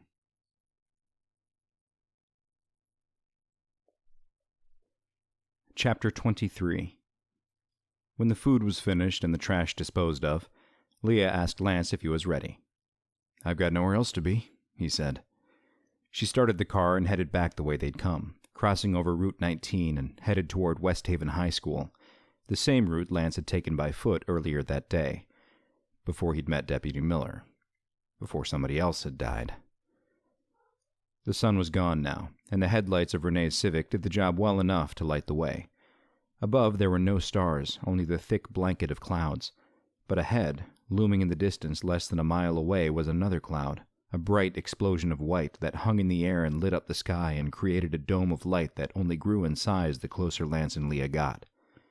"Those are some serious lights," Lance said, leaning down to peer up and get a better view through the windshield. Leah stopped 50 yards from the turn-in for the high school, coming to a stop behind a line of brake lights as others waited their turn to enter the parking lot. "Glenn Strang had some connections, worked a few fundraisers. Those lights were installed the year after they won the first state title." An elderly woman in a bright orange vest and wielding a light-up orange plastic signal cone motioned the cars in one by one. She wore a Westhaven baseball cap and smiled brightly at Leah as she waved the Civic into the lot. "Know her?" Lance asked. "Mrs. Bellamy. She taught civics for about 100 years before I had her, and she's still here." "She liked you. Could tell by her smile," Lance said, and felt a pang of guilt as Leah drove by the exact spot Lance had stood earlier when Deputy Miller had pulled his cruiser in behind him. Leah shrugged, found a parking spot near the rear of the lot, and pulled in. Killed the lights and the engine. The engine ticked, something popped, and then all was quiet except for the murmur of the crowd noise and the booming godlike voice of the PA announcer from the field. "Plan?" Leah asked, checking herself in the rearview mirror, adjusting her hair. "You keep asking me if I have a plan. Did it ever occur to you I'm just winging this as I go along?" "Are you?" "Mostly." Leah sat back in her seat. "And so far you've been blown over by a phantom wind and in a car accident that could have killed you. It's not working out so well." "I'm not dead yet," Lance said, opening the door and stepping out into the cool evening air. "Not the most reassuring of statements." Leah got out and motioned for him to follow her. "This way," she said. Lance followed her, and they wove their way between an ocean of parked cars and finally fell in line with a mass of people that were being funneled from the parking lot and through a large gate that then funneled further toward a ticket booth window just outside the field's main entrance. The marching band's bass drum thumped along with the snapping of the snares. Trumpets and tubas tooted and honked. The crowd cheered randomly at whatever was happening on the field, though from what Lance could tell, the game hadn't started yet. They'd stood in line for 5 minutes before things began to get quiet, and the PA announcer asked that everybody stand and turn their attention to the flag for the playing of the national anthem. There was a great shuffling and scuffling from the massive bleachers, and everybody rose up and angled themselves toward a flag Lance couldn't see. A great many folks in the line, however, all turned and faced west, many putting their hands over their hearts. Lance followed suit, and Leah looked up at him and smiled. There were a solid 5 seconds of what seemed like absolute silence before the band played the tune, finishing in a powerful barrage of sound that caused a great eruption of cheers from the stands and some muted clapping from the ticket line. The PA announcer did the usual pre-game rigmarole, using the customary increased enthusiasm when announcing the home team, and the game started. 2 minutes later, Lance bought 2 tickets and refrained from holding Leah's hand as they walked through the gate. Leah and Lance passed on all the offers to buy 50-50 raffle tickets and Westhaven t-shirts and Girl Scout cookies being offered by a line of enthusiastic peddlers set up at tables just left of the main entrance. The tickets and t-shirt was an easy no for Lance, but the cookies didn't seem like such a bad idea. But he needed to focus. Thin Mints would have to wait. Leah led the way, navigating the mosh pit of people who filled the large square of gravel and grass bordered by the entrance, peddler's row, restroom and concession stand, and the field itself. Lance smelled grilled hot dogs and nacho cheese. Leah was headed toward the fence that separated the viewing area from the field. Lance, a head above most people, scanned the crowd as he followed Leah, looking for any familiar faces and, well, seeing if he picked up anything, any vibe or premonition or whatever the words were. He got nothing except a few curious stares and one baby who seemed to start crying as soon as it made eye contact with Lance. He'd never been great with kids. The game had started, and by the time Lance rested his elbows atop the chain-link fence along the field, Westhaven had the ball on the opponent's 30-yard line, and the running back took it straight up the gut through a hole big enough to park a bus, and then dove into the end zone with outstretched arms as a defender wrapped up his legs. The referees blew their whistles and threw their arms in the air. Touchdown. An explosion of noise came from the bleachers, shouts and screams and air horns and cowbells and the band blasting a fight song. Lance ignored it all and stared at the Westhaven sideline. Coach Kenny McGuire was smiling, but he was not jumping and celebrating with the rest of the team and coaching staff. Instead, he turned away from the action and consulted his iPad, surely flipping through plays and notes and preparing for what came next. He acted like a man who'd done this all a million times, which, with 3 state titles, he had. What's one more touchdown? In person, he looked even smaller than he had in the photograph Lance had seen in the newspaper. Short and thin and almost feeble-looking, as if a strong wind might carry him away like a kite swept away from an unsuspecting child. The rimless glasses made him appear distinguished, but not altogether handsome. The air of dorkiness clung to Kenny McGuire, despite his coaching accolades. He looked like a guy who should be spending his Friday nights playing Dungeons and Dragons instead of even attending a sporting event, never mind coaching one. "That's Bobby Strang." Leah pointed, and Lance followed her finger down the sideline until he saw the guy. Bobby Strang was down on one knee, also immersed in an iPad and shouting instructions to a semicircle of players around him. The guy was average height and had a buzz cut, a small belly already forming along the line of his Westhaven t-shirt where it was tucked into his khaki pants, which seemed to be standard attire for the Westhaven coaching staff. His face was red, and sweat dripped from his brow. Coaching must be tough work. Lance stared at Bobby, tried to will his mind to focus on the guy, to pick up something, anything, but he got nothing. Maybe he was too far away, out of Lance's reception area. Like Lance had told Leah earlier, he really didn't understand any of what he could and couldn't do. "Think we can talk to him?" Lance asked. Leah was about to answer, then got distracted by a play on the field, a fumble, which Westhaven recovered. More cheers, more celebrating, more cowbell. She looked at Lance. "It would have to be after the game, obviously, but yeah, I think so. I think." She looked away sheepishly, said something that got drowned in the crowd noise. "What?" Lance said, leaning in closer. "I think he always feels guilted into talking to me when we see each other." "Because of Samuel?" She nodded. Lance wondered if the guilt was a general sort of thing, sympathy for a victim, or if there was more to it. If Bobby Strang felt guilty because he knew more than he was letting on. Lance watched the game. The Westhaven quarterback, Anthony Mills, Lance remembered from the paper, heaved a long pass high in the air to a streaking receiver, and the entire crowd seemed to hold their breath as the ball flew. There was a collective, of disappointment when the ball ended up being overthrown by a good 5 yards. "Kid's got a good arm," Lance thought, and then asked Leah, "Where's Glenn Strang? I assume he still comes to all the games." Leah snapped her fingers. "Right, yeah, he does. I think so, anyway. It's been a while since I've been here." This time she did take Lance's hand in hers and led him away from the fence, 2 other people quickly sliding into their places to get a better view. They walked down the fence line, gravel crunching beneath their sneakers, and Lance saw a pair of sheriff's deputies leaning against the bleachers, half watching the game, half watching everything else around them. Despite what was probably their best efforts, both men couldn't quite contain a downcast look of sorrow, and Lance knew the news of their fallen comrade was hitting them hard. "My fault," Lance thought as he walked past them. "I'm so sorry, guys. I was stupid, and one of yours paid the price." And then a second thought struck him. He wondered if there was an active effort to find him, the other passenger in the wrecked cruiser who'd fled the scene. Lance's description was pretty telltale, especially his height, but the 2 officers paid him no attention as Lance and Leah walked by.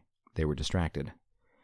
The space between the fence and the bleachers was wide, but still felt like a packed cattle chute with all the people walking either back to their seats or toward the restrooms and concessions. Lance purposely walked with a slight stoop, trying to make himself not appear so tall and stand out in the sea of people. Leah gripped his hand tightly, and he had to wonder how many folks were watching them from the bleachers and whispering to the person next to him. "Isn't that Leah from the motel? Who's that guy she's with? New boyfriend? I wonder what her daddy thinks about that." Leah stopped right at the 50-yard line and turned to face the field. Lance followed suit. "He usually sits right here, about 4 or 5 rows up. I didn't want to just stop and stare. Lean sideways against the fence and casually look around, up toward the bleachers, like you're just taking in the sights." "Those are very specific directions. Spy on people often, do you?" "Maybe you're not the only one with special talents." Lance didn't know what to say to that, so he did as she asked. He turned sideways and propped himself up on his right elbow against the fence. He watched another play take place, a short run attempt by the opponent which got them a gain of 3 or 4 yards. He checked the big, beautiful scoreboard behind the opposite end zone. It was now 3rd down, 4 yards to go for a first down. Then he looked up to the sky, verified the clouds were still blacking out all the stars, and then... "Okay, you're making it obvious. Just look already," Leah said, elbowing him. Lance rubbed his rib where she'd hit him, and looked toward the bleachers, counted 4 rows up, scanned the crowd. Went up to the 5th row and immediately found Glenn Strang. The man looked exactly like he had in the photos Lance had seen at Sportsman's earlier that day. He's tall, his head looming above the others in his row, and his graying hair is cut close, but still long enough to comb. His face is smooth, and again Lance thinks the man's face doesn't seem to add up to his age, but this could be attributed to a strict regimen of moisturizers and creams, he supposed. He still appears to be in decent shape, his shoulders still broad, and his biceps snuggled nicely beneath the sleeves of the Westhaven polo shirt he was wearing beneath a black sweater vest. Glenn Strang's eyes were locked intently on the football game, darting from place to place along the field, his mouth constantly moving in bursts of cheers and unheard instructions he's mumbling to the players. Here was a man who absolutely loved the game of football and would never let go. Which wasn't a crime, Lance conceded. But Glenn Strang was not what held Lance's attention. "Is that his wife?" Lance asked. "What?" Leah said, turning from the game. "The woman next to Strang, is that his wife?" "Oh." Leah looked over her shoulder, then turned back. "Yeah, that's her. Tasty, right?" "Did you just say tasty? Come on, you know she's hot. Even I know she's hot. Well, it's probably all tummy tucks and facelifts and hair dye." Women and jealousy. Lance was thankful he was a guy. Leah sighed. "Her name's Allison, and she's always been super nice as far as I can tell. She brought me and Daddy dinner every day for a week when Samuel disappeared, and she brings me cookies sometimes at the motel." And then, almost regrettably, "And they're delicious." "You sound like that's a bad thing." Leah shrugged, a motion Lance was becoming quite familiar with. "She just seems so perfect is all. It's sort of disgusting." Lance took another look at Allison Strang. Blonde hair to her shoulders and high cheekbones and smooth skin. A pretty face. She was wearing blue jeans and a light sweater, and Lance felt embarrassed to find himself staring at her breasts, which seemed a little too firm and upright for a woman who had to be mid-40s at the earliest, bringing back Leah's comments about enhancement surgeries. He hated the term MILF, but couldn't deny where its definition applied. And then he realized that at some point between Lance looking from the woman's face to her chest, Allison Strang had begun staring directly at him. Their eyes met, briefly, and Allison gave him a small, embarrassed smile, as if she was the one who'd been caught. Lance offered a quick, sheepish grin and then turned his gaze back to the field. "She just caught me staring." Leah laughed. "I think she's used to young men gawking. Old men, too." Lance waited a beat and then risked another look back. Saw Allison Strang talking excitedly to a woman next to her, a woman Lance had failed to even notice before, drowned in the shadow of Allison Strang's beauty. She was shorter and not quite as thin, but still looked pretty good for a woman who might have been 40. Her face showed her age more than either of the Strangs did, and she sat somewhat hunched over, her blonde hair done up in a tight bun, dark eyes looking out toward the field and then constantly glancing to the sideline. Homely wasn't the word Lance would use, but maybe average. The woman listened and nodded as Allison Strang continued talking, but Lance got the impression she wasn't really interested. Something tugged at the back of Lance's brain, and it took him a minute, but he was finally able to firmly grasp it and pull it to the front. The woman next to Allison Strang was the woman Lance had seen escorting the boy out of the school's office earlier that day, the boy with the yellow slip of paper and the downtrodden demeanor. "Who's that next to Mrs. Strang?" Leah didn't even have to turn around. "That's Melissa McGuire, that's the coach's wife." "The vice principal?" "Right." Lance nodded. It made sense. Surely the Strangs and the McGuires were close. The women were probably great friends, at least on the surface. It started to rain. Nothing hard or serious like the heavy clouds seemed to have been advertising all evening, but a light, spotty drizzle that was more irritating than problematic. Lance saw a few umbrellas go up in the bleachers, a few ponchos pulled on, and a few hoods pulled up, zippers zipped. The rain was cold, but he didn't mind. Leah didn't seem to mind either. "Let's move," he said. "I feel like they're watching us now." "Who?" "Mrs. Strang and Mrs. McGuire." "Why would they be watching us?" "Just a feeling," he said, though that was a lie. He wasn't feeling anything right then, but the odds were great that the Strangs had something to do with the Westhaven boys' disappearances, and Lance didn't want to risk popping up on their radar quite yet. He nodded across the field, to the other set of bleachers. These were smaller and less populated. "Let's go sit on the other side." Leah turned and looked at him, confused. "The visitor's side?" "What? Will that hurt your image?" She elbowed him again. "No, I suppose not." She didn't take his hand this time, but left the fence and walked, heading away still from the concessions and the entrance, meaning to walk around the other end zone and loop around to the opposite side bleachers. Along the way, a couple of people said hi to her, and she chatted with one younger girl who was probably an ex-classmate. Lance stood silently a few feet away each time, trying not to stand out, trying not to be too obvious he was with her. Despite what Leah thought or cared about, he didn't want to put her at any more risk, whether socially or otherwise, than absolutely necessary. The rain stayed constant, but the wind picked up a great deal by the time they'd reached the end of the bleachers. Somewhere in the distance, a clap of thunder caused all the spectators' heads to swivel toward the noise. Lance shivered and wished he had a jacket. Not so much for himself, but to offer Leah. He noticed the goosebumps prickling along her arms. They rounded the edge of the fence and were halfway across the rear of the end zone area when a huge gust of wind rattled the goalpost, the uprights swaying and creaking. And it was then that Lance was slammed in the gut with an overwhelming feeling to stop, turn, and look back toward the bleachers and find the area the Strangs were sitting. Something was screaming at him. Something was locked onto him. Something was taunting him. And then, without any warning, a single bolt of lightning blistered from the sky. It struck the large scoreboard and traveled down its metal pole of a base, slamming into the earth and shaking the ground. Sparks exploded, and the scoreboard sizzled, and metal burned, and then another powerful gust blew in from the west, and Lance's heart froze as he saw what was happening. He had stopped walking before the lightning, hit with his intuition to turn and seek out the Strangs. In just those few seconds, how long had it really been? Leah had kept walking. She was 10, maybe 15 yards ahead now, directly behind the scoreboard. The blast had knocked her to the ground, and she sat up, dazed, disoriented. The scoreboard started to fall backward, the base of its pole melted metal that gave way with the weight that had been supporting. Lance traced the trajectory and knew it was headed right for Leah. It was going to crush her. "Leah!" he shouted at her with all his gusto. "Leah, you gotta get out of the way!" He ran, but as fast as he was, he knew he was too late. "Move!" He screamed a scream that hurt his throat, and Leah must have heard him because her eyes cleared momentarily, and she looked up and she rolled to her left just as the massive scoreboard crashed down to the ground with a noise that sounded like the thunder. And then Lance heard a sound that pierced his heart. He heard Leah cry out in absolute agony.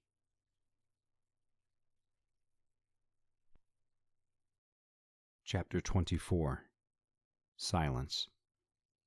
The players on the field, the patrons in the stands, even the emergency crew that were standing by near the ambulance parked at the rear exit gate of the field. Nobody moved or spoke. Even the wind had died down, and the rain reduced itself to less than a drizzle, as if its job were finished. Faces were stupefied, eyes were locked to either the place where the scoreboard had once stood, or to where it had crashed to the ground. Lance felt as if he'd been sucked into a black hole. In the terrifying silence that had encased the field, the only thing he heard was his heart pounding in his ears, and his own conscience berating him with more obscenities than he even thought he knew. "You were too late. You should have never gotten close to her. All my fault." And then Leah let out another cry of pain, a scream for help, and as if somebody had hit the play button on life's remote, all at once everything snapped back into action. The football players ran off the field, huddling on their respective sidelines, unsure of what to do next. Folks in the bleachers jumped to their feet, a few scampering off to the parking lot, a great many more shifting to get a better view of what had happened. The PA announcer, in an effort to instill some sort of crowd control, advised people to remain where they were, to remain calm and stay clear of the accident. The lights on the standby ambulance danced, and the siren whoop-whooped, and 10 seconds later it had crossed through the grassy expanse behind the field, and was parked right next to the collapsed sign, paramedics jumping out and going to work. Lance was frozen. He wanted to run, that he knew for sure, but he didn't know which way. More than anything, he wanted to run to Leah, do whatever he could to help her, take her hand and hold it as the emergency crew did their job. He wanted to make sure she was going to be okay, and most importantly, he wanted to tell her he was sorry for ever showing up in her town. But the other part of him wanted to run in the other direction, wanted to run straight to the bus station and ride off, just as he'd done his own home. He was tired of people getting hurt, and hurt seemed to be following him. His powers made him a threat to unseen things, and therefore endangered everyone around him. "Lance!" Leah. She was calling for him. "Lance, where are you?" He snapped out of his paralysis, sprinted toward the sound of Leah's voice, could hear the increasing murmur of the crowd behind him as he ran. Well, if it wasn't on the radar to start with, I sure am now. He covered the ground quickly, 3 seconds if that, but it felt too long, as if the ground under his feet was moving like the belt of a treadmill, keeping him in place as his legs worked hard to reach his destination. He stumbled as he got near, and one of the paramedics stepped into his path and raised a hand to stop him. The man was middle-aged, out of shape, but heavy with fat, and had a grim determination on his face. "Close enough, sir." Lance tried to sidestep the man, hearing Leah once again call his name, her voice slicing through the raised voices of the crowd, the murmur steadily rising in volume. The man grabbed Lance's wrist, hard enough to get Lance's attention, and in that moment a hot bolt of anger shot through Lance's body, his temper about to finally give in. He was a split second from raising a fist to smash the guy's nose into pieces when another voice called out, a voice Lance recognized. "Let him through, Harry. He's a friend, and she's going to be all right." Susan Goodman stood from a crouched position where she'd been helping to examine Leah. The dark eye makeup was still heavy, and her face still looked generally unfriendly, but right then and right there she was beautiful in Lance's eyes. Harry held on to Lance's wrist for another second, glancing from Lance and then to Susan. She nodded her head and Harry sighed and let Lance go, his nose remaining in a single piece in the middle of his face. Lance jogged the small remaining distance and came to a stop just shy of Susan, who was now holding up a hand of her own to slow him. "It's her ankle, maybe her leg. Could have been a lot worse, though. She rolled out of the way just in time." Lance took a tentative step forward, and when Susan didn't stop him, he kept walking until he reached the scoreboard, which was lying flat on the ground, its face split nearly in two. Chunks of circuit boards and loose wires dangled from the crack running down its middle. The pole jutted out from the bottom and pointed straight out toward the end zone where it had once stood. "Lance?" Leah was sprawled out on her stomach, perpendicular to the pole, the bottom corner of the scoreboard pinning her left ankle against the ground. Lance stepped carefully over the pole and knelt down beside her. He had to get down low to see her face, nearly falling forward. "I'm here," he said. She looked up at him, and even though her cheeks were wet with tears, she smiled at him. "I take it this wasn't part of the plan? At least I certainly hope not. If so, you could have at least warned me." She laughed and then grimaced in pain. Lance laughed, relief so abundant in him he felt weightless. I told you, I'm just winging it." He winked at her, and she laughed again and rolled her eyes, and then Lance and paramedics and a few spectators who'd been brave enough to wander close enough to get pulled in to help worked together to lift the sign off Leah's ankle enough to allow her to be pulled free.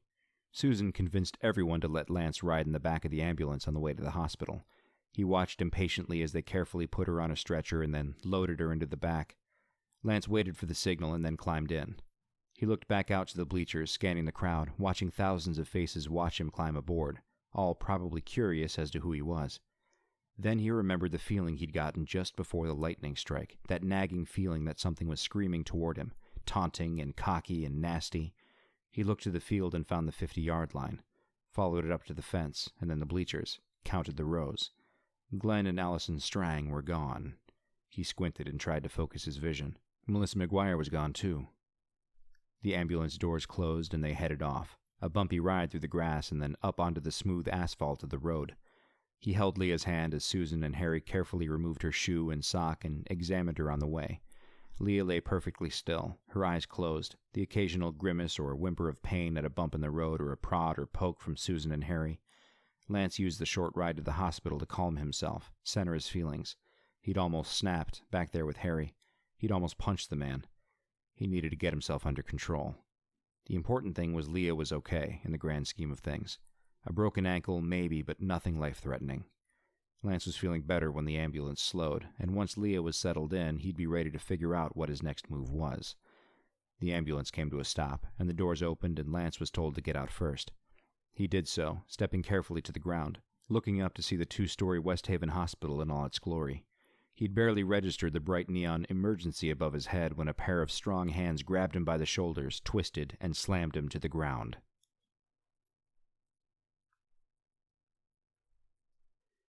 Chapter 25. Lance's face hit the asphalt parking lot hard enough to rattle his teeth and create a starburst in his vision. Instinctively, he rolled away from the direction the attack had come, scrambling to try and stand again before another blow fell on him. He heard a rushing noise coming at him, something large and moving fast. He was pushing himself off the ground, halfway up before an uppercut caught him in the gut, slammed the air out of him, and sent him back to the pavement. He gagged and gasped for air, raising his hands to shield off a further assault. Then the stars in his head finally began to clear, and he looked up to stare into the face of his attacker. He wasn't surprised. Samuel Sr. stood over Lance, fuming, hands balled into fists, his bald head so red it looked hot to the touch. The veins in his arms pulsed. His eyes were narrowed to slits, trained on Lance.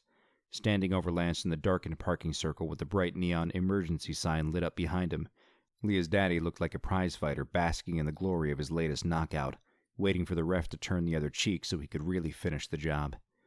But he wasn't moving. He'd stopped his attack. Lance kept his hands raised, both in an act of surrender and also defense, and slowly stood, finally regaining control of his breath. Samuel Sr.'s eyes flicked to something behind Lance, and he said, "It's fine, Roger. We're done here. Just a bit of a misunderstanding." Then the man took a step backward.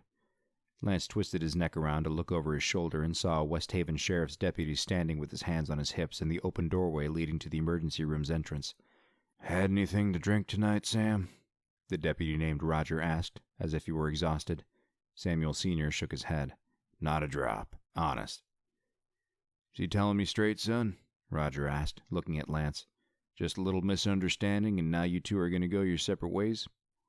Lance swallowed down his anger, looked from the deputy to Leah's daddy, and then to the ambulance doors, where Susan and Harry were standing, shielding Leah from viewing what was happening. But she must have recognized the sound of her father's voice just then, because from inside the ambulance she called out, "Daddy, is that you? What's going on?"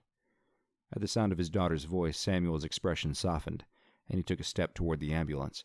But then he stopped, turned back to Lance with a refreshed hatred in his eyes, and said, "Get the fuck out of here. If I ever see you near my daughter again, I'll kill you. I promise. I knew you was trouble the moment I saw you." Then he turned away and stood by the ambulance as Susan and Harry disappeared back into the rear and came out a minute later, carefully extracting Leah's gurney. Then the four of them were swallowed by the large electric doors leading inside, Leah turning her head to see Lance one last time before she was wheeled out of view, her eyes apologetic. Lance stood, staring at the now-closed hospital doors, and then watched as the ambulance drove away, off to wherever magical place they go to hide before the next call. A breeze blew by, and a few drops of rain splashed on top of his head. He looked up, saw the starless sky, the gray clouds just visible against the black backdrop. He sighed, at a loss of everything. He turned and started to walk away, nodding to the deputy who was now leaning against the hospital's brick wall, one leg cocked back, the sole of the shoe pressed against the brick. "You okay, son?" he asked as Lance passed. "Yes, sir. Thank you, sir," Lance said. Lance had made it another 10 yards when he heard the electronic whoosh of the doors opening. He didn't turn back, didn't look, but then he heard Susan Goodman's voice calling his name. He stopped and turned and saw her jogging toward him across the parking lot, her large body bouncing with each stride. She stopped a few feet short of him and waited a second to catch her breath, then tucked a few loose strands of hair back behind her ears. She was sweating, some of the dark makeup around her eyes smeared ever so slightly. Lance could smell her deodorant. He asked the only question that mattered to him right then. "She okay?" Susan shrugged. "Probably. Doctors are looking at her now, but I'm positive it's broken. Question is how bad. X-rays will tell, but look, that's not why I came out here." Lance raised his eyebrows. "Okay." Susan tossed him something and he caught it, reflexively. It was a set of car keys. "Leah said go get the car and take it back to Renee," Susan said, "and she said to wait at the motel for her to call you, which she'll do as soon as she can." Lance stared at the keys for a long few seconds and looked back up to Susan. Maybe I should just go." Susan looked at him, cocked her head to the side, and studied him. Then she looked up to the sky for a moment and back down to Lance. "Look," she said, matter-of-factly, "I don't really know who you are, or why you're here. I know Leah thinks you can figure out what happened to our brothers, and yeah, that'd be great and all, but honestly, we all know the odds are slim." She paused. "What I also know is that, despite all the mystery-solving bullshit, Leah likes you. A lot. Like, really likes you. We're not the best of friends or anything. Hell, I'd maybe see her once or twice a month, just around town and whatnot, but I haven't seen her smile this much in a long time. You should have seen her, the way she was talking about you when we were headed to pick you up from the side of the road earlier. She lit up like a Christmas tree." Then she stopped talking. She just shrugged, looked back over her shoulder toward the hospital, and said, "I gotta get back to work. Take care." She jogged away, leaving Lance standing in the hospital's parking lot with no better idea of what he should do than he had before. He turned and started to walk. Chapter 26. Lance had made it roughly a quarter-mile from the hospital before his mind focused enough on the present to realize he had no solid idea where he was. He'd been unable to see from the back of the ambulance as it had rushed from the football field to the hospital.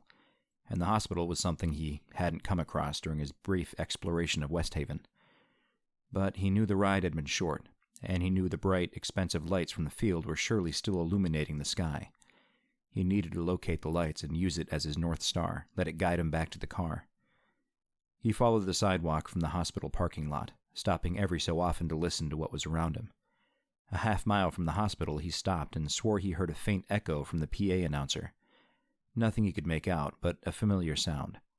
Through the darkness, the downtown buildings came into view, slowly growing shape the way a monster from a closet might in the middle of the night. He was approaching them from the south side, from the rear, a side he'd yet to see. He followed the sidewalk into town and then stopped, looked left and right, and then turned, headed down a now familiar path.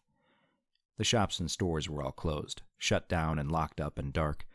The few small cafes and restaurants were the only signs of life, keeping things from looking quite like a ghost town, and probably hoping for some post-game customers to stop by and help the day's profits. Lance walked, ignoring everything but his thoughts. He reached the Route 19 intersection he'd found earlier that day and turned right, the lights from the field visible, but not needed now. He'd been this way before, right before he'd caused a man to die. And as he made the walk, the last leg of the trip before reaching the high school parking lot, he replayed the past 36 hours' worth of events. He watched himself get off the bus, walk to Annabelle's apron. He recalled his conversation with the diner's deceased owner, her subtle plea for help. From there, he watched himself stumble upon Bob's place, and then he remembered the first time he'd seen Leah. The thought filled him with a sudden warmth he'd not been expecting, despite his current affection for her. "You're too close, Lance."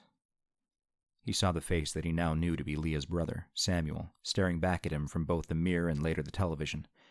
The face that he now felt wasn't malicious or hostile in any way, but a face that was merely that of a loving brother, trapped in some terrible in-between place, not living, not in whatever afterlife might exist, forced to stay near a sister he could no longer protect, no longer talk to.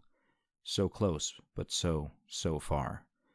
Keeping a watchful eye, despite the limitation, curious about Lance. "You're too close, Lance." He saw Susan Goodman's large but gentle hands working to treat his wounds from the car accident. Ben and Jen. Saw her tears fall as she fondly remembered the kid brother she used to pick on, but loved so deeply. Susan and Leah just two of the people who'd had their lives destroyed by something selfish and uncaring and something that needed to be stopped. Lance tasted Leah's lips, her tears, smelled the shampoo. Saw the pictures of the state championship teams, their missing teammates not even mentioned. Saw Glenn and Allison Strang, the town's power couple, sitting side by side on the bleachers. Saw Melissa McGuire, petite and unremarkable and almost out of place beside the Strangs, half watching her husband command his team. Lance heard the thunder roar and the lightning crack, saw the scoreboard begin to fall. Heard Leah scream. The anger rose and the bile in his throat was hot and bitter. "You're too close, Lance." He felt a chill at the memory of that odd sense of taunting he'd felt just before the scoreboard had fallen. It had been there, and it knew it was winning.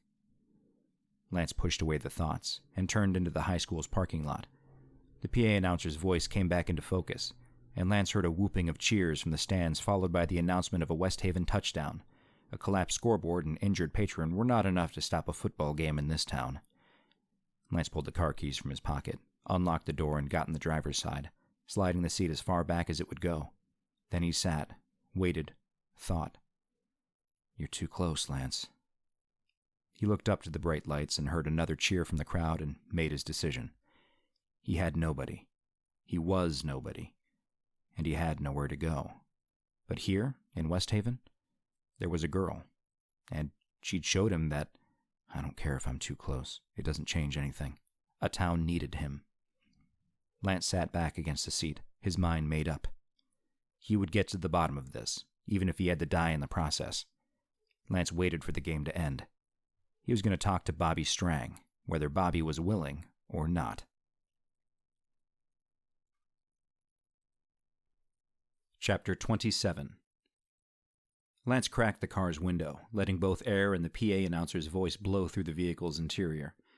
The gentle breezes kept him cool, and the announcer's voice kept him updated. Westhaven was winning with a score of 28-7. Not a blowout, but by Lance's best guess, the game had to be nearly over. so Westhaven would add another tally in the victory column. Sure enough, 5 minutes later, there was a barrage of horns and cheers, and the announcer shouted the final score with gusto, and then thanked everybody for coming out, and asked them to please drive safely. And then the people came. They spilled from the too small gate like a flood breaking through a dam, a densely packed group that seemed to never end, fanning out and widening and scattering loose once past the gate's confines and into the parking lot in search of their vehicles.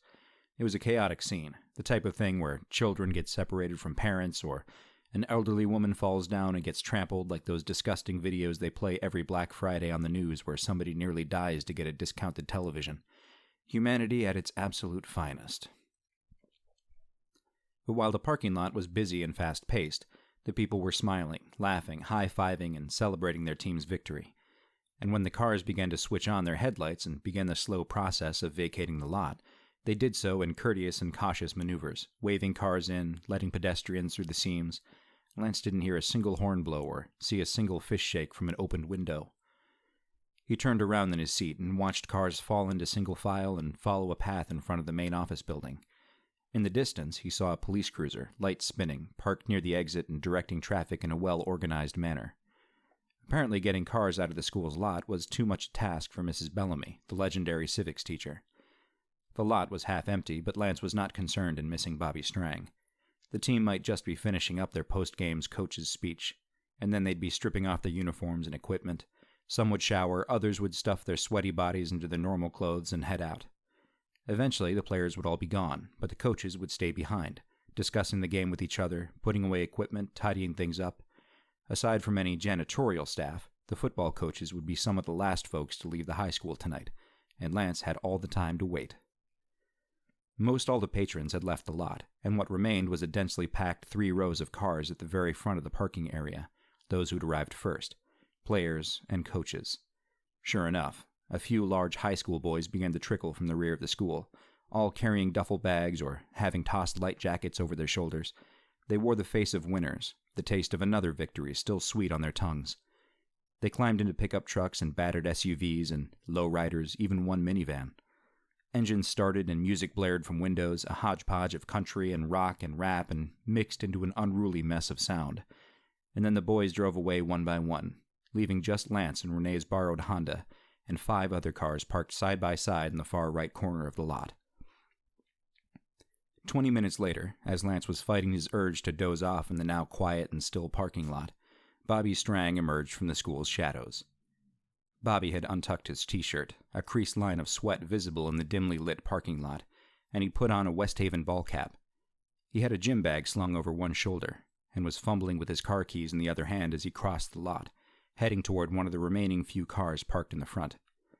Lance sat up, quickly, ready to make a decision on what to do, ready to make a move. But then Bobby Strang stopped mid-stride, maybe 10 feet from the closest car, as if something had caught him off guard. He started to turn around, and for a brief moment, Lance felt his stomach tighten, figuring somehow Bobby had caught him, knew he was watching.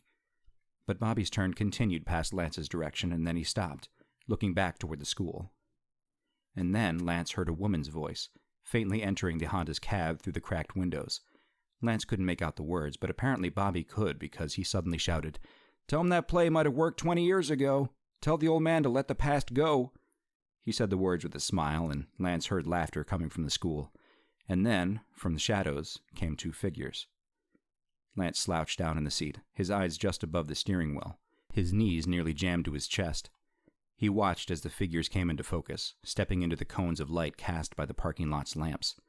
Allison Strang, Bobby's mother, said, "You know your father is only trying to help." Her voice was smooth as silk, carried on the night's breeze. Behind her, the second woman came into view. Melissa McGuire entered the light and then put a hand on Bobby's shoulder, gently. "Don't feel bad. He gives Kenny play advice all the time." "Which I'm sure Kenny promptly and politely ignores," Allison said. And again the group fell into a fit of laughter.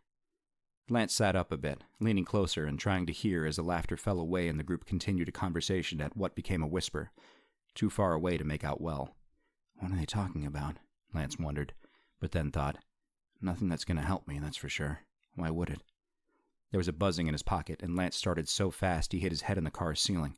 "Crap!" he mumbled, swallowing his heart back down. He clawed his cell phone from his pocket and checked the number on the display. Leah. He felt a jolt of happiness, smiled. He wanted so badly to answer, but knew now was not the time. He ignored the call and looked up.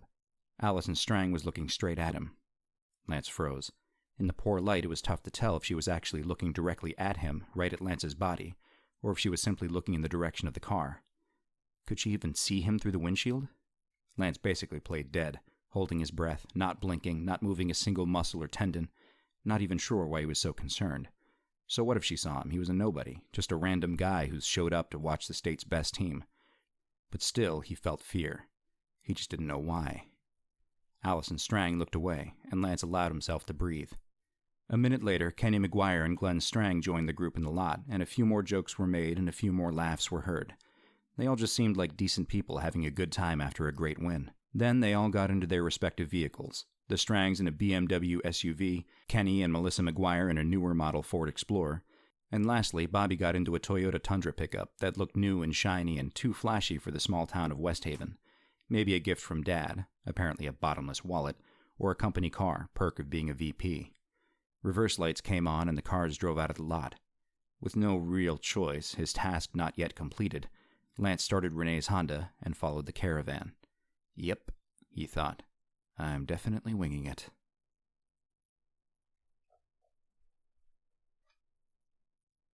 Chapter 28.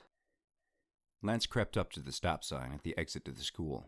The police car and officer who'd been directing traffic were gone, and Lance idled the Honda for a moment, letting the line of vehicles he planned to follow get a little bit of a distance ahead.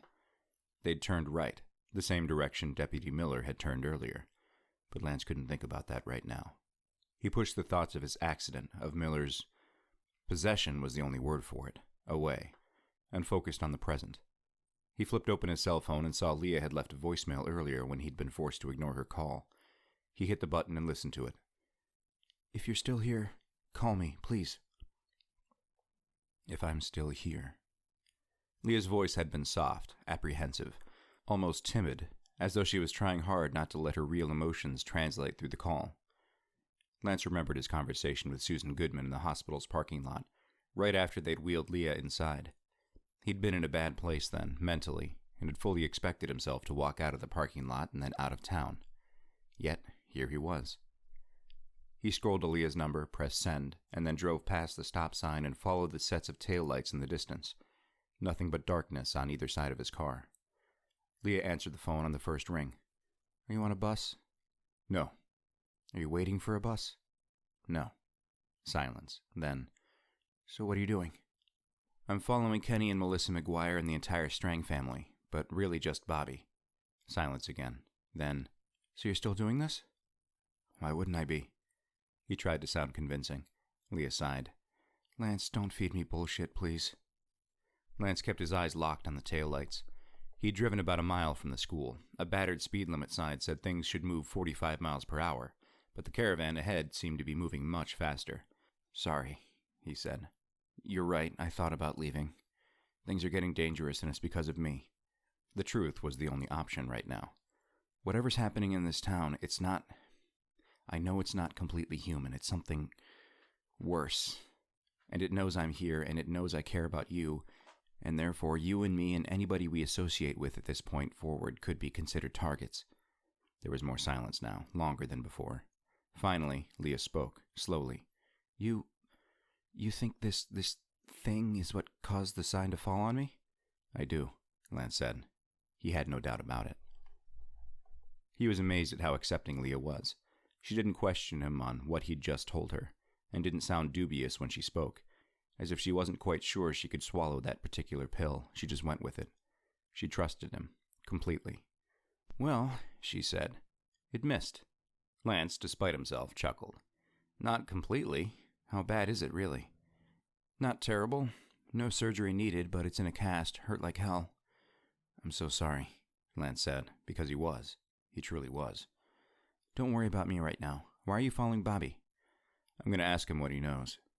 If Leah thought this was a bad idea, she didn't say so. "I guess I'll need to call Renee and tell her she can let the kids sleep in one of the motel rooms until you get back, since I'm sure it'll be past their bedtime. You've got her car, don't forget." Lance nodded. "And it's coming very much in handy at the moment." Ahead, the McGuires and Bobby Strang both turned on their left turn signals and slowed. Glenn and Allison Strang kept driving, surely headed to their luxurious abode in a more secluded area. Lance slowed as well, letting Bobby and the McGuires keep their distance. "How pissed was your dad?" he asked. "Oh," Leah said, as if she'd forgotten. Very. I'm pretty sure you're a dead man if he ever sees you again." "Yeah, I gathered that. I tried to tell him you had nothing to do with what happened to me, but, well, it doesn't matter. You're a boy, I'm his girl. Enough said." Lance nodded again. "Well, I'll try to keep my distance." "From him or from me?" Lance smiled. "Him, ideally." Silence again. Then, "Good." Lance made the left turn and found himself in a cluttered suburban neighborhood. Modest, but nice. Middle class and tidy. A neighborhood watch sign reflected in his headlights. The McGuire's Explorer made a right turn a quarter-mile up the road, heading deeper into the guts of the rows of houses, but Bobby Strang's Tundra kept straight, alone. "I need to go," Lance said. "Just me and Bobby now." "Okay, be careful. And remember, Bobby's a nice guy. Let me know what you find out. And I'll text you when I get out of here." "Where are you going?" "The motel, hopefully, but I think Daddy is hoping I'll go home with him for the night." Lance said his goodbye and hung up the phone, following Bobby's Tundra, and wondering just how nice of a guy Bobby truly was. Bobby Strang turned left down a side street, and then 3 houses later the brake lights came on, and the large truck slowed and flicked on a turn signal. Lance slowed, watched as Bobby drove into his driveway and an automatic garage door began to open, its chain and motor whirring in the still night. Lance drove past, taking note of the house, trying not to look too much like he was spying. Bobby Strang lived in a 2-story brick home with an attached 2-car garage, nothing special architecturally, a big brick box with a standard window placement and roof slants, but way more house than a single man in his early 20s needed. Lance again wondered at just how deep Glenn Strang's wallet went. The front porch lights were on, and Lance could see a sparse but well-kept flower bed lining a stone walkway leading from the driveway to the front door. The yard was empty otherwise. No trees or bushes or gazebos or anything decorative. No basketball hoop out front. Of course not. The Strangs were a football family. Lance drove down the street and found it to be a dead end, a cul-de-sac that had a house to its left and right sides, but nothing straight ahead at the end. Lance killed the headlights and carefully pulled the car into the soft, grassy shoulder, the passenger side mirror maybe 2 feet away from a tree line, dense and dark. He could have just pulled into the driveway. He was only there to talk, after all. But as Lance had learned throughout his life, as well as his brief time spent in Westhaven, things had a way of not always going as well or as regularly as you often planned. If things got out of hand and he had to quickly make an exit, he didn't want potential witnesses to remember seeing the car parked in Bobby Strang's driveway. A town like Westhaven, eventually the information would point back to Renee, which might lead to the motel, which might lead to Leah. It was a risk Lance wanted to avoid. He waited 5 minutes after parking. He wanted to let Bobby Strang take care of whatever small things most people did as soon as they got home. Kick off the shoes, toss the keys in the bowl by the door, check the day's mail, grab a drink. After waiting, Lance got out and walked back up the street. The night air had grown warmer and had mixed with the moisture, causing Lance's shirt to feel as though it were sticking to him.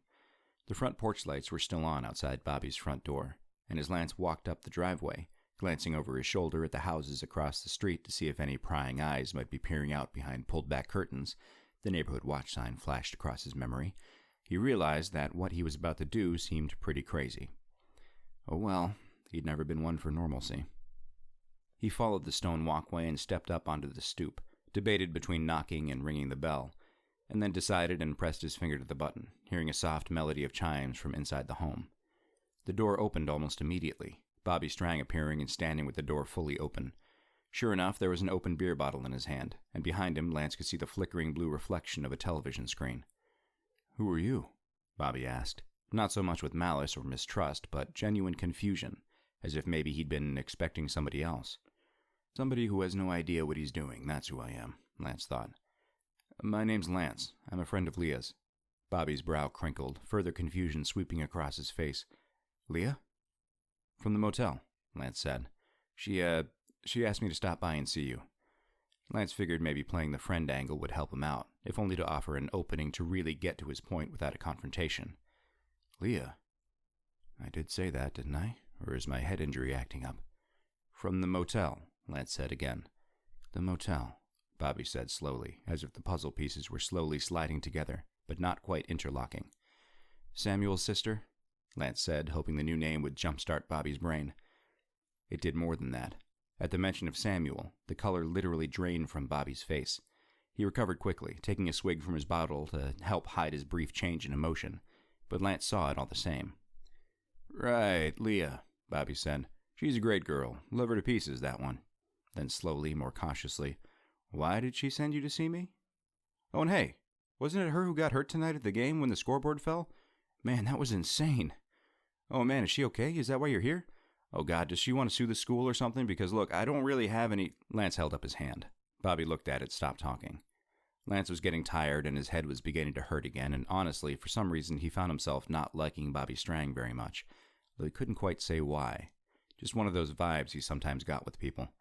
"Look, Bobby, I'm here because Leah's asked me to help figure out what happened to her brother, and as far as anyone knows, you're the last person to have seen Samuel alive before he disappeared. So I was hoping you could tell me exactly what happened that day, answer any questions I might have, and then I'll be out of your way and let you get back to your television." Bobby said nothing, took another sip from his bottle, eyes never leaving Lance's, narrowed to slits as he contemplated what Lance had said.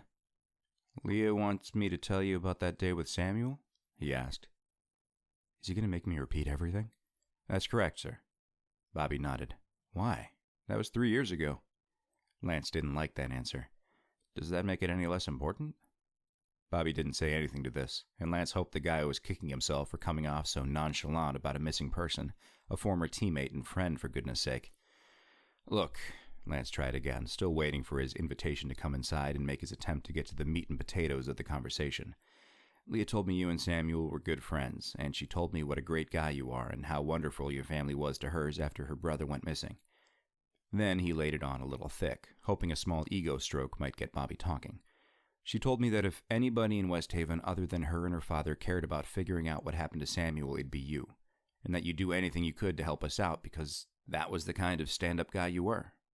Bobby listened, rubbed the back of his neck with his free hand. "I always liked Leah," he said. "Hell, if she wasn't Samuel's sister, I might have made a move. Tried to, anyway." He laughed the way guys laugh with each other when they talk about women, and Lance wanted to kick him in the teeth. Lance took a deep breath and said, "So, can we talk, just for a few minutes?" Bobby Strang took one more long look at Lance, and then his face changed. He offered a small smile and stepped aside, motioning for Lance to come in. "Sure," he said, "if Leah thinks it'll help." Lance heard the rustling of the treetops behind the houses as a breeze blew through, the leaves dancing and branches swaying and sounding almost like a steady rainfall. Then there was an odd aroma in the air, something not unpleasant but out of place, sweet but surprising. And then, as he stepped into Bobby Strang's house, he heard the faintest of voices among the sounds, a whisper, calling to him from somewhere far away. It was the voice of Annabelle Winters. "Careful," she said. Then he figured out what the aroma in the air was. It was the mixture of cinnamon and sugar and fruit, apple pie. Lance turned around as soon as he heard the sound of Bobby Strang closing the front door behind him and locking it. Then Bobby reached behind his back, quickly, skillfully, and brought his hand back around, pointing the barrel of a pistol directly at Lance's chest. Leah, Lance thought, Bobby is not such a nice guy.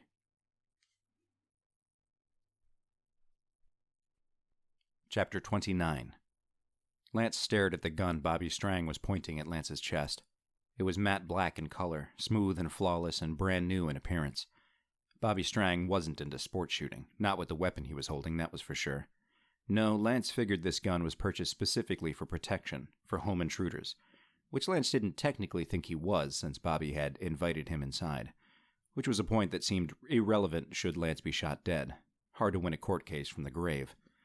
Bobby Strang stood still, silently staring at Lance and keeping the gun trained directly at Lance's center mass. He looked unsure, as if he were expecting Lance to make some sort of play for the weapon, some sort of attempt to fight back.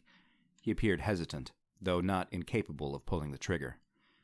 Lance replayed the moment in his head when Bobby had reached behind his back and pulled out the weapon, likely tucked into the waistband of his pants for easy access. No way he was carrying that at the school, Lance thought. He slid that into his pants when he got home, which meant... "She said you might come," Bobby Strang said, his voice suddenly full of contempt, which meant he was expecting me.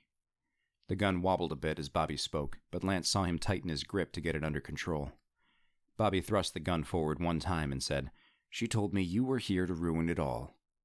"Did she?" Lance asked. Bobby had unwittingly confirmed what Lance and Leah had grown to seriously suspect. There was a woman in Westhaven who was either directly or indirectly responsible for the football players' disappearances. Bobby nodded. "She said you thought you were here to save them all," he said, "but really you were just making it that much easier." Lance nodded this time. "Of course, I like to do what I can to help." Bobby Strang gave Lance a funny look, digesting the sarcasm. Once it hit, he jerked the gun forward again and spoke louder. "You think this is a joke? You think she's just going to let you walk away from all this? You're toast, pal. I hate to say it, but you're a dead man." Lance had no idea what exactly was going on, but he did know that the longer he could keep Bobby talking, the more time Lance would have to figure out what he was going to do in order not to die, which seemed like a top priority at the moment. "How did she know I was here?" Lance asked. Bobby shrugged, laughed. "Fuck if I know, man. How does she do any of the stuff she does? My dad calls her the voodoo bitch doctor, but we don't understand any of it. She's always..." There was a loud blast of music from Bobby's pants pocket, startling both men.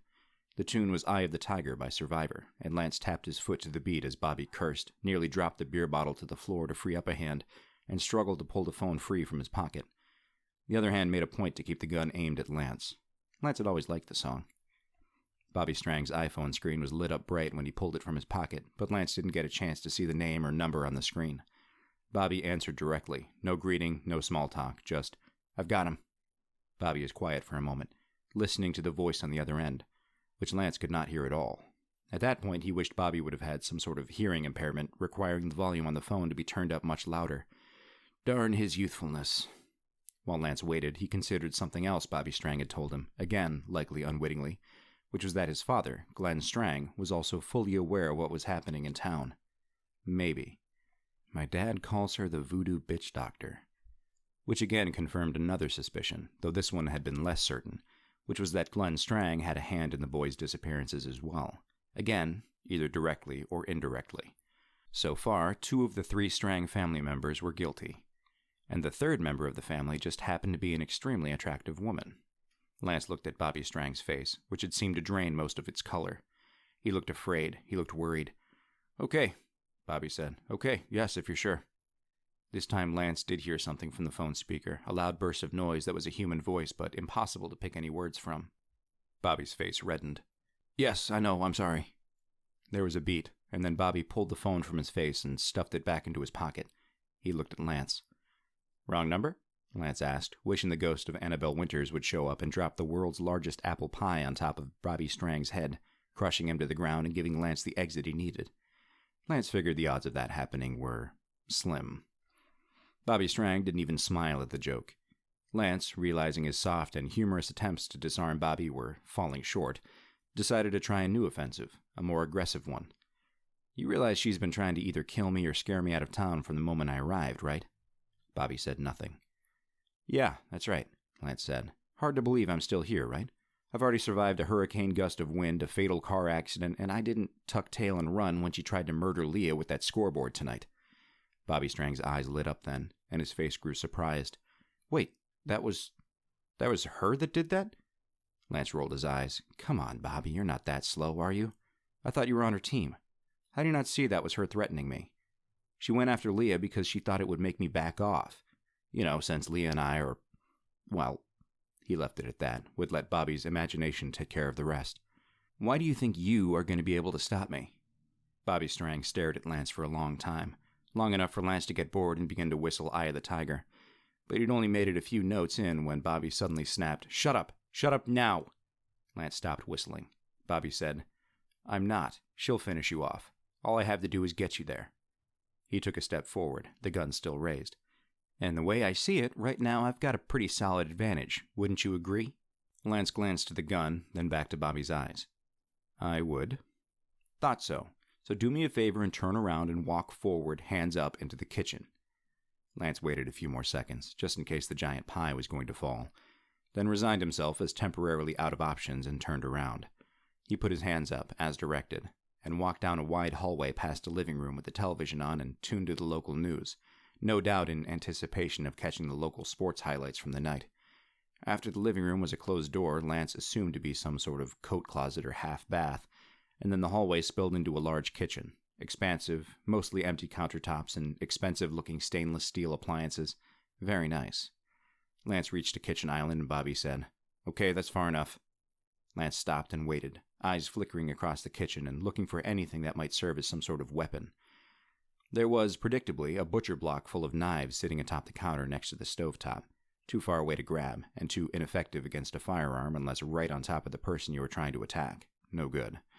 There was a fancy coffee maker with a stainless steel carafe next to the sink, which might be good for being slammed into the temple or across the bridge of the nose, but again, the distance thing was a problem.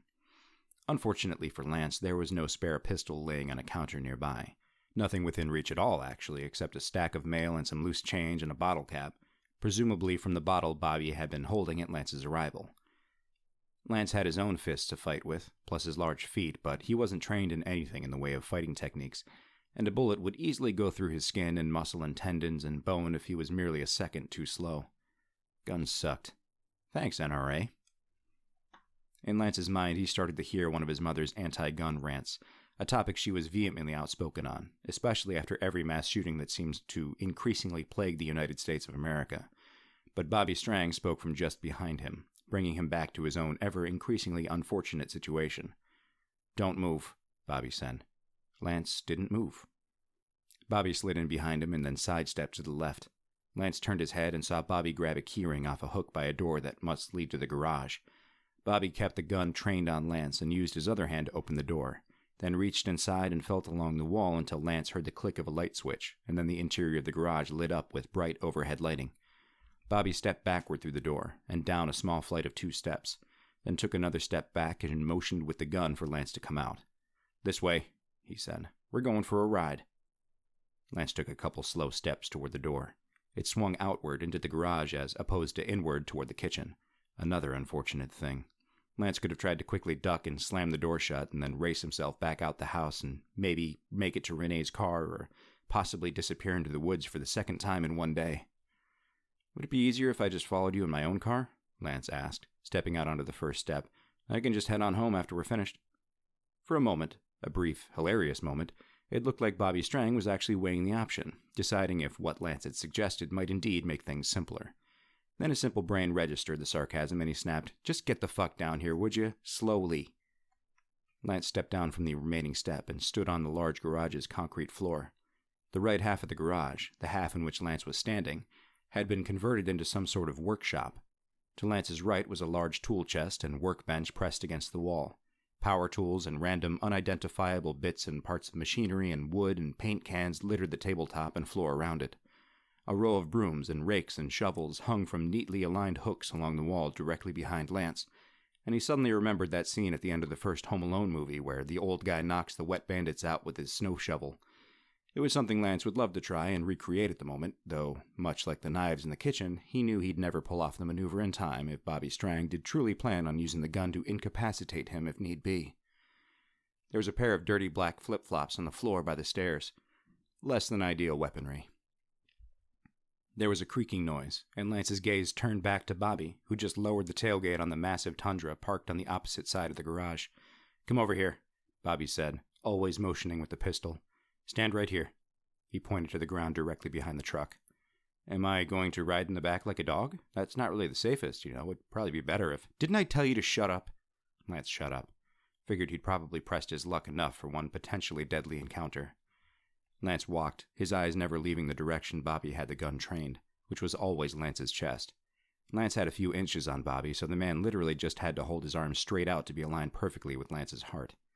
Lance walked around to the back of the truck, Bobby turning in a small semicircle as he did so, and then stopped directly behind the truck's open tailgate.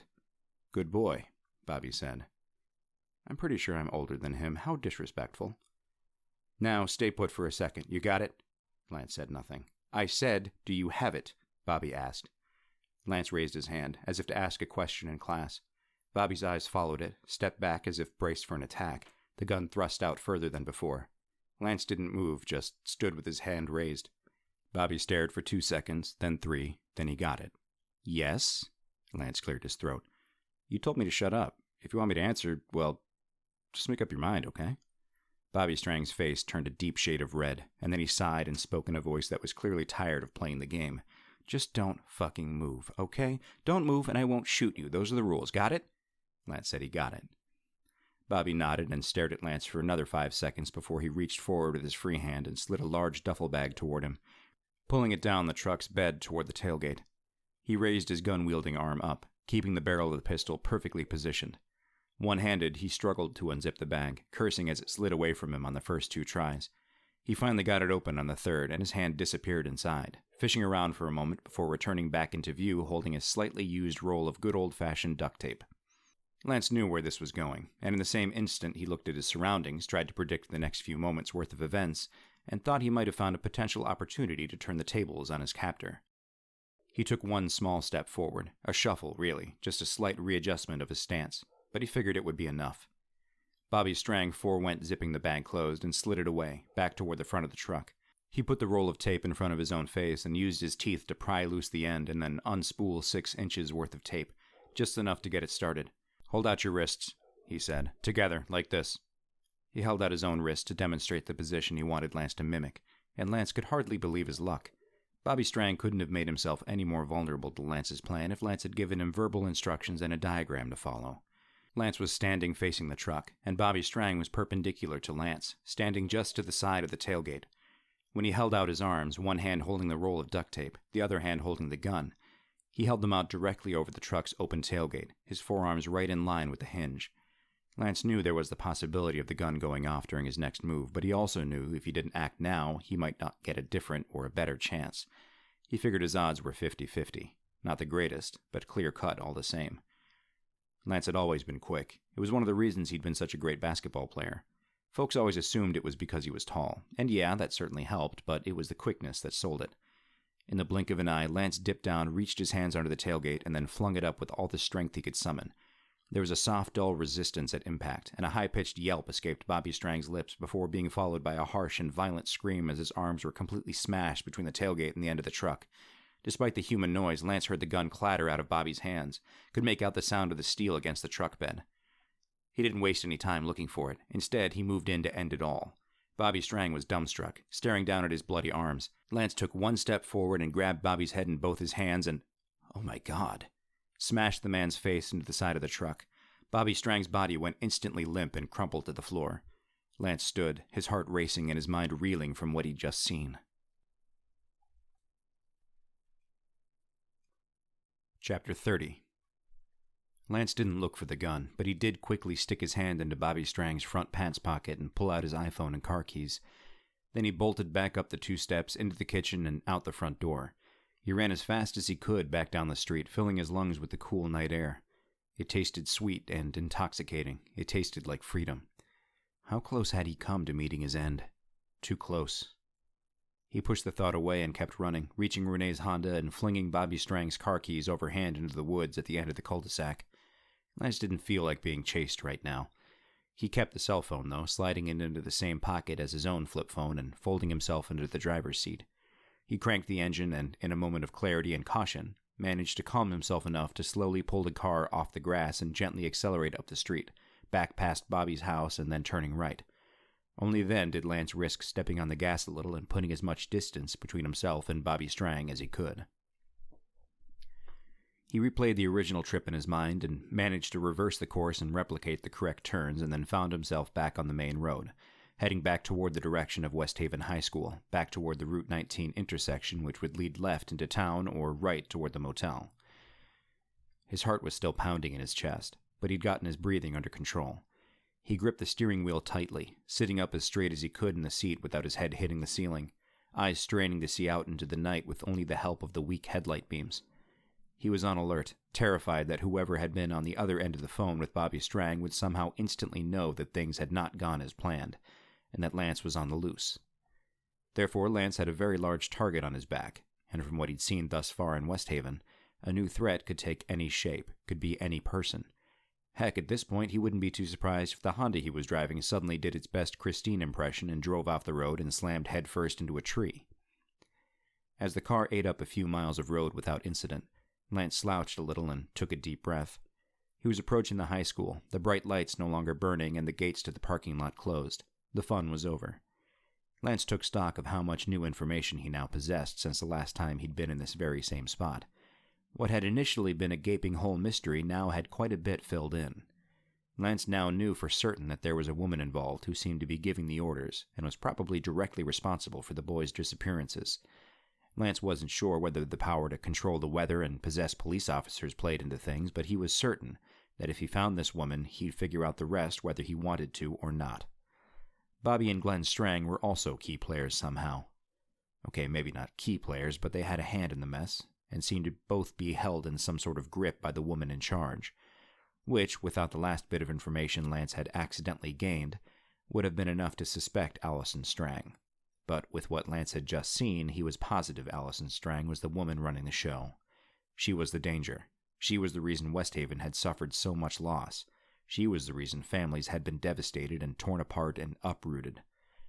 Lance never planned on getting the visions, and he could never figure out why some people's lives flooded into him like a rushing river and others didn't show him a single thing, not their favorite color or middle name or even their current thought. But when Lance had grabbed Bobby Strang's head to slam it into the side of the truck, he'd seen something so shocking and disgusting it made his stomach turn. It happened in an instant. As if at the single second Lance and Bobby Strang's bodies had connected, Lance had received a file upload of Bobby's memory at the fastest bandwidth known to man, faster even. A single touch, instant knowledge. Lance shuddered as he remembered the scene. The bedroom, the ruffled sheets, the backside of her naked torso, the long blonde hair sticking to her shoulders that are slick with sweat, the gentle moan as she rocks back and forth atop Bobby Strang's. There was a vibration in Lance's pocket, and he jerked back to reality. He'd not passed a single car on the road and was about to approach the stop sign at the Route 19 intersection. He slowed the car and flipped on his right turn signal.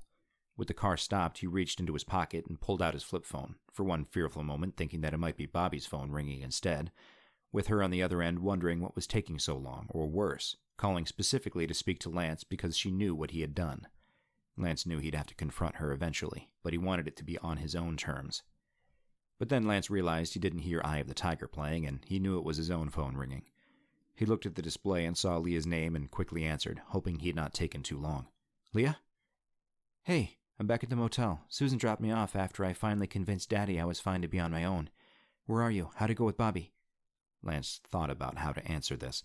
He made the right turn and drove the Honda toward the motel, toward Leah. It didn't go so great for me for a while, but it ended up worse for Bobby.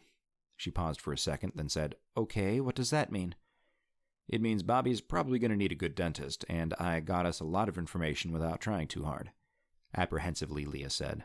Why does Bobby need a dentist? Because I slammed his face into the side of that expensive truck he drives. Lance, why? Well, for starters, he pulled a gun on me. Silence. Lance could see the lights from the motel up the road, 30 seconds away now. But Bobby's got bigger problems than some busted teeth, Lance said. Like the fact that he's sleeping with his mother.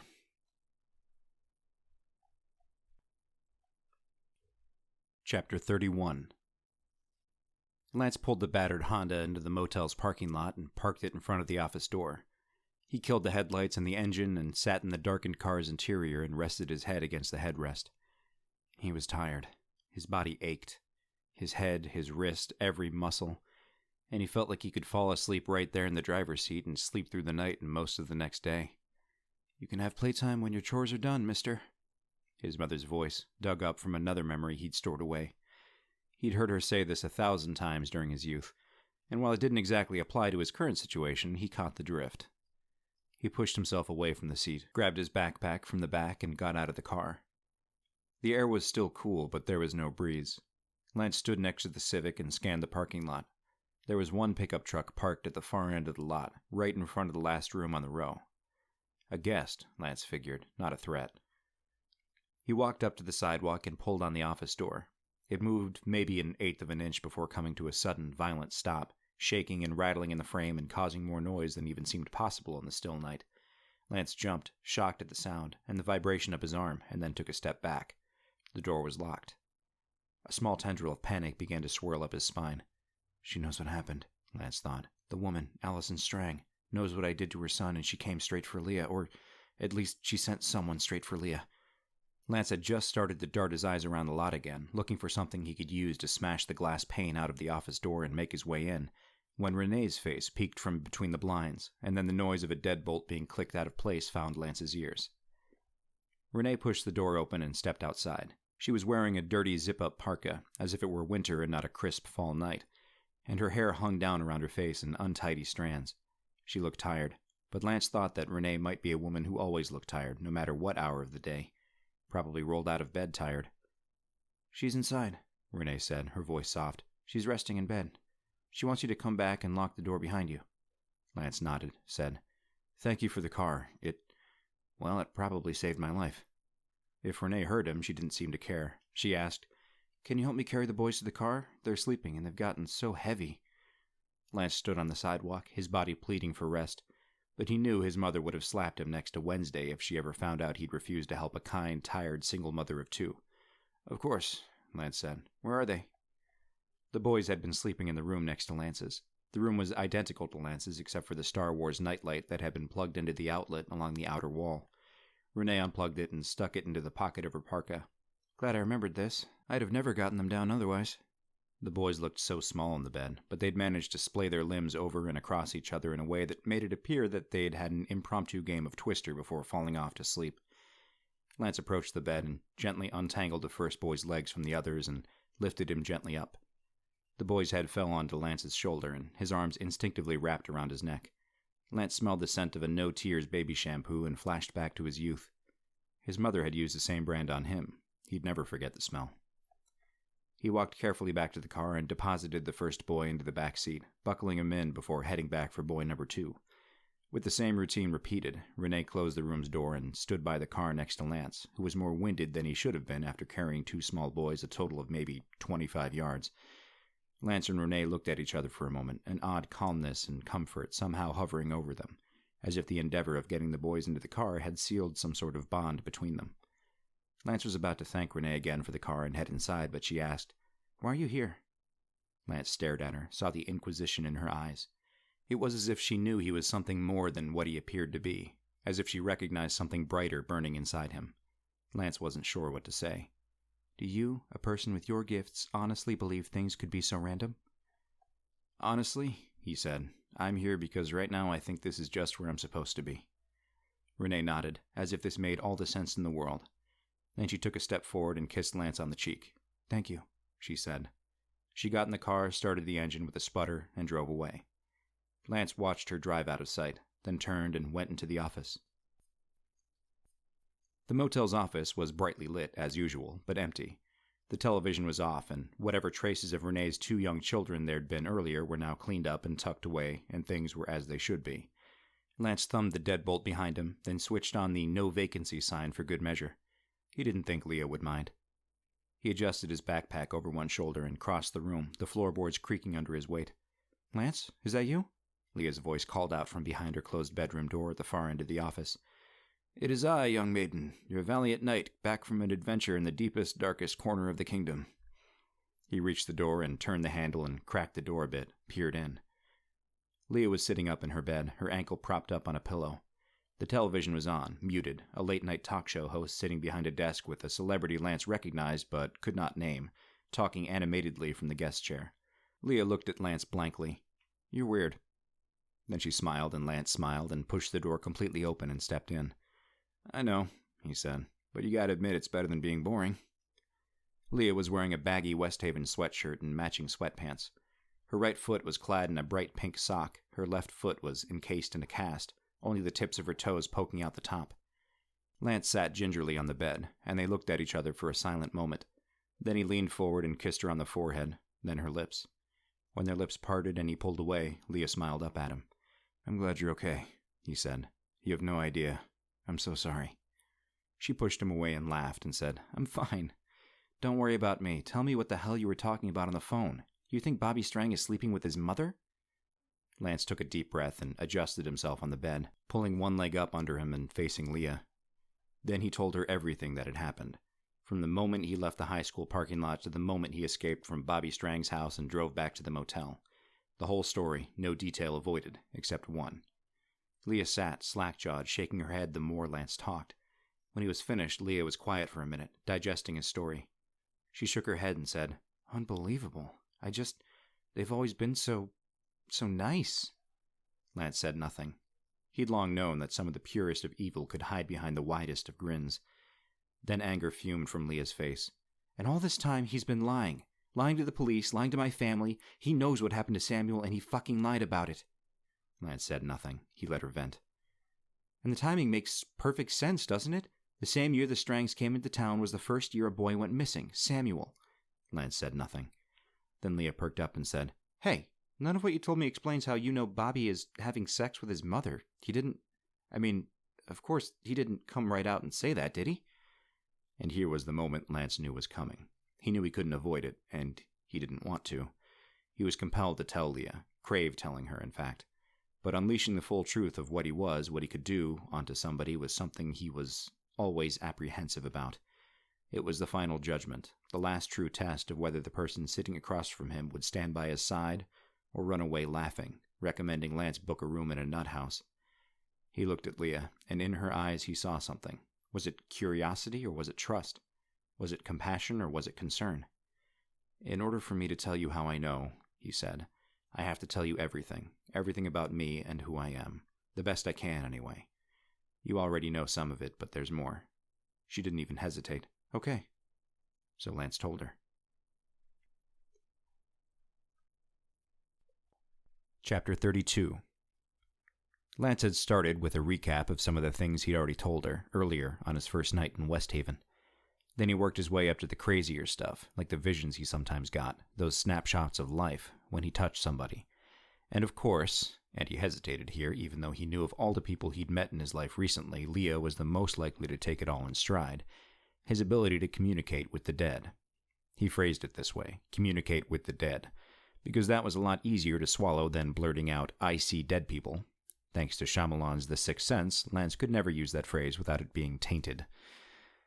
Leah had been quiet through all his explanation, never saying a word, just staring up at him with wide-eyed fascination and nodding her head from time to time as if she completely understood everything Lance was saying. It wasn't until he got to the communicating with the dead part that she finally spoke up to ask a question. Lance couldn't blame her. Wait, what do you mean you can communicate with them? Like you hold a seance or something? You can speak to them across dimensions, or what? Lance shook his head. That's movie stuff. Well, yeah, maybe some people do it that way. Who am I to say what's phony and what's not? But for me, it's a lot simpler. Sometimes they whisper things to me in my head, show me things, but often... Here we go, he sighed. Often they just show up next to me and start to talk, though it's never for very long and usually not frequently. I think it takes a lot of energy, I guess, to show themselves like that. Like I said, I can't explain this stuff, but I've long since had to accept it. Since when?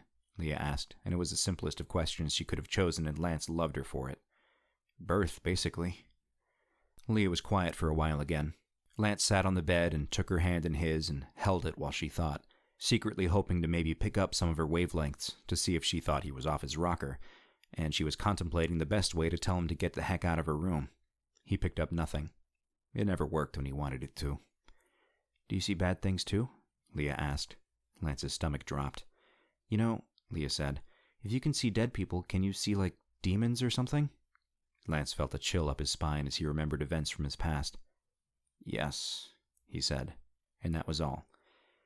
Leah must have heard the coldness in his voice, or maybe didn't want any further verification that spirits of the damned walked among them, because she dropped the subject.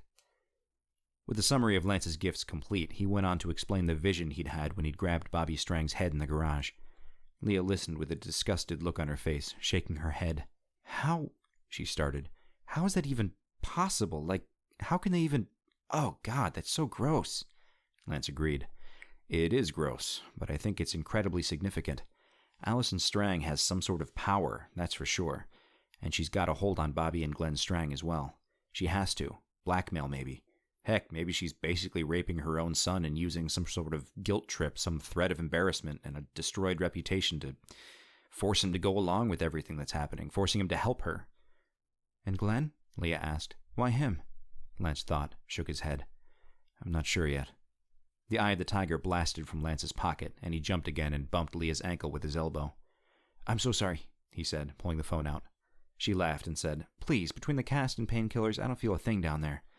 When did you change your ringtone? Oh, wait, when did you get an iPhone? Lance sat on the bed and looked at the screen, the music loop starting to repeat.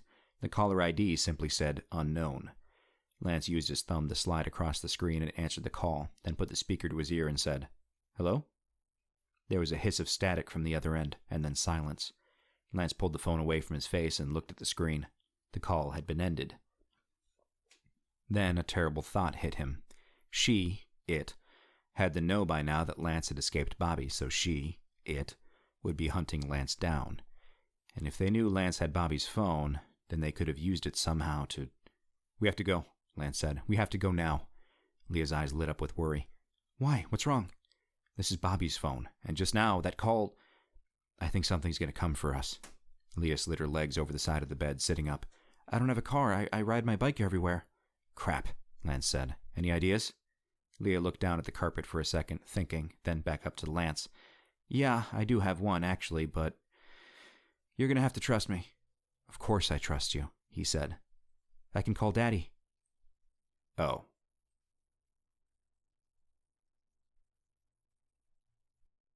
Chapter 33. Leah used her cell phone and made the call. Lance listened, half worried and half curious as to how she'd play it. She kept things simple and to the point. "I've changed my mind, Daddy. Can you come pick me up?"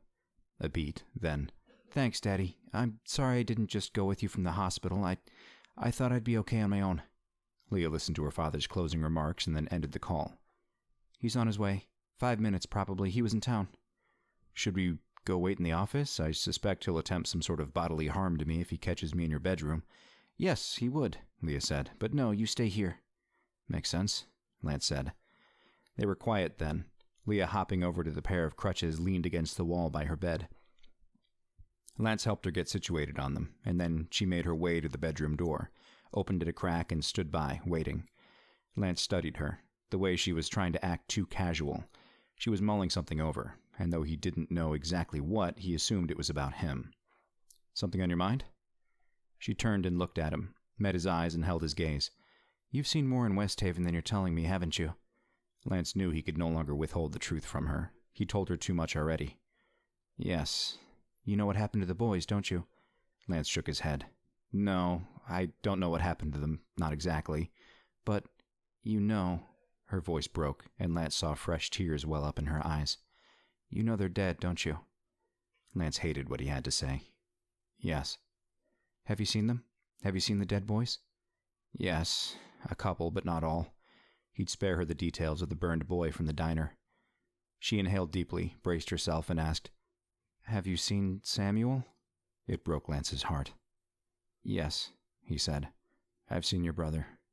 Twice. I'm so sorry, Leah." She closed her eyes, and Lance wanted to go to her, wrap his arms around her and hold her tight. But something held him back. Something told him she needed her moment. Leah took 2 more deep breaths, and when she opened her eyes, they were clearer, almost relieved, the tears drying. She nodded. "It's okay," she said. "It's okay. At least now I know the truth. No more wondering, no more worrying." She laughed, and the noise seemed so foreign. "Is it weird to feel so happy to know your own brother is dead?" Lance said nothing. Leah stayed quiet for another minute, and then she looked at Lance once more and asked, with a voice just above a whisper, "Lance, are you some sort of angel?" The question floored him, caught him completely off guard. Never had this idea been proposed to him, and never had he thought it to himself.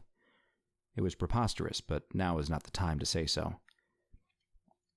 "No," he said, shaking his head. "I'm pretty sure I'm not an angel. I'm just a normal guy who occasionally gets a hunch and hangs out with ghosts. No big deal." Leah laughed, wiping the last remnants of tears from her cheeks. She smiled at him, and he was about to go across the room and kiss her when they both heard the low rumble of a muffler, getting louder and louder with each passing second. At the sound of the truck, Lance suddenly became very uneasy. He trusted Leah had a plan, but being confined to the bedroom, if her father came in and ignored Leah's attempts at palaver, Lance would have nowhere to run, and would likely stand little chance in a brawl with the man. The hum of muffler and roar of motor continued to crescendo, and then reached its peak, stationary outside the motel's walls. Then the noise died, and there was the slam of a car door, some heavy footfalls on the asphalt and then sidewalk. Then the office door rattled with force, but did not open. "Shit," Leah said. "I forgot to unlock the door." A fist pounded on the door hard enough to rattle the glasses atop the entertainment center. Leah! Leah, are you okay? Lance heard the panic in the man's voice. This wasn't starting off well. Leah was moving then, making her way across the office as quickly as she could on her crutches. Lance stayed put in the bedroom and tried to figure out where to wait. He chose leaning against the dresser along the far wall, mainly because it put him as far away as possible from the bed, which was the last place he wanted to be caught by a father of a girl he'd gotten involved with. Lance heard the deadbolt slide and then the door open. "I'm fine, Daddy. It's okay, I promise." Samuel Sr. didn't answer right away, and Lance imagined him standing in the doorway, the man's thick neck practically creaking with muscles as he scanned the office and looked for threats, looked for something wrong. Finally, the man spoke, cheerfully. "You ready to go, sweetie? Don't you want to bring a bag or something? You don't have much at the house anymore. It's been a while since..." "Daddy, I need to tell you something. I need your help, but you have to promise me you can stay calm and promise me you'll believe me and not lose your temper." There were a few seconds of silence between them before the man said, "What's going on, Leah? What's this all about?" Lance could tell the man had been almost expecting something like this to happen. A parent's intuition is strong, no doubt about it. "You have to promise me, Daddy. I'm going to show you something and tell you some things, and whether you believe me or trust me or anything, you have to promise me, as my father, that you won't yell and you won't hurt anybody. Can you promise me that?" Lance silently thanked Leah for the bit about not hurting anybody. "Baby girl, you know I'll do anything I can for you." "Daddy, I'm serious. I don't just want words, I want action. I have to know I can trust you on this." Leah's sudden outburst seemed to resonate with the man, because the next time he spoke, he was somber, quiet. "I promise, Leah. I haven't even had anything to drink tonight." "Okay," Leah said. "Lock the door again and then follow me." Lance heard the deadbolt slide again, followed by the unsteady rhythm of Leah's crutches and her father's heavy boots coming across the office floor and getting closer. Leah came into view in the bedroom doorway, and she moved forward, coming toward Lance. Her father, wide and tired-looking, filled the doorway and stopped. He saw Lance at once, and the sudden shift in his eyes made Lance very grateful Leah was standing between them. Samuel Sr. was wearing the same outfit as earlier in the diner and the hospital parking lot, the dark and worn blue jeans and a white undershirt. Lance once again took notice of the labor-born muscles of the man's arms and shoulders. One solid blow to the head from a fist connected to that torso, and Lance would be down for the count. The rage in Samuel's eyes flared, and then, miraculously, softened to an exasperated, desperate pleading. He looked at Leah, his expression one of disappointment. "Leah, I want the truth, and I want it now. Who is this guy? And your answer better be good, because from the timing of things, he's the suspicious guy that's been spotted all over town and seen with you at the football game, and he's the one who crawled out of the fucking ambulance with you after you got hurt. And now, despite my best efforts, he's still here, standing in my daughter's bedroom, the last place on earth I'd ever want to see him." Lance couldn't disagree with that last part. At least he and Samuel Sr. saw eye to eye about something. "So," Leah's daddy continued, "what's the explanation? Tell me why I shouldn't kick his ass right now and then drag him to the sheriff's office." The man folded his arms across his broad chest and leaned against the doorframe, putting his muscles on display. Lance said nothing. Leah said, "Remember your promise, Daddy." Samuel Sr. nodded and never took his eyes off Lance. "If there's no problem, there's no problem." It wasn't much in the way of a philosophical mindset, but Lance figured he understood the man's point. It was up to Leah now to convince her father that there was, in fact, no problem. At least in regard to Lance being alive and well and in their presence. "Daddy," Leah started, "this is Lance. He's a new friend of mine, and, well, he's not like other people." Samuel Sr. had no comment. Waited. "He's got special gifts, Daddy. He can hear things and feel things and see things that other people can't." With still no sense of response from her father, Leah blurted, "He's helping me figure out what happened to Samuel and the rest of the boys, Daddy. He's here to help us. And now some things have happened, and we need your help. I can explain more later, but right now we have to go. So please, please, can you take us in your truck? We'll figure out where once we get on the road." Leah stopped talking then, and Lance knew how frustrating it must be for her to try and squeeze so much information into a rush of a speech, trying to keep her daddy from boiling over and disregarding her. Lance knew his story didn't make any sense, and was near impossible to fully explain, even with unlimited time and with the most open-minded of listeners. Samuel Sr. was quiet for a long time, so long that Lance thought maybe Leah had caused some sort of temporary shutdown in the man's head. That of all the possible explanations Leah could have given her father as to why Lance was there, the honest truth was so far beyond comprehension that the man was shocked into silence. Lance was wrong. Leah's father uncrossed his arms and straightened himself. He spoke softly to his daughter. "Your brother disappeared nearly 3 years ago." "I know, but—" "The whole town looked for him. The sheriff's office did everything they could, and when the other boys started to go missing, the state police started working on it too. And you know what they found? Not a goddamn thing." "Daddy, I know all this, but—" "So you know what I think?" "You know what I think, Leah?" The man took a step forward, and Lance took a step backward, bumping the dresser. "I think this guy here, this new friend of yours, I think he's using the memory of your brother to get into your pants." "Daddy!" Another step forward, but Lance had nowhere to back up further. "He's duping you, sweetie. He's saying whatever it is he thinks you want to hear. Guys do that, Leah. That's all guys do with pretty young ladies like yourself." He turned his head and spoke directly to his daughter. "I'm not surprised. Not with him, that is. But I am surprised you fell for whatever bullshit he's been feeding you. I thought you were smarter than that, baby girl. In fact, I know you're smarter than that. Which must mean this guy here is one slick dick." Lance saw a flicker of something to his left, and turned his head ever so slightly to see that the television screen had changed from the muted late-night show, and was now filled with nothing but snowy static.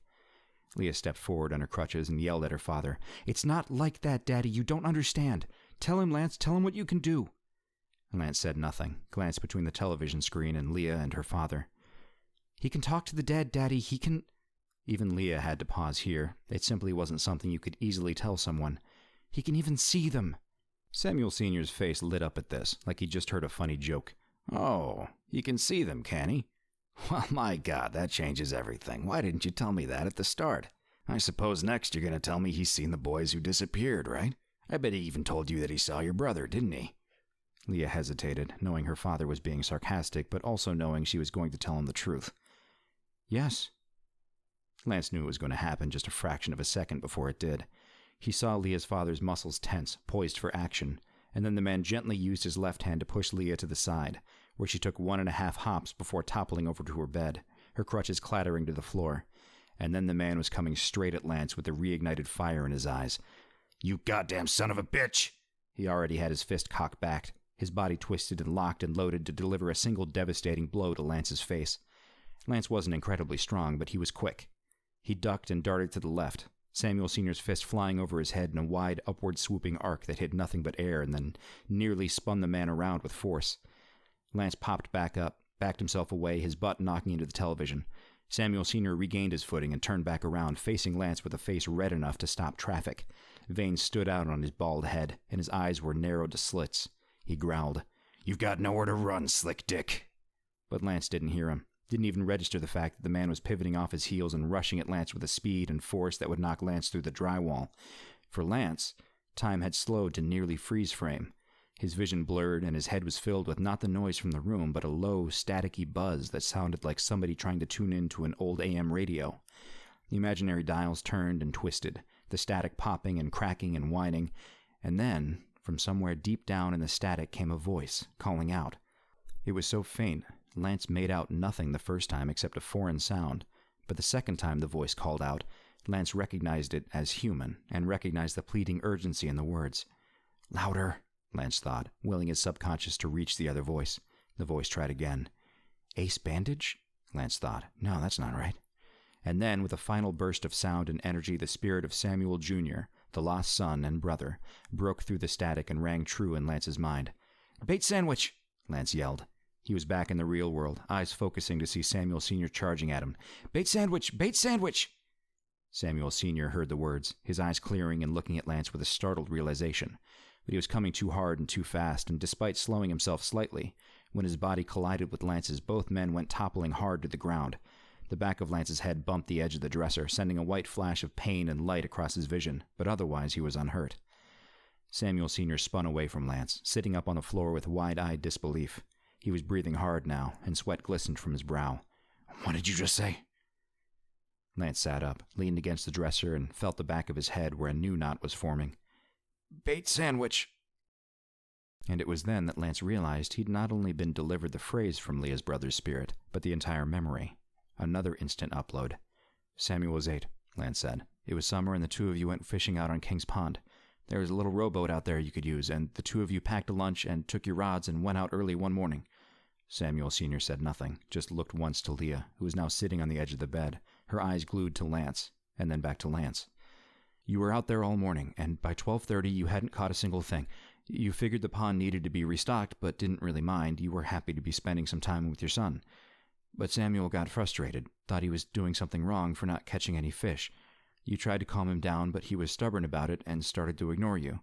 And then you made a joke to try and lighten the mood. You told him not to worry. You said that even if the two of you didn't catch any fish, you had plenty of worms left and you could just have bait sandwiches for dinner."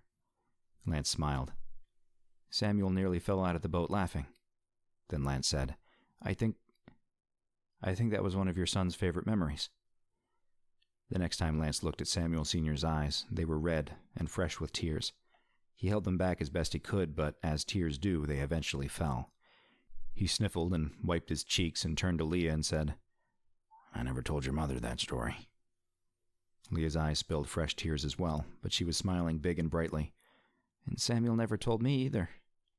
Samuel Sr. pushed himself off the floor and rushed to his daughter, sitting next to her on the bed and wrapping her in his strong arms. Leah buried her face into her father's chest and cried, and her father stroked her hair and said soft things to soothe her and cried his own cry, his tears dripping on top of her head like raindrops on a roof. Lance said nothing, just watched as a father and daughter who'd for so long been apart took the first step in coming back together. When they were able to compose themselves, Samuel Sr. pulled away and stood from the bed, walking toward Lance. He stuck out a calloused hand and Lance took it, allowing himself to be pulled up. "I normally don't believe in this sort of stuff," Samuel Sr. said. "I mean, who really does?" "Not many people," Lance said. "Why would they?" "But there's no other way on Earth you could possibly know about that day on King's Pond. No other way except—" He trailed off, wanting Lance to say what he was too unsure to say himself. "Your son told me, sir," Lance said. "Right before you speared me to the ground, I think he was trying to help me stop you, help me show you what I really am." "And what are you?" Sam Sr. asked, nothing but curiosity in his voice. "A friend," Lance said. "I'm a friend." Samuel Sr. looked Lance in the eye for what felt like a full minute, and then nodded. "Can you look me in my eye right now and tell me, man to man, that my boy is dead?" Lance stood tall, looked the man in the eye. "I'm sorry, sir. But yes, he is." Samuel Sr. nodded again, and Lance saw the flash of pain cross his face. But the man repressed whatever he had briefly felt and said, "I figured as much. I mean, all this time. But still, to finally know, to have God's honest answer, I just... Thank you." Lance said nothing. "And you think you can figure out what happened to him?" Samuel Sr. asked. Lance nodded to Leah. "We've learned a lot today, and we think we know the next step to take, but with all due respect, sir, I'll have to fill you in later. Right now, we've got to go. I think whoever murdered your son is coming here, or sending somebody here to stop us from stopping them." Samuel Sr.'s eyes began to boil again. "Then I'll stand right goddamn here and wait for them. They'll be sorry they ever decided to." "Sir, again, with all due respect, what's coming for us might not exactly be human. And in that case, I think it's best we tuck tail and run, at least for now. At least till we get a plan." Samuel Sr. didn't have much of a response for this, but Lance's story about King's Pond had instilled enough of a trust in Lance's words that he didn't argue. He thought for a moment and then said, "Okay, let's go. Leah, the shotgun's still behind the counter?" "Of course," she said, getting up and adjusting her crutches under her arms. "Lance," the man said, "go grab it. I'll meet the two of you in the truck, and then you can tell me what you know and how I can help." "Yes, sir," Lance said. And when Samuel Sr. left the room, Lance turned around and looked at the small television. The snowy static was gone. Back in its place was the late-night show. Chapter 34. Leah's daddy's truck was black, blending seamlessly in with the night sky, at least 10 years old, and had a regular cab with a simple bench seat. Samuel Sr. was sitting behind the wheel when Lance and Leah made their way out of the office, Lance with the shotgun held sheepishly in his hands, and Leah turning to lock the deadbolt with a key she quickly shoved back into the pocket of her sweatpants. Crutches under arms, she made her way quickly, but somewhat clumsily, to the truck, and Lance opened the passenger door for her. She tossed her crutches into the bed of the truck, and then the two of them climbed in, one after the other, Leah the middle of a very awkward sandwich between the two men. Lance adjusted the shotgun at an angle across his lap, the barrel pointing directly at the floorboard. Any mishap would hopefully only blow a hole in the bottom of the old truck, or maybe take a toe or two from Lance. With his new weapon in place, Lance pulled the door closed and said, "Okay, let's go." His skin suddenly prickled with goose flesh. He looked out the window and saw nothing, but still he repeated, "Let's go." Samuel Sr. cranked the engine, and the truck roared to life with a near-deafening assault on the ears. The muffler hummed and the seats vibrated, and Lance felt as though he was about to be launched from a rocket. But then Samuel Sr. shifted into reverse, and everything quieted down a little. And once they started driving down Route 19, the vibrating and rumbling dulled, and Lance could hear himself think again. "Know how to use one of those?" Samuel Sr. asked. Lance glanced over and saw the man eyeing him, pointing to the shotgun. "No, sir, never fired anything other than a slingshot in my life. And my mother took that away from me when she found out." "Some sort of pacifist, your mother?" Lance thought for a moment. "You could say that," he said. Leah's daddy nodded once. "It's okay." Then, "Loaded, Leah?" "Of course," Leah said. "Always is." "Good girl." There was silence then, and Lance figured Samuel Sr. had assumed Lance was smart enough to figure out the mechanics of shooting the shotgun on his own without much trouble. If it came to it, and Lance certainly hoped it wouldn't, Lance would aim, pull the trigger, and then see what happened. Leah's daddy turned down a side road Lance had passed earlier in his walks, a desolate-looking jut from Route 19 that had been nothing but high grass and trees as far as Lance could see. The truck hit a bump in the road, and three of them all bounced in their seats with soft grunts. Lance glanced again at the shotgun, nervously, was suddenly very fond of his toes. The headlights cut cones of light down the dark road. The asphalt was cracked and chipped and dotted with holes. The truck's suspension practically screamed, but the ride was tolerable once you braced for it. The high grass grew higher and higher, becoming trees. Branches began to encroach on the road, creeping toward the truck. "You were at the motel last night, weren't you?" Samuel Sr. asked, swerving the truck to avoid a large hole. A calm, practiced maneuver he must have made frequently. Lance looked at Leah. She nodded. "Yes, sir," Lance said. "I was hiding in Leah's bathroom when you stopped by." Lance wasn't sure why he insisted on divulging such a level of detail, but at this point he felt honesty was the best course of action, even if it was beyond usefulness. Samuel Sr. spoke again, this time turning to Leah. "And you knew what he was then? When you were hiding him from me? Lying to me?" Leah put a hand on her father's forearm tenderly.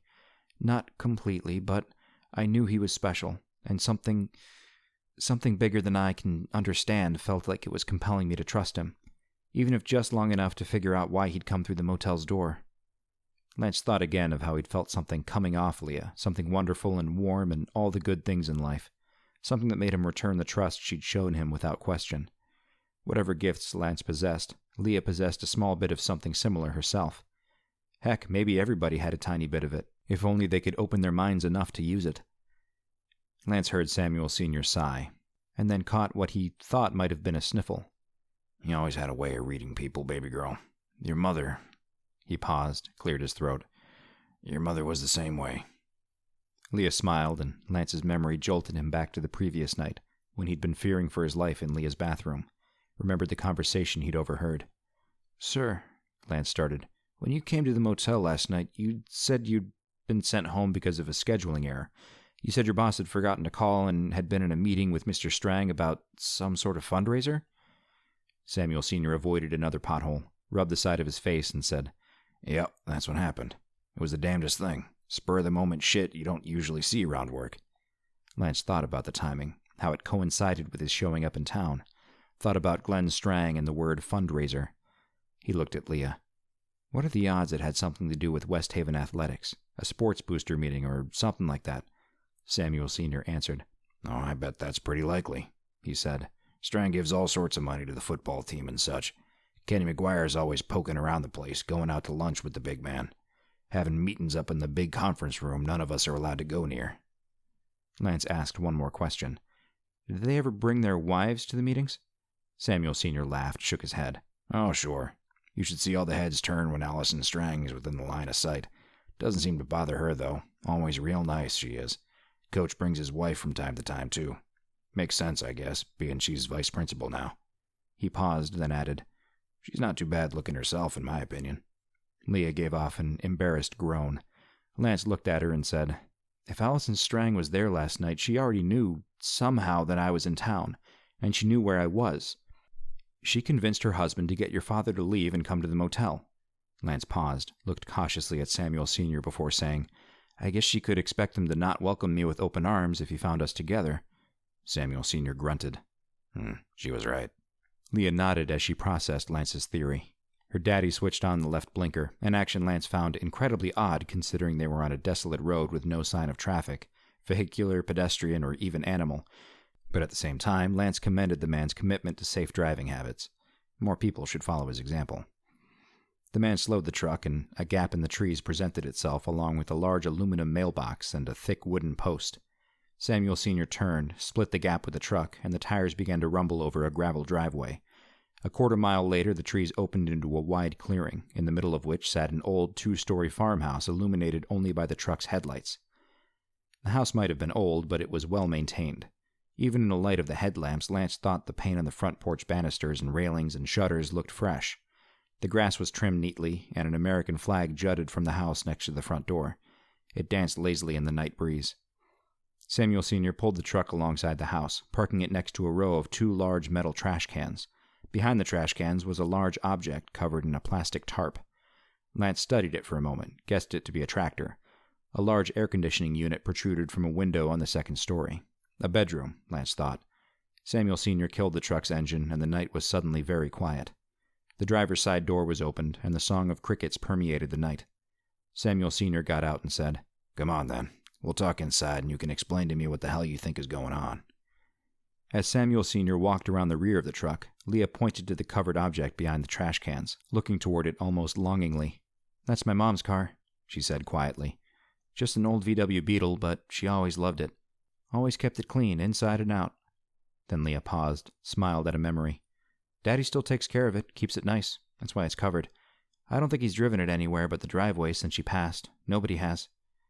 Lance pondered the complexity of the human mind, human emotions. He ached for this broken family. Lance opened his own door, mindful of the shotgun. He got out and then extended his hand and helped Leah out. She hopped up and down until she got her crutches situated, and then they rounded the house and took the 3 steps up the front porch and went inside, where they found Leah's daddy sitting at a kitchen table with 2 cans of light beer in front of him. One was already cracked open, and Samuel Sr. slid the other across the table's worn surface toward Lance. Lance caught the can, stared at it, his mother's opinion of alcohol weighing heavy on his mind. Plus, Lance generally disliked the taste. But in this particular situation, Lance figured it would be extremely rude to decline the friendly offer, especially from a man who'd already attacked him only a couple hours ago, and was the father of a girl he'd kissed multiple times today. Lance rested the shotgun on the floor next to the table, terrified that if he simply leaned against it, the wall would accidentally fall over and blow the brains out of him or one of his companions, which aside from the certain death would make an awful mess to clean up. He sat in one of the empty chairs and took the beer, popped the top, and took a small but respectable sip. The taste was bitter and sour and awful. He swallowed and tried his best not to grimace. With the duty done, he set the can back on the table, wiped his mouth with the back of his hand, and said, Long story short, sir, we think Allison Strang is murdering the boys. Samuel Sr. shifted in his chair, the old wooden boards of the flooring creaking under his weight. He stared at the table, sliding the beer can back and forth between his workman's fingers. Lance looked around the kitchen, saw creamy white appliances along with chipped but clean countertops, the kind of things that would have been new and modern and all the style 20 years ago, but now looked dated, yet respectable. Well kept, like the front of the house. Leah's daddy took pride in what was his, that was certain. There weren't even any cobwebs or dust on the overhead light fixture above the table. Samuel Sr. lifted the beer can to his mouth and took a long gulp, burped under his breath and then looked at Leah, and then to Lance, eyes narrowed. Look, I'm trusting you, only because of the thing you knew about my son. The bait sandwich. But this, you're going to have to explain. Lance nodded, but hated the time they were losing by having to recap again what he and Leah had figured out. There was no deadline, so to speak, but the longer they waited to take some sort of action, the higher the chance Lance would be stopped, or worse, others would be hurt.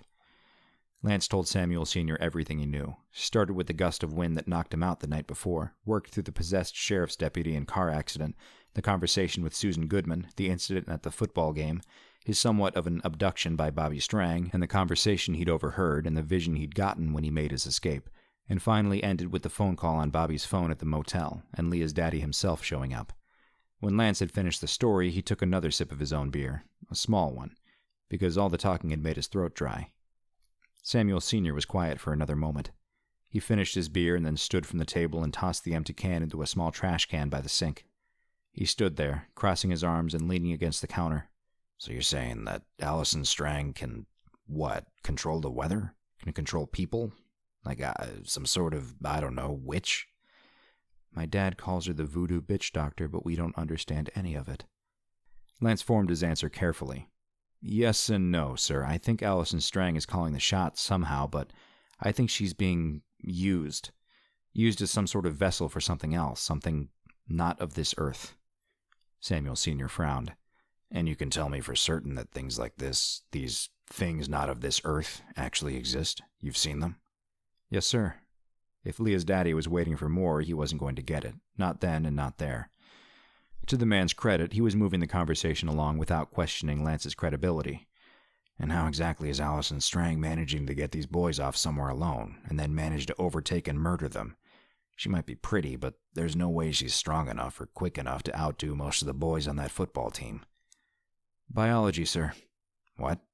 Sex, sir. She's using sex. At least, that's what I think. Samuel Sr. grimaced, and then made a face as though he'd be sick. God, and you're positive she's sleeping with her son? Her own goddamn son? It appears that way, sir. Samuel Sr. ran a hand over his closely shaved scalp, blew out a big breath of air. So, what exactly do we do about any of this, assuming it's all true? He added. Lance looked at Leah and took a deep breath of his own. At this point, I think it's best everybody stay out of it as much as they can, and I'll go find Allison Strang. Leah's eyes widened, and she said, Nope, no way. We're going to help you. From what we know, the entire Strang family is working together in this. There's no way you can fight off all three of them. They'll kill you for sure. Lance shrugged. Maybe, but maybe not. They might let me go with a warning. This isn't funny, Lance. No, it's not, he said, but it's also something that none of you can help with. This is coming down to me versus her, or it, or whatever. And I don't suppose the police would be any help, Samuel Sr. said, opening the refrigerator and popping the top of another beer. Haven't been up until this point. Correct, sir. I don't think this is something they'll be of use to us with until we can present them with solid evidence. Also, I was seen fleeing the car accident earlier by the truck driver that called in the wreck. If the gossip mill in town was already concerned about my showing up here, the police are definitely looking for me now, especially with one of their own dead. And then, as if waiting for their stage cue, the blue lights of a police cruiser began dancing off the kitchen walls and were followed by the sounds of tires crunching on the gravel outside.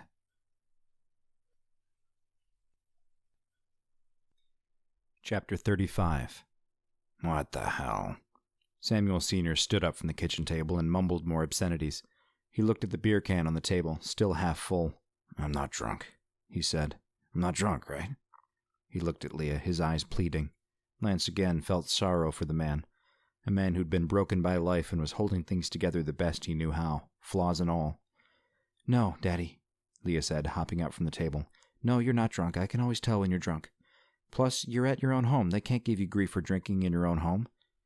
Samuel Sr.'s demeanor changed. He stood up taller, more confident. Then why the hell are they here? Lance was the last to stand from the table.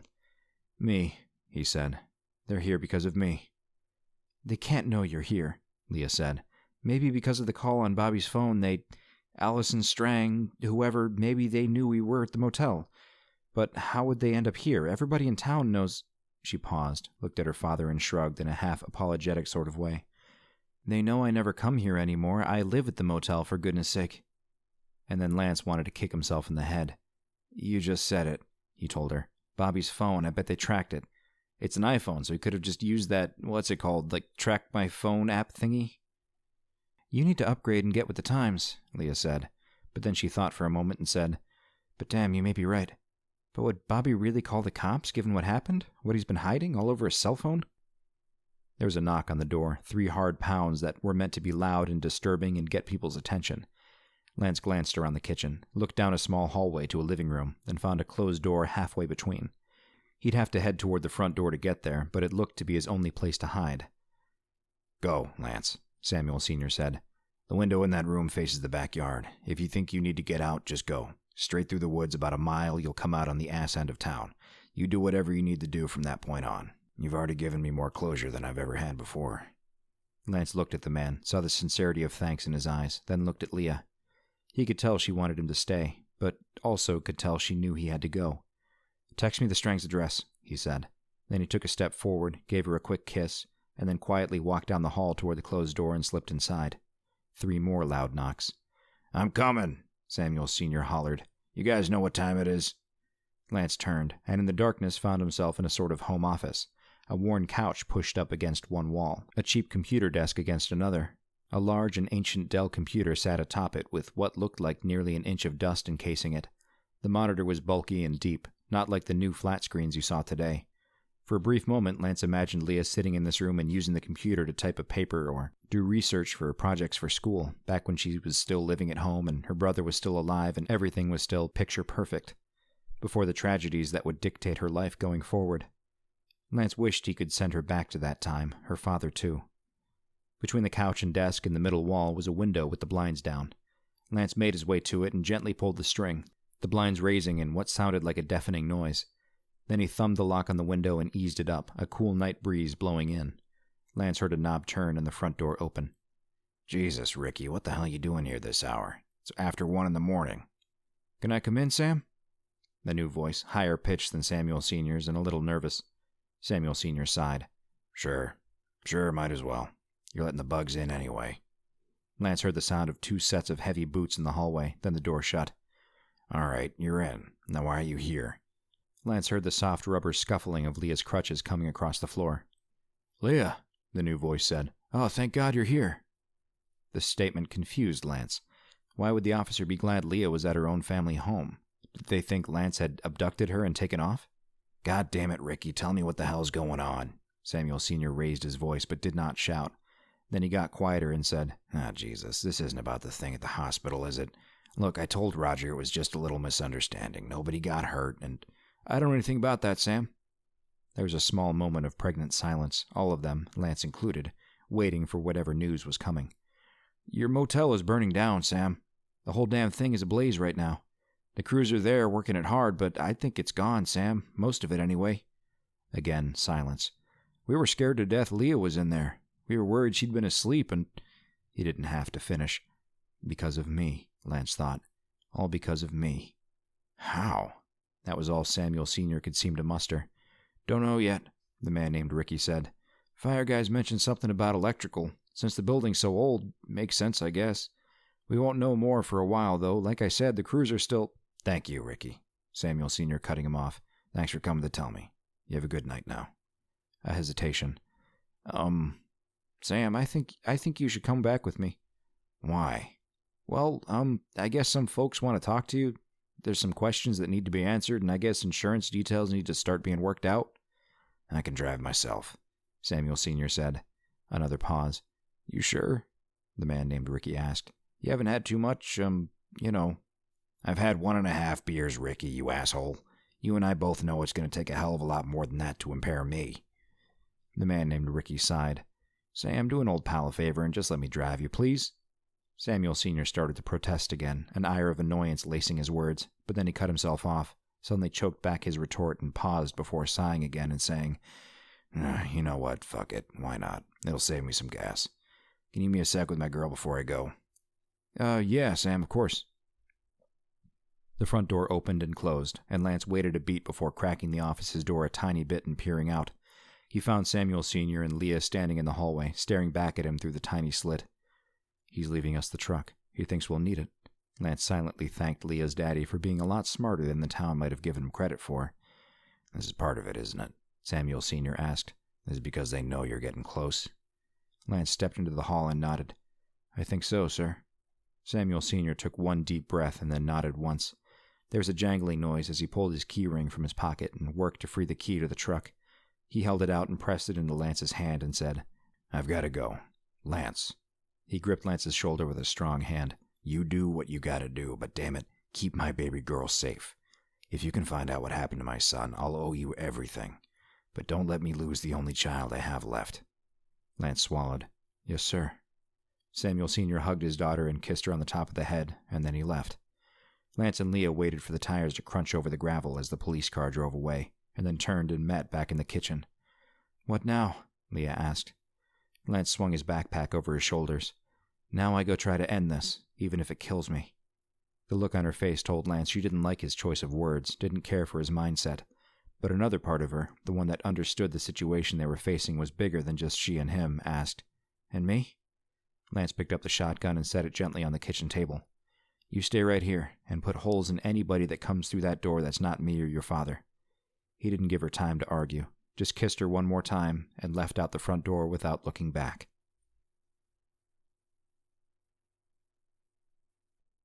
Chapter 36. The truck roared to life, shaking Lance's brain around in his skull for a moment before he slipped the motor into gear, did a 3-point turn, and drove slowly down the driveway, away from the house, away from Leah. He glanced in the rear view as he went, begging the girl to not be standing in the doorway watching him leave.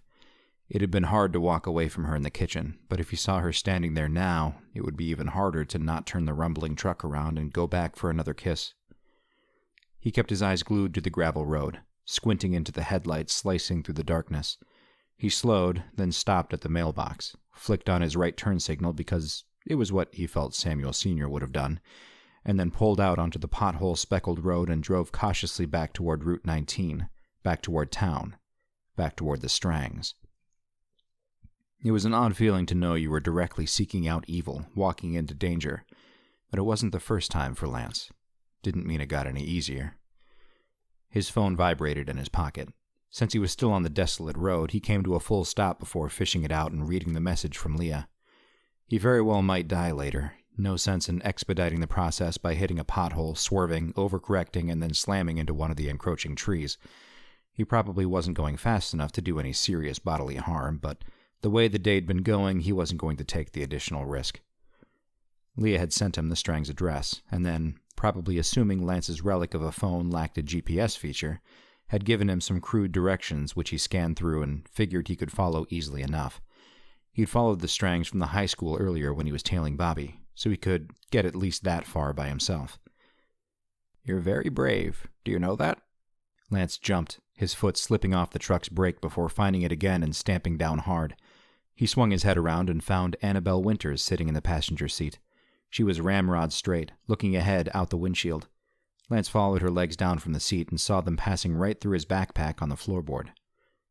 "You know," he said, regaining his composure, "you could give me a little bit of a warning. What if I'd been driving? I could have wrecked." Annabelle Winters' bony shoulders shrugged. "Don't suspect it would bother me much." Then she turned toward him and offered Lance the tiniest of grins. He shook his head. "You're hilarious."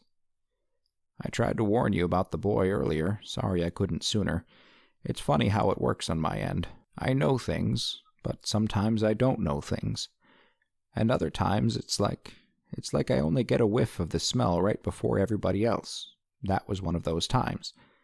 Lance leaned back in his seat, rubbed his eyes. He was so tired. "Why are you here?" "You don't like the company?" she asked. Lance chuckled, exhaustion pouring over him. "No, I mean, why are you here? Why are you still in our world instead of moving on to whatever's out there, like most others?" Annabelle Winters smiled. "You know, I've been asking myself that question since the day I died." She looked out the window into the darkness and trees. "I've gone over every aspect of my life, every decision, every choice. I've thought about all my good days and my bad days, and I analyzed my life until there was absolutely nothing left to ponder. And? Nothing. For the longest time, I just sort of assumed I was living in my version of hell, and was damned to never understand why." "You say that like something's changed." She grinned again. "It did." "What?" "You showed up." "You're kidding." Annabelle Winters shook her head. "No. Like I said, sometimes I just know things. and the moment I saw you in the diner the other day, it was like the locked box of information in my head snapped open, and it all flooded out, and it all made sense. I've been here waiting for you, because something knew what would happen to Westhaven, and something knew you would come to save us, and I'm the lucky one who gets to help." "Something?" Lance asked. Annabelle Winters sighed and used a wrinkled index finger to point up toward the roof of the truck's cabin, toward the sky. "Whatever's in charge. The big guy upstairs, so to speak." "God?" "Call it whatever you want." Lance rubbed his eyes again, said nothing. "You're missing something," Annabelle Winters said. Lance forced another chuckle. "I know. I can't figure out why Allison Strang is doing this. What's her endgame, and what's really in charge?" Annabelle Winters shook her head. No, I think it's more than that. Something else." Lance looked over at her. "But you don't know what?" She shook her head. "If I can get close enough and it comes to me, I'll let you know the best I can, I promise. But until then, be careful, Lance. I think you're meant for bigger things than Westhaven." He nodded, said nothing. "She loves you and misses you, and she understands why you had to leave her." Lance thought of Leah and felt that small tingle of excitement coupled with turmoil. "It'll never work, will it? Leah and I can't be together." "Not her, Lance," Annabelle said. "I'm talking about your mother." Lance looked at her with the widest of eyes, his mouth gaped. Annabelle Winters smiled. "I told you, sometimes I just know things. Be careful, Lance." And then she was gone. Lance sat in the cab of the truck, his foot still pressed hard to the brake for another full minute. The road and trees behind him bathed in the red glow of the taillights. He thought about Annabelle Winters' words about his mother. Can she really know that? Of course she could. She'd have to. Lance had told Annabelle Winters nothing of his mother, or the night he'd had to leave his home. Leave her to die. For the briefest of moments, Lance felt the idea of tears begin to build in his brain, but he slaughtered the thought and relished the idea that his mother's spirit was still burning somewhere. Some form of her was strong enough to offer him a tiny bit of reassurance. And that was enough for Lance. It eased his mind just the right amount to feel the warmth of his mother's love inside him again, gave him a renewed and focused strength to deal with what was at hand. He was about to let off the brake and start forward, but his phone buzzed again in his hand. He looked down. Another text from Leah. "I know you like to wing it, and I know you've got all those hidden talents, but thought you might like to know Daddy keeps a gun under the driver's seat. Daddy's got a saying, doesn't matter how big you are when somebody else can pull a trigger. XOXO. Lance reached down with his left hand and felt, gently, around the bottom of the truck's bench. First it was all smooth, and then his hand found some sort of holster and mount attached to the bottom, directly under his butt. It was a smallish pistol, nothing like the shotgun he'd left with Leah. In this case, he didn't imagine the size would make much of a difference. He used his thumb and clicked his phone's keys and sent back, "Thanks. Your father is a smart man." He thought about using his own set of X's and O's, but decided against it. If his phone had been newer and more modern, he might have considered one of those red heart icons. What were they called? Emojis? But maybe it was too soon for that, too. Plus, like he'd told Annabelle Winters. He pulled up the previous message containing the directions to the Strang's house, memorized them, and then released the brake and drove forward, headed toward Route 19. As he approached the intersection where he could turn right toward town or keep straight to head toward the high school, which is where he needed to go, his eyes were drawn left, toward the bright orange glow flickering in the dark night sky. Flashes and bounces of amber light glowed from atop the tree line, accompanied by the shadowy presence of billowing smoke. The motel on fire. Part of Leah and her daddy's livelihood reducing itself to ash and rubble. All my fault. He ignored the guilt, drove on, partially by anger and partially by an overwhelming feeling that this would be the end. Whatever waited for him at the Strang's house, it would all be over soon. The only question he didn't know the answer to was whether good or evil would prevail. 50-50 weren't the worst odds, but certainly not the best. He checked that the road was clear and then drove straight. He crossed Route 19 and was maybe a quarter mile from the high school when something streaked across the sky, causing him to jump on the brake again. The truck skidded to a stop, and Lance ducked down and then craned his neck to peer out the windshield and up to the sky, his heart stuck somewhere between his chest and throat, slowly sliding back down. Something had just flown by overhead. Something there, but not. It seemed to blend itself with the black of night. But still, Lance had caught a glimpse, just long enough to see the shape of a head, and the wings, and the tail. A dragon? He shook his head, nearly laughed at the thought. Really, Lance, a dragon? He'd never seen an episode of Game of Thrones. He stared up, looked around him, nothing but the faint outline of clouds scattered and the dancing of treetops in the breeze. Tired, he thought. I'm too tired. But as he drove on, he couldn't quite convince himself that was the case. He mentally recalled Leah's directions and watched the truck's odometer closely. He needed to go 3 miles from the school and then turn right. He'd only made it a mile when his cell phone began to vibrate in the seat next to him. He took a quick glance down and saw it was Leah calling. But just as he reached over to answer the call, the sky split open like a paper bag ripped in half, and down came a thunderous downpour of golf ball-sized hail. Lance jumped at the sudden noise and assault against the truck, his visibility reduced to nearly zero. He pumped the brakes hard enough to send his cell phone sliding across the truck's bench seat, unable to hear it clatter to the floorboard. He never heard the buzz for the voicemail, never heard the buzz of the incoming text message. The only sounds were that of the hail, pummeling the truck from all sides as Lance drove slowly along the road, steering wheel gripped tightly in his hands, eyes squinted and peering intently out the windshield through the manic whooshing of the wipers. This, he thought, is not a coincidence.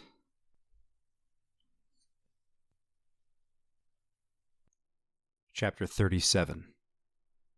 The hail did not let up, a phenomenon of a storm that Lance knew was meant for him in some twisted cosmic way. It did not stop him, though, but it certainly succeeded in slowing him down. Samuel Sr.'s truck had big tires with deep treads, meant to churn through the toughest of weather, and they did their job well, gripping the road and keeping the truck true to its course. It was seeing where he was going that was the problem.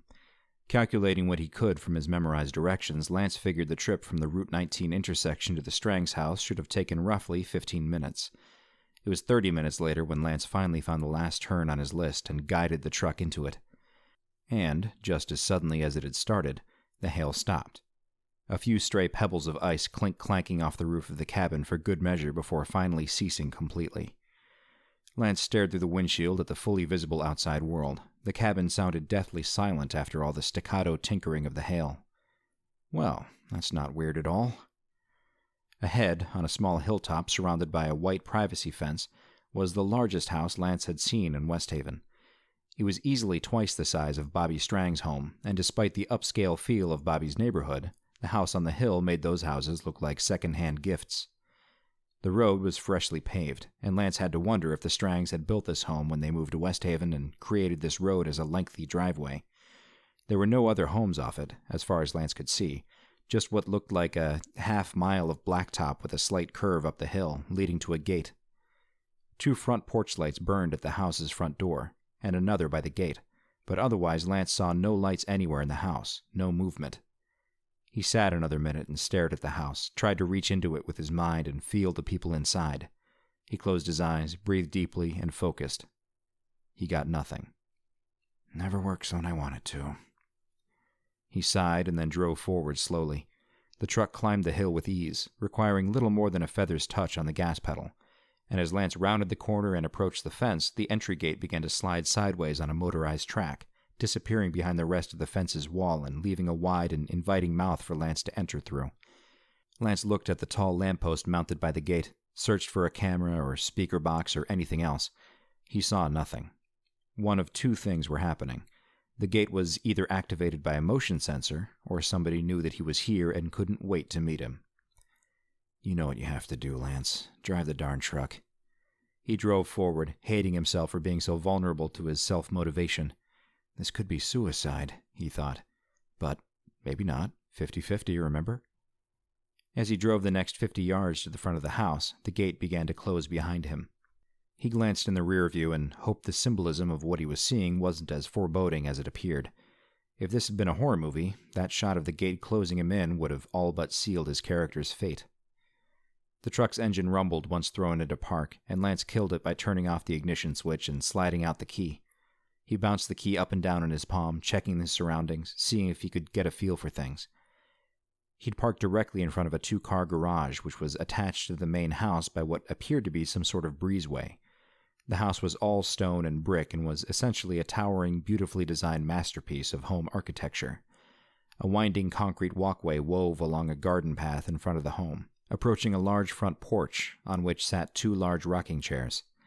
Lance's eyes shifted from the rocking chairs and followed the line of sight away from the house.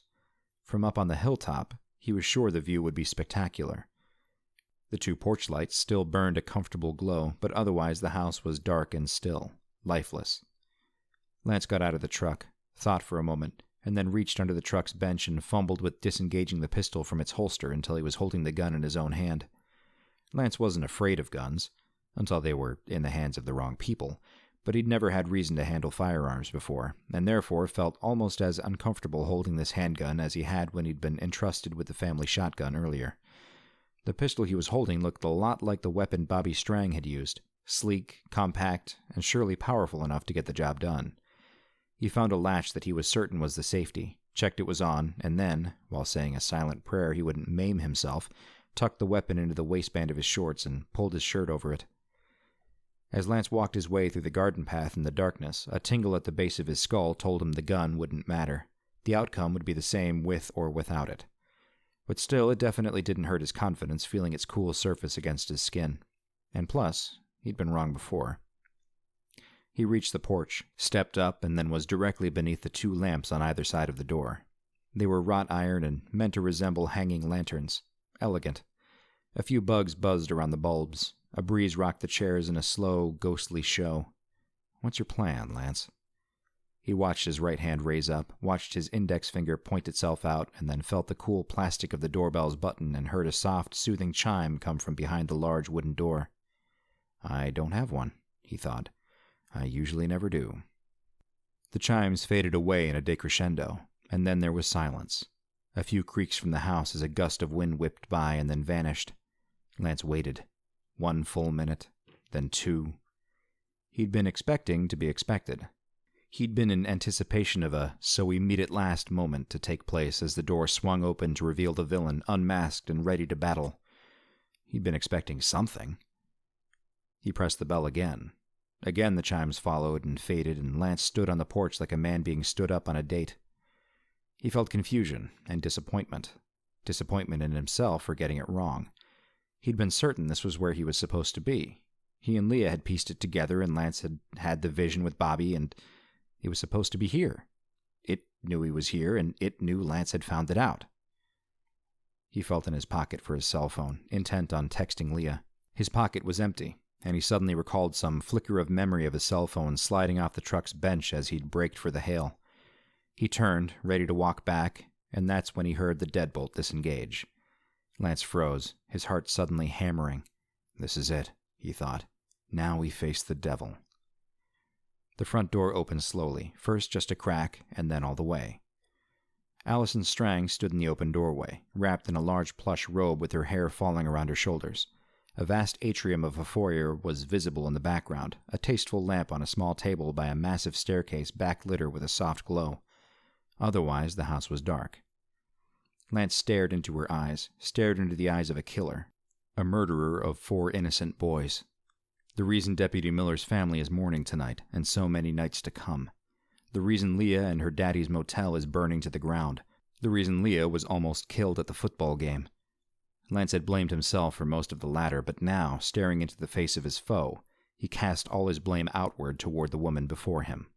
And as their gazes met, Lance took a step backward, nearly toppling from the porch. He regained his balance and looked hard into Allison Strang's eyes.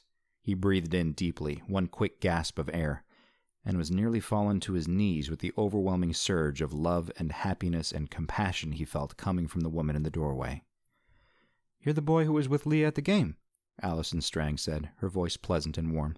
"What on earth are you doing all the way out here so late? Are you all right? Do you need to come inside?" Something propelled Lance to nod and step over the threshold as Allison Strang stepped aside and motioned him in. And as she closed the door behind him, Annabelle Winter's voice echoed in his head. "You're missing something."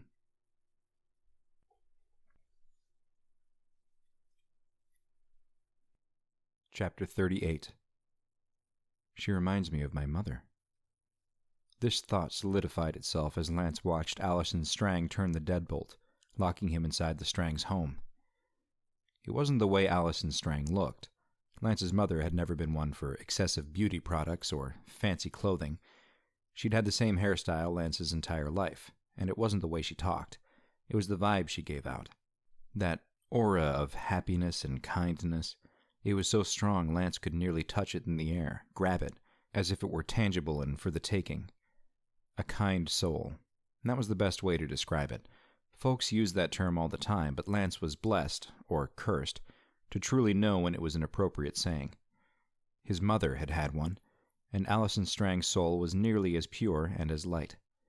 But just like snowflakes, no two souls were alike. They each had their own unique fingerprint, their own pattern, and Lance's mother's had been the most exquisite he'd ever seen. Leah had one too, a kind soul, but hers had been tarnished, scarred. The loss of her brother, the situation with her father, and the town's tragedy had whittled away some of the purity and replaced it with a strong contempt, a deep sense of caution and skepticism. She glowed outwardly, but inside she was complicated. Lance found the combination intoxicating. "Is everything all right?" Lance focused his gaze, found Allison Strang still standing by the door. She tightened the belt of her robe and then fussed with her hair, as if suddenly aware she was in the presence of company. Her feet were bare, French pedicure. The small lamp on the table cast its warm glow, and Lance's shadow looked like a monster on the wall behind Allison Strang. He looked at her, and she smiled back at him. Her teeth were white and perfect, the result of expensive dental work or a lifetime of personal hygiene care. Lance seesawed between the ideas of him either being completely wrong about Allison Strang or currently walking into a well-laid, well-executed trap of deception. He didn't know if it was possible for something, to be powerful enough to pull a mask over its true self, to blot out the evil and replace it with the purity Lance felt from Allison Strang. Deceiving normal people was easy, but deceiving somebody with Lance's gifts would be much harder. Lance figured as much anyway, though he always admitted he didn't fully understand his own gifts. "I'm missing something." He said it out loud without meaning to, and Allison Strang cocked her head to the side, interpreting his words. "You've lost something?" she asked. She crinkled her brow. "And you think it's here?" Lance searched for a response, was at a complete loss as to how to proceed. "Well, you see, ma'am, I came here because I thought you were in cahoots with an evil spirit, riding your son in his own bed and murdering innocent high school football players. But clearly I was mistaken. Sorry to bother you. I'll see myself out. Lovely home, by the way." Allison Strang took 3 steps forward and then sidestepped Lance. She entered the hallway behind him, and as she did so, the recessed lighting turned on and followed her as she walked. Motion sensors, Lance thought, not supernatural powers. When she reached the end of the hall, a much brighter light illuminated, and Lance could see an expansive kitchen light up behind her. She turned and said, "I don't know why you're here, but you seem troubled. And a friend of Leah's is a friend of the Strangs. Such a lovely young girl she is. I called the hospital to check on her, and they assured me she'd be fine. I was so relieved. That family's gone through so much, you know." She turned and walked deeper into the kitchen, disappearing from sight. She called out, "I'm going to make some tea. Why don't you join me, and we'll see if we can figure out why you're here. Unless you'd prefer coffee, I don't like the stuff, but Glenn's got one of those Keurig things." Lance walked slowly down the hall over expensive wood flooring and glanced at the framed art on the walls. Modern stuff you'd find in a gallery exhibit in a large city.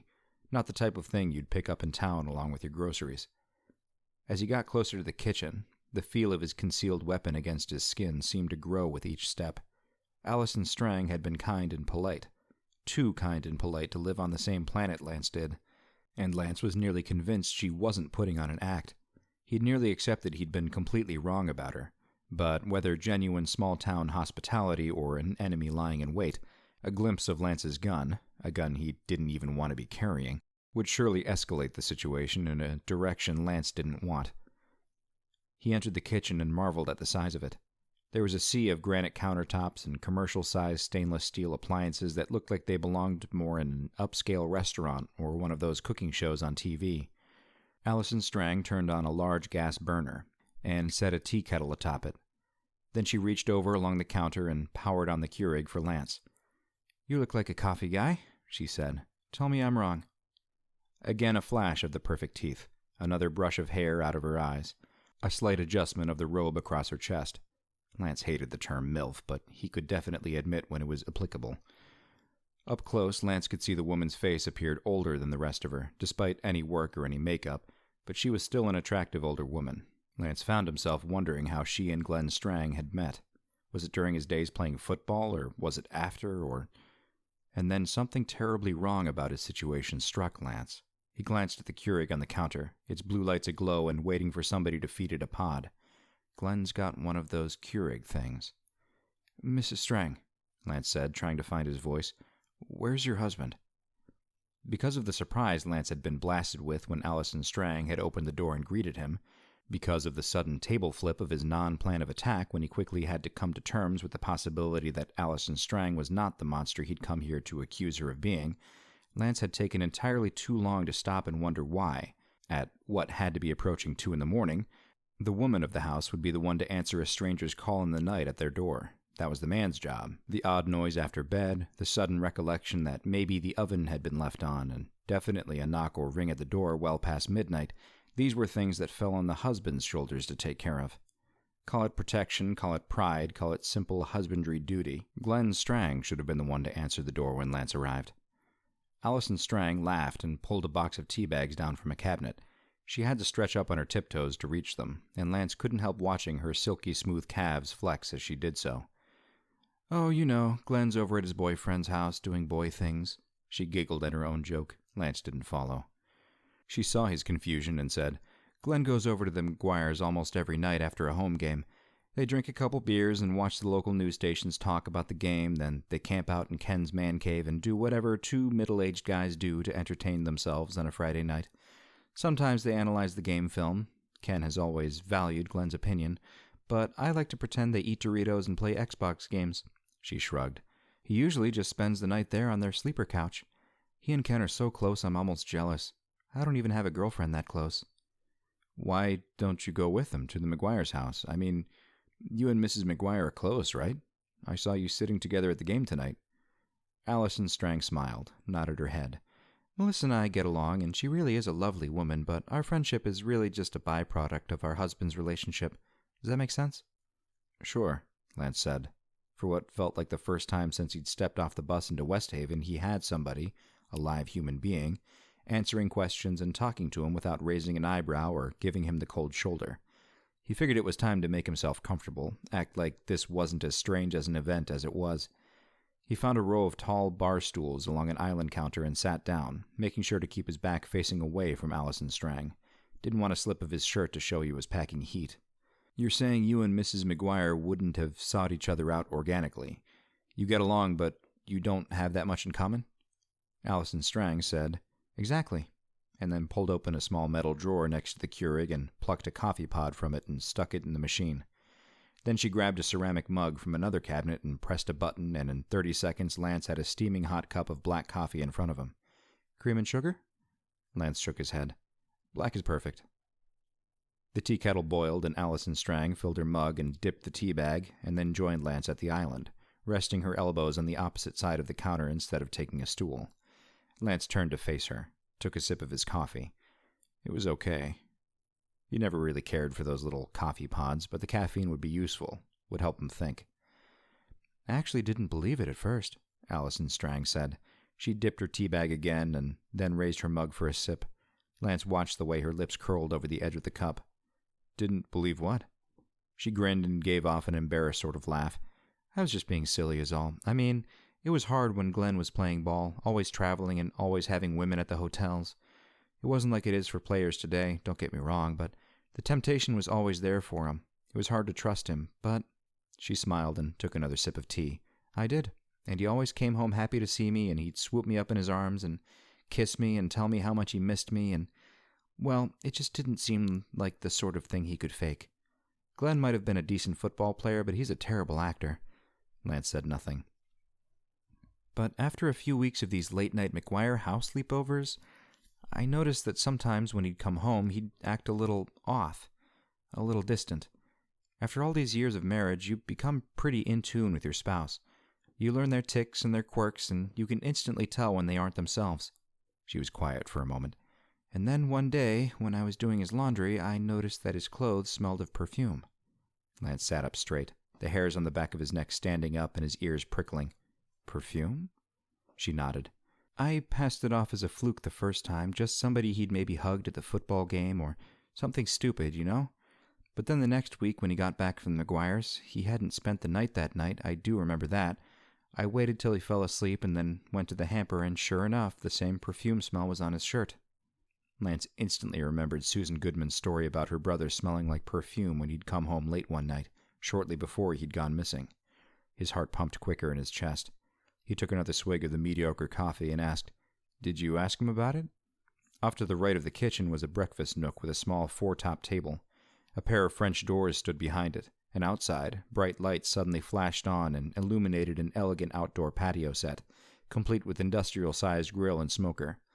Allison Strang's eyes flitted to the doors and said, "Dear, sometimes they get close enough to trigger the lights. Had a bear one time. Boy, what a sight that was." Lance looked from the woman and then back to the doors. When they'd flashed on, in that instant millisecond between full dark and full light, he could have sworn he had seen something. And it hadn't been a deer. It had been black, like a shadow, and it had a tail. He drank more coffee, his nerves beginning to feel on edge. He was getting close. "So, the perfume?" Allison Strang laughed and then reached out and grabbed his wrist gently. "Why am I telling you all this? I don't even know you." Lance smiled and shrugged and prayed to any god that would listen that she wouldn't stop the story now, not when he might actually gain a shred of actual information. "People have always said I'm a good listener." She laughed again and said, "Fine, but then it's your turn. You have to tell me what you're doing here and explain why I haven't already called the police to tell them that the man they've been looking for, the suspicious boy who's been walking all over town, is right here in my kitchen." Lance's heart sank to the pit of his stomach. He nearly knocked his coffee mug over as he moved to leave. But Allison Strang gripped his wrist tighter and held her other hand up in a calm-down gesture. "Relax," she said. "I'm not calling them. I don't think you're any trouble. I hope not, anyway. The folks in this town, not to mention the police, they're all just a little wary. You know, especially since all the disappearances." "And you're not?" Lance said, willing himself to sit back down on the stool. "Oh, I am. It's terrible what this town's been through. Those young men, all missing, all probably dead. Yes, I'm a realist, honey," she said when Lance looked at her, surprised. "I suppose it's possible they ran away, off to find a better life and escape whatever was haunting them here, but I don't buy it." "So, why aren't you suspicious of me like everybody else?" "Because she's got some of it. Just a drop, but enough to know you're one of the good ones." "Because I know you had breakfast with Leah at the diner, and I know you had dinner with her at Sonic, and I know you were with her at the football game. You two are obviously close. I don't know in what capacity, but you are. And that girl is probably the best judge of character in this entire town. Headstrong, no nonsense, rational, and the last person on earth who would fall in with the wrong crowd. If she's cool with you, I'm cool with you." "Leah, you are amazing. You're saving my butt and you're not even here." Lance reminded himself to kiss her extra long when he saw her again. "Well, I appreciate your support," Lance said, sounding like a politician on the campaign trail. She waved him off. "Anyway, no, I didn't ask Glenn about the perfume." Lance felt his disappointment creep up. "I decided to, and I'm not proud of this, I decided to spy a bit. The next home game after he dropped me back here at home, I waited 15 minutes and then jumped in my car and drove over to the McGuire's. And sure enough, Glenn's car was right there in the driveway. I turned around and drove home, but the next morning when I checked his clothes, there was that scent again." "And then you asked him about it?" She shook her head. "Nope. Instead, I forced his hand a bit.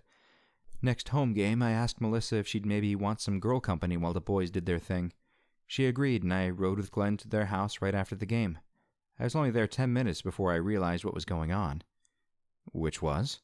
Lance was practically standing up in his seat. "It wasn't perfume," Allison Strang said. "It was definitely a womanly, floral-type scent I kept smelling on Glenn's clothes, but it wasn't perfume." She laughed, clearly amused by her own mistake and mistrust. "It was incense. Turns out Melissa McGuire burns the stuff in the evenings to help her relax. She's big into herbs and holistic-type remedies. You should see her den. She's got all sorts of fragrances and little burners and candles," and she chuckled again. "I told her that her setup looked like some sort of witch's supply closet." The chuckle became a full-on belly laugh. "I asked her if she had Eye of Newt."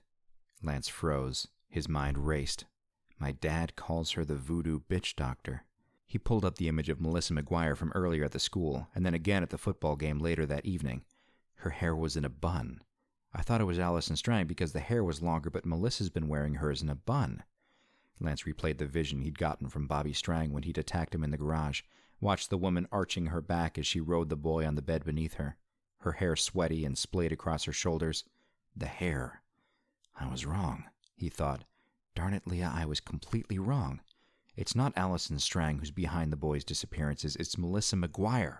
It's the coach's wife. Lance shouted, "I've got to go," as he stood from the counter and turned to head down the hall, and he couldn't help but think that maybe he wasn't being baited to the Strang's house to confront the monster, but maybe whatever goodness there was left in the town, Annabelle Winters and whatever forces she rolled with, maybe whatever was on his side was pushing him toward Allison Strang so he'd be able to uncover the truth. He heard Allison Strang scramble after him as he fled down the hall and out into the foyer. He nearly collided with the door as she called out, "Whatever you're doing, be careful!" Lance fumbled with the deadbolt and ripped open the heavy door. He took 2 steps onto the porch before something hard and heavy slammed into the back of his head, and everything went dark.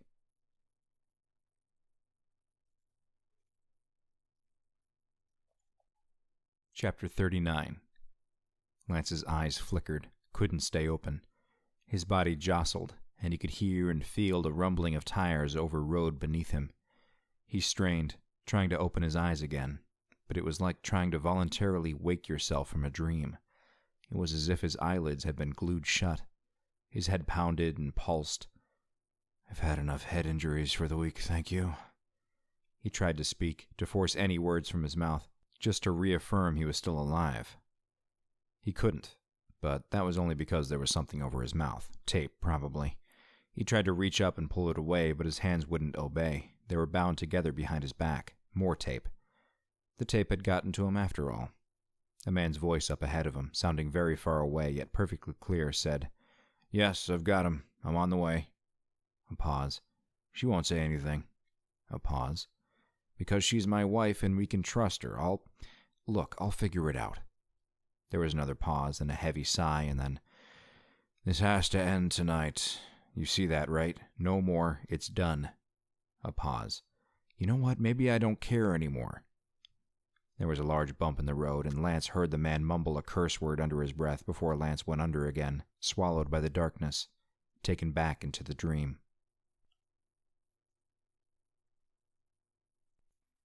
Chapter 40. There was a sudden jolt, and then the darkness gained a faint gleam of light, like the early morning sun rising behind closed bedroom curtains. Lance's eyes opened this time, slowly, and he found himself in the rear cargo area of an SUV. The rear hatch had been opened, and Glenn Strang stood in its mouth, staring down at Lance with a look not of anger or hate or frustration, but a look of a man who'd been broken and was fulfilling an obligation. He wore the same clothes Lance had seen him in earlier at the football game, but his face held none of the enthusiasm. Lance was just regaining his full consciousness, the dull ache at the back of his head growing in intensity the closer he swam back to the surface. But even in his weakened state, he could pick up the slow trickle of sorrow from Glenn Strang. Lance recalled the voice he'd heard earlier when he'd briefly come up for air, the one-sided conversation. "This has to end tonight. You see that, right? No more. It's done." And from earlier, "My dad calls her the voodoo bitch doctor." It became even clearer to Lance than before.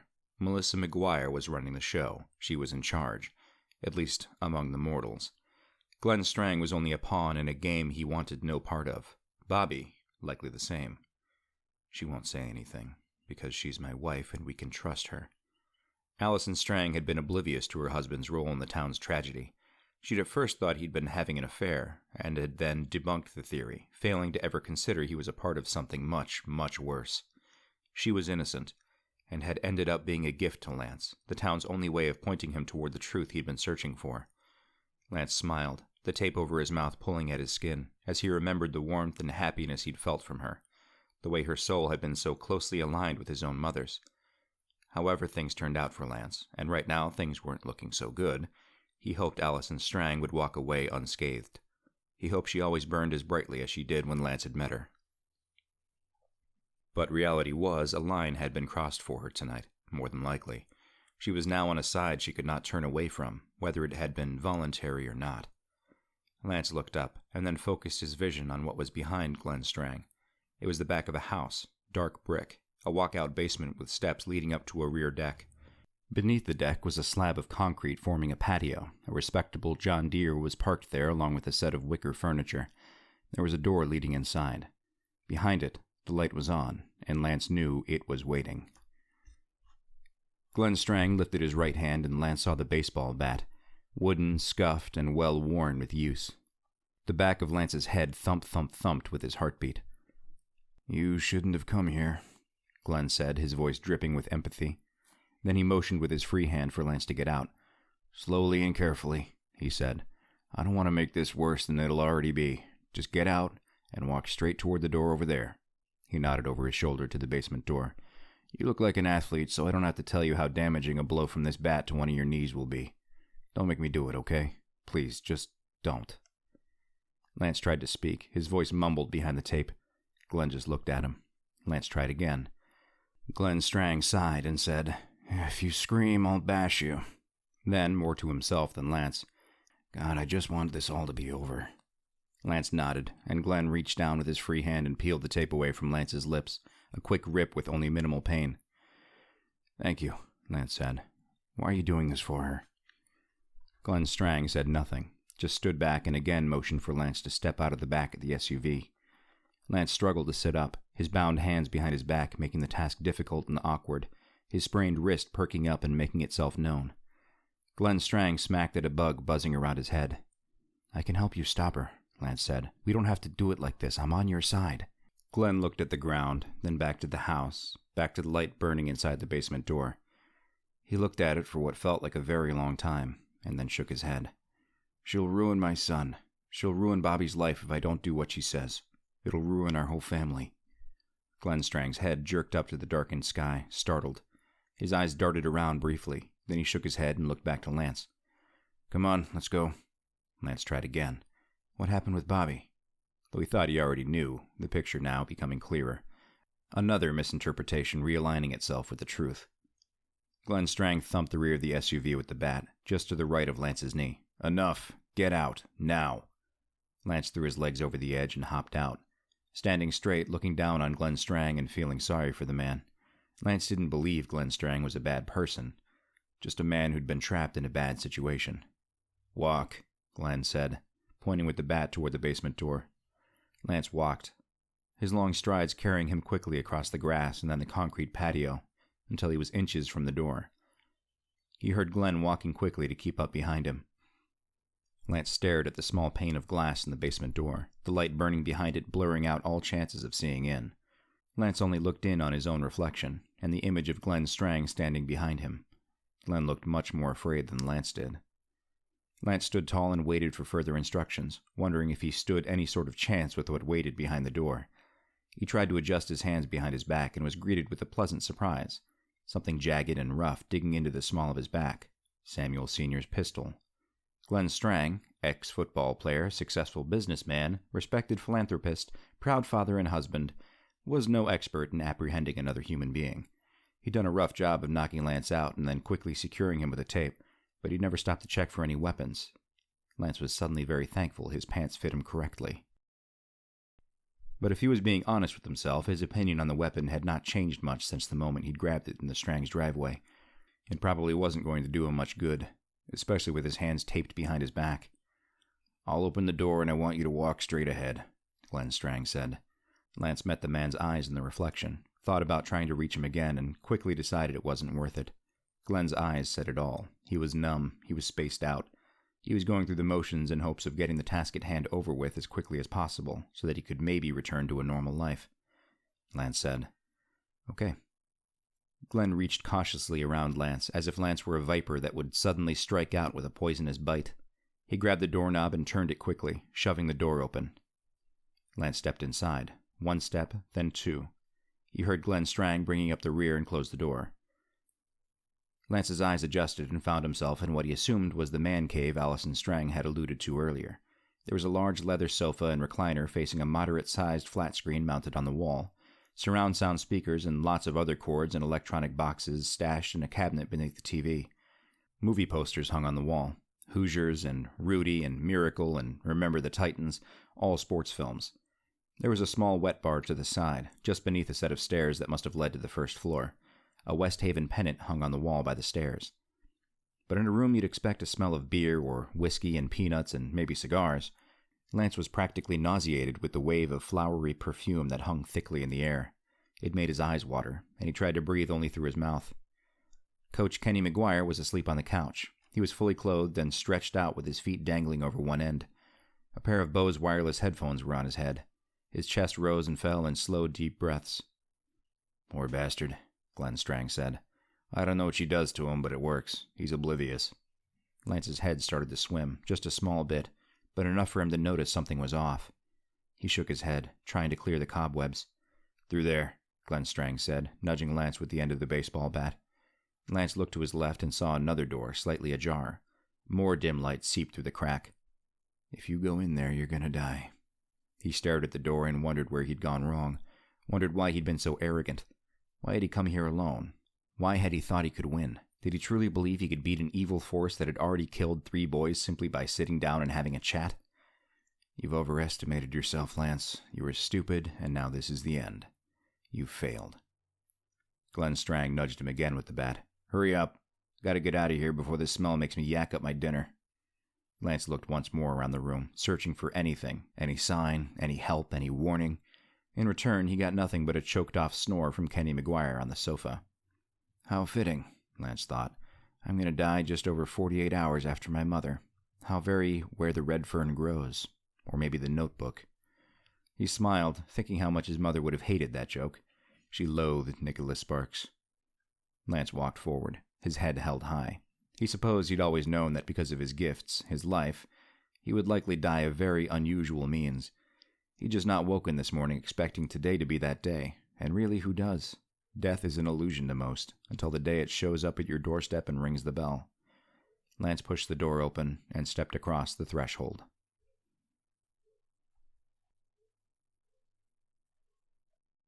Chapter 41. The room was unfinished, a large open storage space with studs showing and electrical wires snaking through them. 2 banks of overhead fluorescents hummed, echoing off the concrete floor. Boxes were piled everywhere, some labeled auspicious titles such as kitchenware and Christmas ornaments. Others were more vague and mysterious, like Kenny's stuff or knickknacks. But what drew Lance's attention was the heat. He felt as if he'd just stepped outside the airport in Phoenix after flying in from Maine, a shock of heat slamming into him like a wave in choppy waters. The source of the heat was a large wood stove burning near the rear of the room, a black cast-iron thing with a grated front door for feeding wood and stoking the flames. Orange and yellow light flickered and bounced from inside the stove's belly. A large pipe went up from the top of the stove and into the ceiling. Another, smaller pipe came out of the back and went halfway up the wall before making a hard right angle and feeding into the wall. A pile of cut wood was neatly stacked next to the stove, a pair of gloves tossed atop it, a black fire poker resting against the wall. All around the stove and along the edge of the walls were what seemed like hundreds of candles and incense burners glowing. The heat, combined with the nearly knockout strength of the perfume aroma, caused Lance's head to do another jiggle, his vision blurring and his knees weakening. He shook his head again, breathed in deeply through his mouth. He squeezed his eyes shut and tried to focus. When he opened them, Melissa McGuire was standing directly in front of him. Like Allison Strang, Melissa McGuire was wearing a robe, only hers wasn't heavy and plush and meant for comfort. Hers was thin and silky and short. It fell just to the middle of her thighs, and the sash was cinched loosely, the robe falling open around her neck and midway down her chest, her bare breasts just barely concealed. Her hair was up in a ponytail, the same golden hair that Lance had seen in his vision from Bobby Strang and had mistaken for Allison Strang. Up close, Melissa McGuire's face was smooth and appeared much more natural than Allison Strang's, but this didn't equate to beauty. Up close, Melissa McGuire's face was plain, normal, but her body... Lance glanced down to the open robe, the slim legs. Her body was a surprise. She was staring directly at Lance, and he met her gaze with the conviction to stay strong till the very end. He would not give this woman, this thing, the satisfaction of making him cower. When Lance looked into her eyes, he felt nothing. He reached out, bored deeper into her unflinching stare, searched for any feeling. He found an emptiness that rocked him, confused him. He knew he was never able to always reach into people and get a sense of them, one of the many things about his gifts he could not explain. But previously it had always been a very binary result. It was either on or it was off. It worked or it didn't. In Melissa McGuire's case, the switch was on. He was able to see inside, could feel himself poking around in the drawers of her consciousness, but all he found were cobwebs. It was as if she were empty, not even alive. Her soul was made of stone, impenetrable and dark and hard and cold. There was no emotion, no feeling, no sense of being human. She carried with her zero sense of meaning. "I'm keeping you out." Lance flinched, Melissa McGuire's voice booming in his head, as if through a megaphone. "You've never been rejected before, have you? How does it feel? How does it feel to know you're not as special as you thought you were? You're nothing, Lance. You're puny compared to what I am, what I'm doing." Lance looked into the woman's face, feeling true terror for the first time. She grinned at him, and suddenly the heat and the smell and the realization of just how scared Lance truly was collided in his mind, and the room began to spin again, and stars peppered his vision and blackness began to creep in from the sides. "Glenn," Melissa McGuire said, "get him in place, please. Then get the hell out of here. I'll call you when I'm ready." Lance felt himself shoved forward as his vision continued to darken. He stumbled, felt his left knee hit one of the boxes. The heavy aroma in the room seemed to be seeping into him through all his pores. He tried to hold his breath, but felt as if the scent was still making its way in, still doing its job. He was certain he was going to vomit. He blacked out before he could. He snapped back to consciousness, jerking his head up and taking in a gasping breath. The storage room was darkened, the fluorescence turned off, and only the light from the candles and burners and wood stove lighting the place. It was a cozy appearance, soothing and relaxing. He breathed in deeply again and found the flowery aroma had dissipated some, or maybe his body had just adjusted to it. The problem was no longer the aroma. Lance's arms were no longer bound behind his back. Instead, he was standing upright against one of the exposed studs along the wall, his arms raised above his head and secured by a set of handcuffs to a hook that had been drilled into the wooden beam. He tugged once, twice, and instantly knew he wasn't getting out of this. To his left, a piece of wood popped in the wood stove, the sound resembling a gunshot. Lance jumped, his back rubbing uncomfortably against the stud. And that's when another realization hit him. His gun was gone. "Did you really think it would do you any good?" Melissa McGuire appeared from the shadows on his right. Her robe was gone, and she padded barefoot and naked across the room to him. She must have seen Lance's surprise. "Don't you see, Lance? I'm in your head now. I'm buried deep and you'll never get rid of me." She laughed, and the sound was like nails on a chalkboard. "You're weak, Lance. I think the good ones almost always are in the end." Lance said nothing. The golden light from the fire bounced off Melissa McGuire's flesh. Her skin appeared warm, reddened. Her breasts swayed as she walked, her nipples hard despite the heat. Lance felt a stirring in his groin and was instantly disgusted in himself. Melissa laughed again. "Oh, come now, Lance. Enjoy it while you can." She reached up and grabbed her own left breast, gave it a small squeeze, and laughed again when Lance looked away. "None of the others have been able to resist me. Why should you be any different?" She took a step closer. "All but one were virgins. Can you believe that, in this day and age? It was so easy. A little flirting at first, then a little tease. 18-year-old boys care about one thing and one thing only. And here's a hint. It ain't football." She laughed again. "And let me tell you, I love my husband, but he just can't compete with an 18-year-old's cock anymore. Eager and hard as oak." She shook her head. "It's almost a shame they all had to die. I was quite enjoying myself." Lance felt his stomach churn, his revulsion growing stronger the more he understood. He needed to snap out of it. He needed to steady himself. He had to fight back. "You're lovely and all," he said, trying his best to sound confident, "but I'm saving myself for marriage." She ignored him. "So easy," she said again. "They walked right into it." Lance stood on his toes, creating some slack in the chain holding his arms up. "So you seduce young men and then murder them? Your parents must be so proud. But hey, everybody needs a hobby, right?" He was stalling, obviously, but Melissa McGuire appeared to be in no hurry. Lance couldn't blame her. She had the definitive advantage.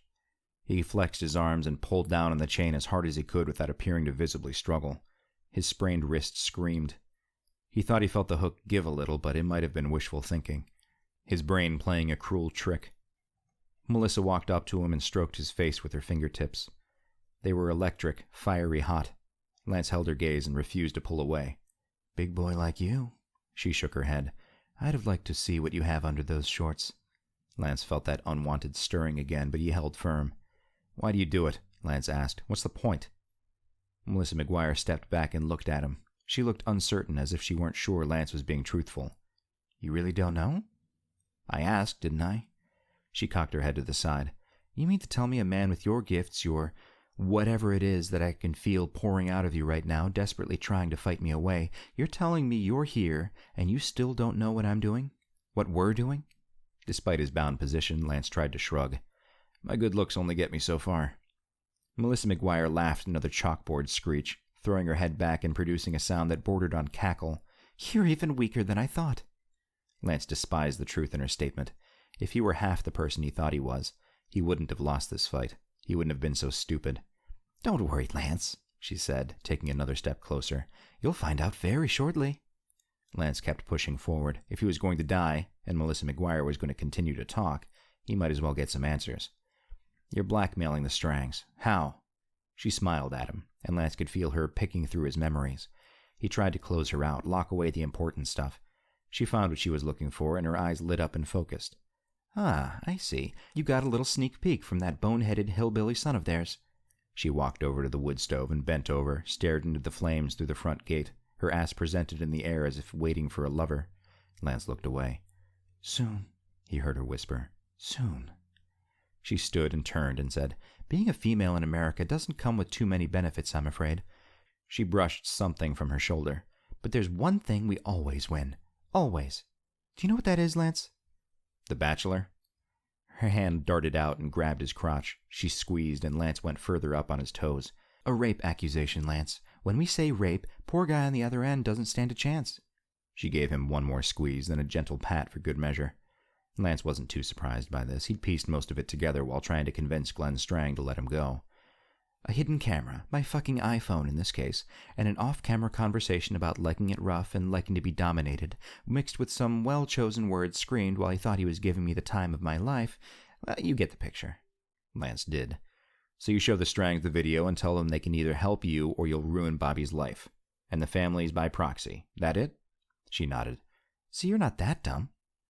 But why involve them at all? You've got the breasts and the butt and the sex. What could the Strangs give you? Glenn's nice and all, but I don't think he's many 18-year-old boys' type. The wood stove cracked and popped. A clanging noise rattled through the small pipe coming from the wall. Melissa McGuire's eyes lit up like a firecracker. Poor thing was a little tired after trying to slow you down earlier. I was hoping to get Glenn to stop you before even getting to speak with Allison. Believe it or not, there was honestly a part of me that hoped you'd just go away, that you'd move on from Westhaven without digging any deeper. I tried to scare you so many times. I tried to run you off, and I tried to kill you. But you're a stubborn one. Lance thought of the falling scoreboard, his fear that Leah would be crushed. He saw the image of Deputy Miller's family. His hatred bubbled and boiled, and he gritted his teeth. He was losing his cool.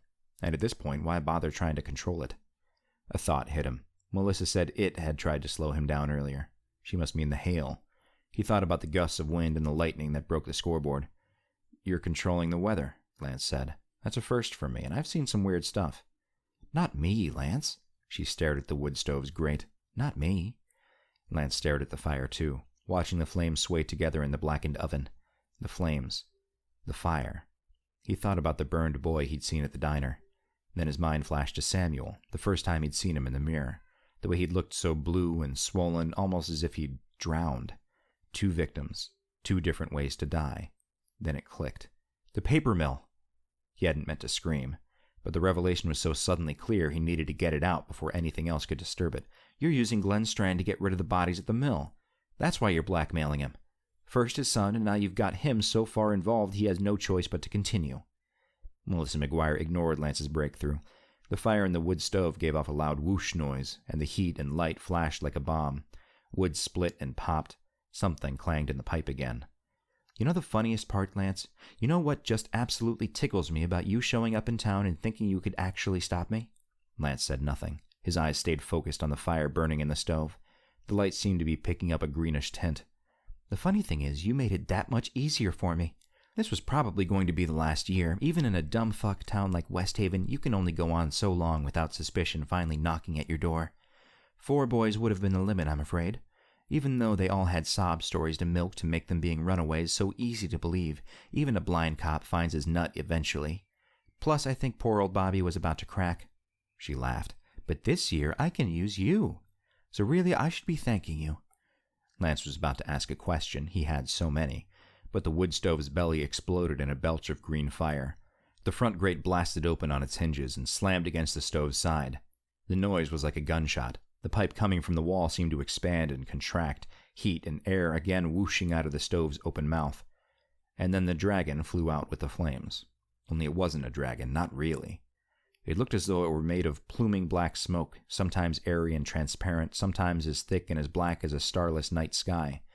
It floated through the basement, its shape first resembling a snake, then growing legs and feet, looking more like a squashed lizard. It moved slowly, as if riding the heat wave across the room, and as it neared Melissa McGuire, its neck lengthened and its tail forked, and it landed on Melissa's shoulder in a soft puff of black smoke. The world's ugliest parrot. Lance was certain of only one thing.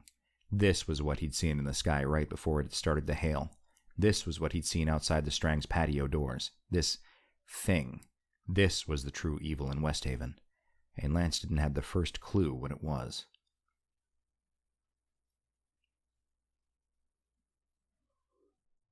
Chapter 42. Lance pulled at his chain again, his wrists and forearms burning with fatigue. The hook above his head was unflinching, solid. The thing on Melissa McGuire's shoulder stayed put, its body of smoke swirling and floating and ever shifting, but its form stayed mostly the same. The tail and the torso and the head. A head which seemed to have grown two black holes for eyes, two sockets of darkness that had the tiniest spark of jade. Those eyes stared at Lance, appraising him. Lance's stomach turned in revulsion, fear, but he kept up his charade. "I think I saw your cousin in Ferngully," he said, looking directly at it. Of course, it said nothing, but it did open its mouth in what looked like a yawn, spawning 2 rows of black teeth, gooey needles of smoke that elongated the wider its mouth opened. "Isn't he beautiful?" Melissa McGuire said. She reached up with her right hand and appeared to stroke the thing's side, her fingers disappearing into the smoke, raking through its body and causing tendrils of black to puff into the air. "He's been in my family for generations. He's gone from woman to woman, all the way back to my great-great-grandmother in Bulgaria. That's as far back as we can trace it." She smiled and shook her head. "The Bulgarians called it a demon, a hala, but what a terrible name for something so grand." "I'm more of a dog person," Lance said. Melissa McGuire ignored him. "The early legends said the hala would cause terrible storms and destroy farmers' crops, but if you were respectful and gave it what it wanted, it would in turn give you good fortune, blessing you and your family." Lance felt his stomach churn. And what did it want? Melissa McGuire sighed. Like with most myths and urban legends, the early reports were mostly in agreement that a hala ate children to survive and sustain itself. The thing on her shoulder stood on its rear legs, standing tall and appearing to stretch, its mouth widening again to reveal the smoking teeth. Melissa McGuire made a shh sound, as if soothing it. "Soon, my love, soon." The heat pouring out of the wood stove was becoming overbearing. Sweat dripped down Lance's face. His shirt stuck to him as if he'd gone swimming. His head began to feel faint again. His arms tingled and burned. He was suddenly tired of everything. His mind reeled with everything he'd learned. "You're killing the boys, so what, your husband can win football games?" he said, his voice sounding small. She laughed. "Among other things, yes. The hala shows good fortune to us in more ways than just football, but keeping Kenny happy and respected in the community is one big way. It keeps the suspicion away, and in small towns like this, where sports are king, the perks of coaching a winning team run deep." She walked closer to Lance. "And poor Kenny, he actually thinks his coaching is what's winning games." She shook her head. "I'll never have the heart to tell him. He snoozes away every time my baby needs to feed, and then he gets to wake up and reap all the benefits. I do all the work, but I don't mind. Kenny wouldn't understand. He's like..." She glared at Lance, a sudden fierceness in her eyes. "He's like you. He's too kind, too good." Lance said nothing. His mother had been too kind a person, but Lance had always thought himself to be healthily balanced, polite and courteous and respectful to all until it was time to get dirty. Then he could show his claws. Then he could fight. Given his current predicament, he wondered if his whole bad boy side had been an illusion, something made up in his head. "I walked right into this, just like the others." You could call him a psychic, you could call him clairvoyant, you could call him strange. He could see the dead, and he could see people's lives in a flash, just with a single touch. You could call him whatever you wanted, but he felt a great pang of sadness in his heart as the certainty of his fate suddenly rang true.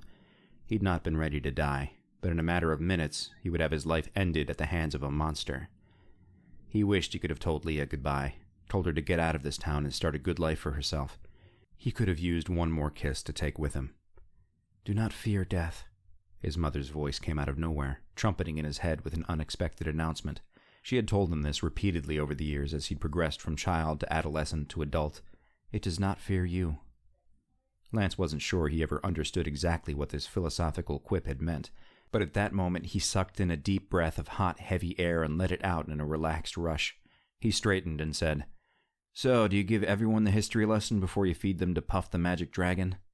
The thing made of smoke uncoiled itself from Melissa McGuire's shoulder and began to slither down her torso, its head and neck covering her breasts, before continuing to swirl around her like an anaconda ensnaring its dinner. Melissa McGuire threw her head back and moaned, her eyes closed and her mouth turned down in an expression of what appeared to be pleasure. "So warm," she said. "So perfect." Lance continued to stare at what could be the kinkiest porn he'd ever seen. And what would you even call it? Smoke-on-girl action? And then Melissa's eyes shot open again, and her head snapped forward, and she looked at Lance and said, "It's time." She walked forward, the smoke beast continuing to encircle her as she came toward Lance, its head darting around her body and stealing quick glances at Lance as it went. "It's excited," Lance thought. "That can't be good." Melissa McGuire held up the index finger on her left hand, and Lance saw the fingernail shimmer in the firelight. It was long and sharp, pointed like a spear. "Kenny thinks this is because I opened so many envelopes at the school." She laughed, and then she reached down to her left thigh, just below her sex, and made a tiny slit. It was less than an inch wide, but the blood flowed fast all the same. The head of the beast darted to the wound in an instant, its face appearing to sniff, a smoky tongue flicking from the mouth and tasting the cut. "This is the worst part," Melissa McGuire said, raising her finger to Lance's neck. "One quick pinch, and then the rest is painless. It'll be like you're getting so tired and then finally fall asleep." She made a quick slashing motion, and Lance felt the cut, and then the warm tickle of blood down his neck, dripping onto his shirt. Melissa McGuire wiped a drop of blood from Lance's neck, and then reached down and swiped a drop of her own blood onto her finger as well, smearing and mixing them together. She held her new blood concoction out toward the black thing's head, and it caught the scent, quickly snapping its head toward her finger. Once it was close, and began flicking its swirling tongue of smoke and vapor, Melissa moved her finger up and away from her body, toward Lance's neck, the carrot leading the rabbit. And that was the first time Lance was hit with the urge to scream. The thing's head passed by his own, its jade sparkle for eyes locking onto his for just the briefest of moments, the black billows of smoke swirling around Lance's head as the thing's body got into place. And just as Lance opened his mouth to shout, the thing shot with unearthly speed to the cut on Lance's neck, and he was shocked into silence. The sensation was so unnerving, startling, Lance's voice trapped in his throat. His mind floated to the time Amber Tutkus had given him a hickey his freshman year of high school. When his mother had seen it, she'd been more inquisitive and curious of the events than upset at her son's promiscuousness. It was a conversation Lance would never forget, nor was the sensation he'd experienced that night in the Tutkus family basement. The gentle amount of pressure, the suction of Amber's lips and warm tongue against his skin. The feeling now in his neck was just like that night, only intensified by 10. The creature was weightless, seeming to have no solid form or bearing against Lance's body. Yet the suction was there, the sudden rush of pressure on his neck where Melissa had cut him. And there was warmth, a warm, sticky heat, like a summer afternoon thunderstorm. Lance's head fell to the side, involuntarily, allowing the suckling beast's mouth to work its way further in. Lance's eyes looked straight ahead, seeing through the rising tendrils of blackish-gray smoke coming off the creature's body as it seemed to pulse and swirl.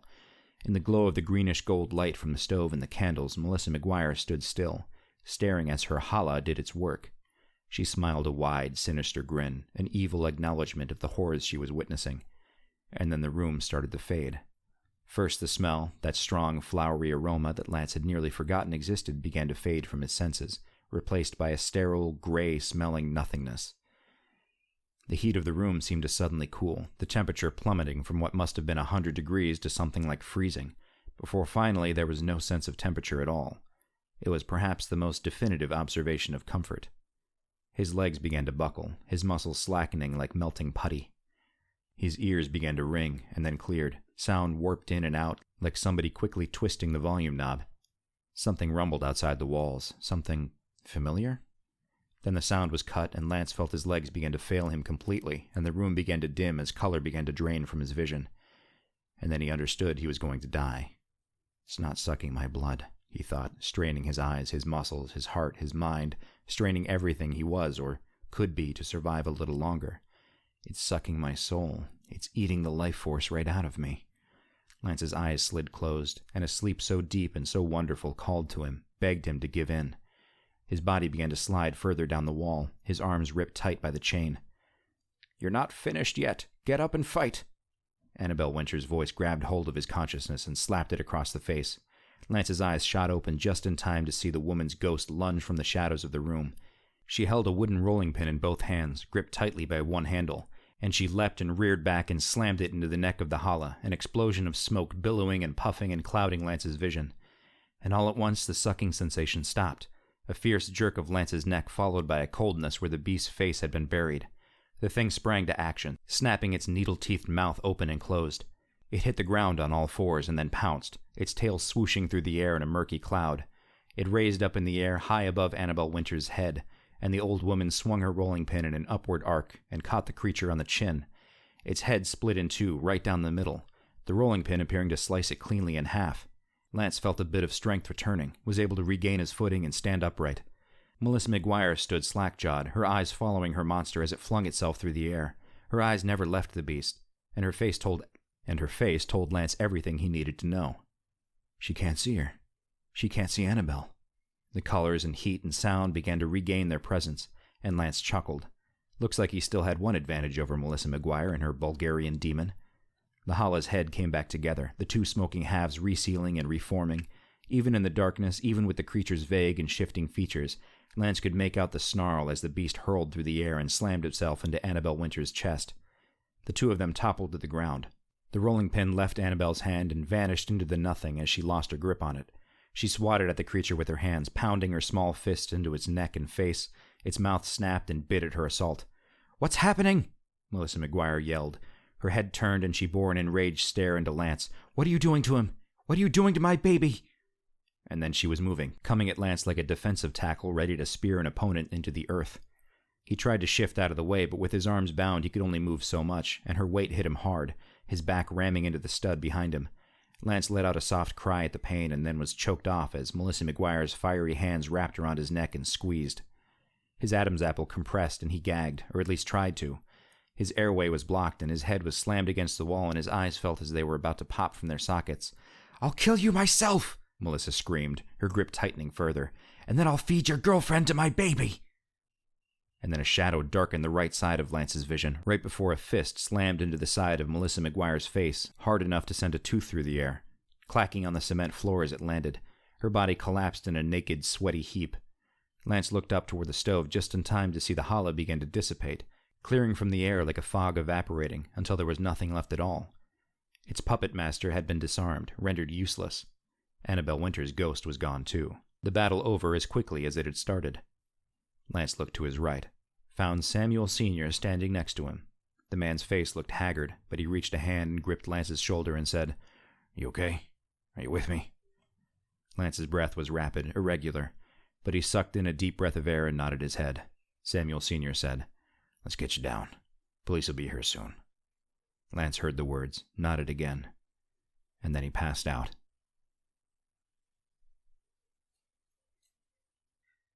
Chapter 43. There was only darkness. No dreams, no visions or visits from lingering spirits. There was nothing. It was as if Lance had been powered off, as if somebody had hit the shutdown button. And then all at once he gasped, choking on the fresh air filling his lungs and squinting against a dull light as he opened his eyes. He was staring straight up through treetops, gazing at the night sky, the moon large and bulbous and bright. The cloud cover had cleared away, and stars seemed to actually twinkle. Lance felt hard earth under his head and body, could feel blades of grass itching his ears. "Thank God you're back." Lance jumped, was about to sit up before a gentle hand found his shoulder and pushed him down. "Easy," Susan Goodman's voice said. "Go slow at first." Lance obeyed and sat up gingerly. Blood flooded into his head and his vision did a momentary jiggle before settling. He took 3 deep breaths, his fingers digging at the ground, his ears listening to what sounded like many voices speaking in rapid, official conversation. He was alive. He was completely and fully alive. He looked to his left and found Susan Goodman wearing a pair of Westhaven sweatpants and an Alf t-shirt that was 2 sizes too big even for her. Her dark makeup was gone, her face washed. She looked much younger this way, more innocent. Her medical bag was on the ground next to her, and she'd zipped it quickly and stood, motioning for Lance to follow. "We need to go. Something tells me you don't want to have to talk to them." She nodded over Lance's shoulder. Lance turned and looked and found that the 2 of them were standing just inside the tree line that bordered the McGuire's backyard. 50 yards ahead, policemen and paramedics rushed in and out of the McGuire's basement door. Beyond the house, Lance could see the flashing blue lights from the cruisers decorating the sky. Samuel Sr. was standing to the right of the house, halfway up a small hill that led to the front. He was talking to one of the policemen in wild, frantic gestures, but his hands were uncuffed, and Lance took this to be a good sign. "Where's Leah?"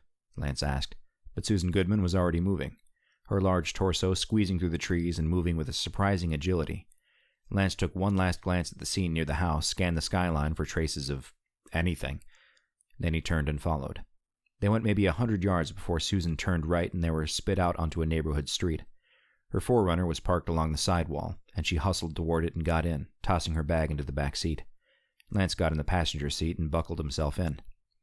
"Cut on your neck wasn't much of anything," Susan said, starting the engine. "I still put a bandage and some antiseptic on it." Lance reached up and felt the small piece of material on his neck, shuddered at the memory of the challah sucking there. "Thank you," wondering how much of him, the true inside part of him, had been sacrificed. "Where's Leah?"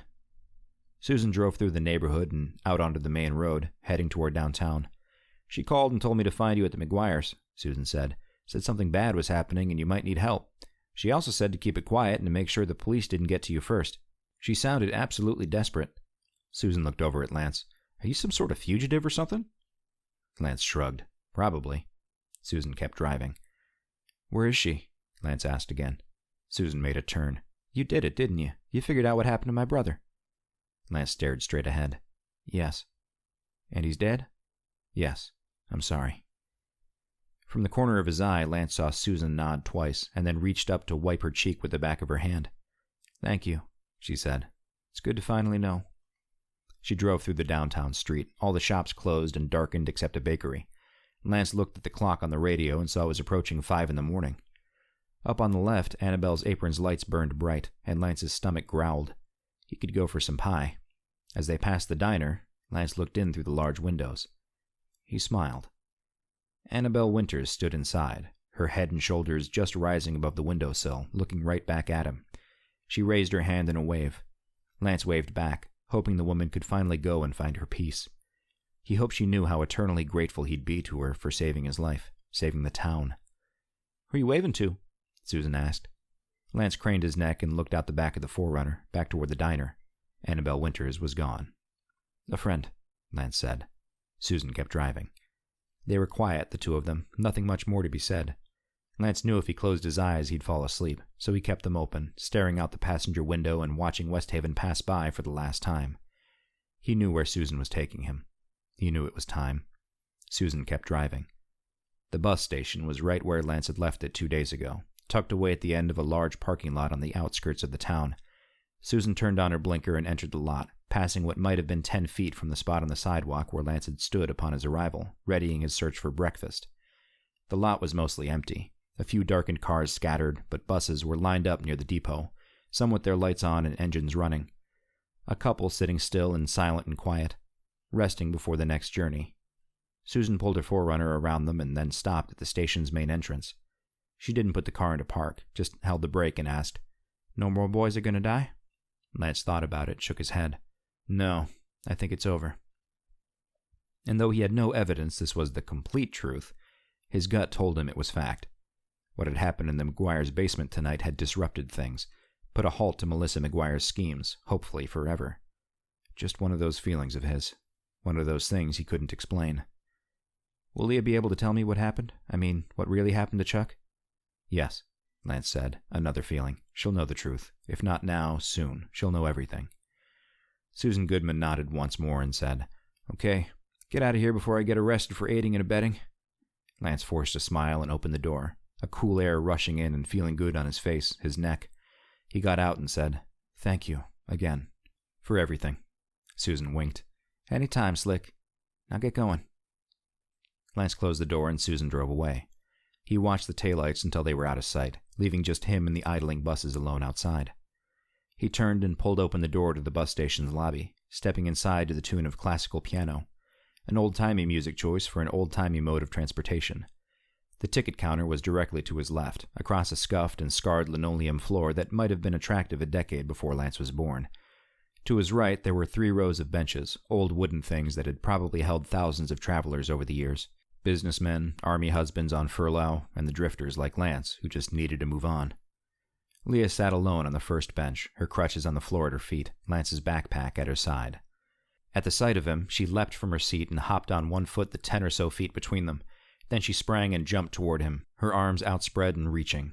Lance lurched forward, his long arms sliding under hers and swooping her up, catching her and holding on tight. She buried her head into his neck, and he breathed in deep the smell of her, inhaled until his lungs felt they'd explode.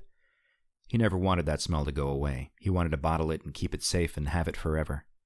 She squeezed him hard and then pulled away and kissed him on the lips, long and meaningful and full of the words, "Don't let me go yet." He didn't, at least not then. They kissed and hugged and laughed and carried on oblivious to the rest of the world until finally, regrettably, Lance set her down gently. She smiled up at him, and Lance felt his heart melt.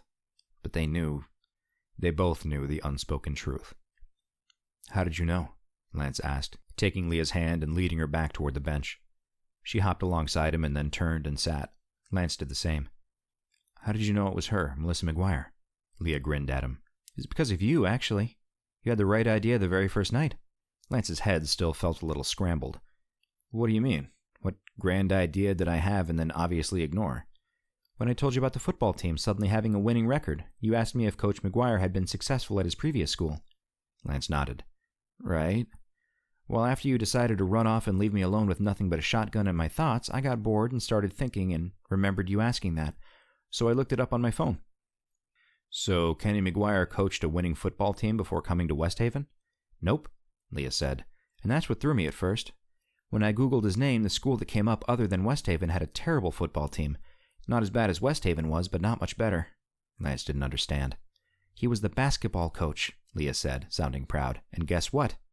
"They won a state title?" "Yep." Leah sounded almost giddy, pleased with their sleuthing. "But just one. They came to Westhaven the next year." "So I called Daddy's cell and told him what I thought and that we had to get to you." "Why didn't you call me?" "I did. You didn't answer." Lance remembered the hail, the way it had appeared so suddenly. A trick from the holla. He again remembered the image of his cell phone sliding to the floorboard. He'd left it there when he'd gone into the Strang's home. "So," Leah said, "Daddy got the officer to bring him home, and we took my mom's car up to the Strangs. Thank God it actually started. We saw Daddy's truck, and I ran up and pounded on the front door, but nobody answered. I rang the bell and pounded some more, and just as I was about to turn and run around to the back of the house, the door cracked open just the tiniest bit, and I saw Allison Strang through the slit.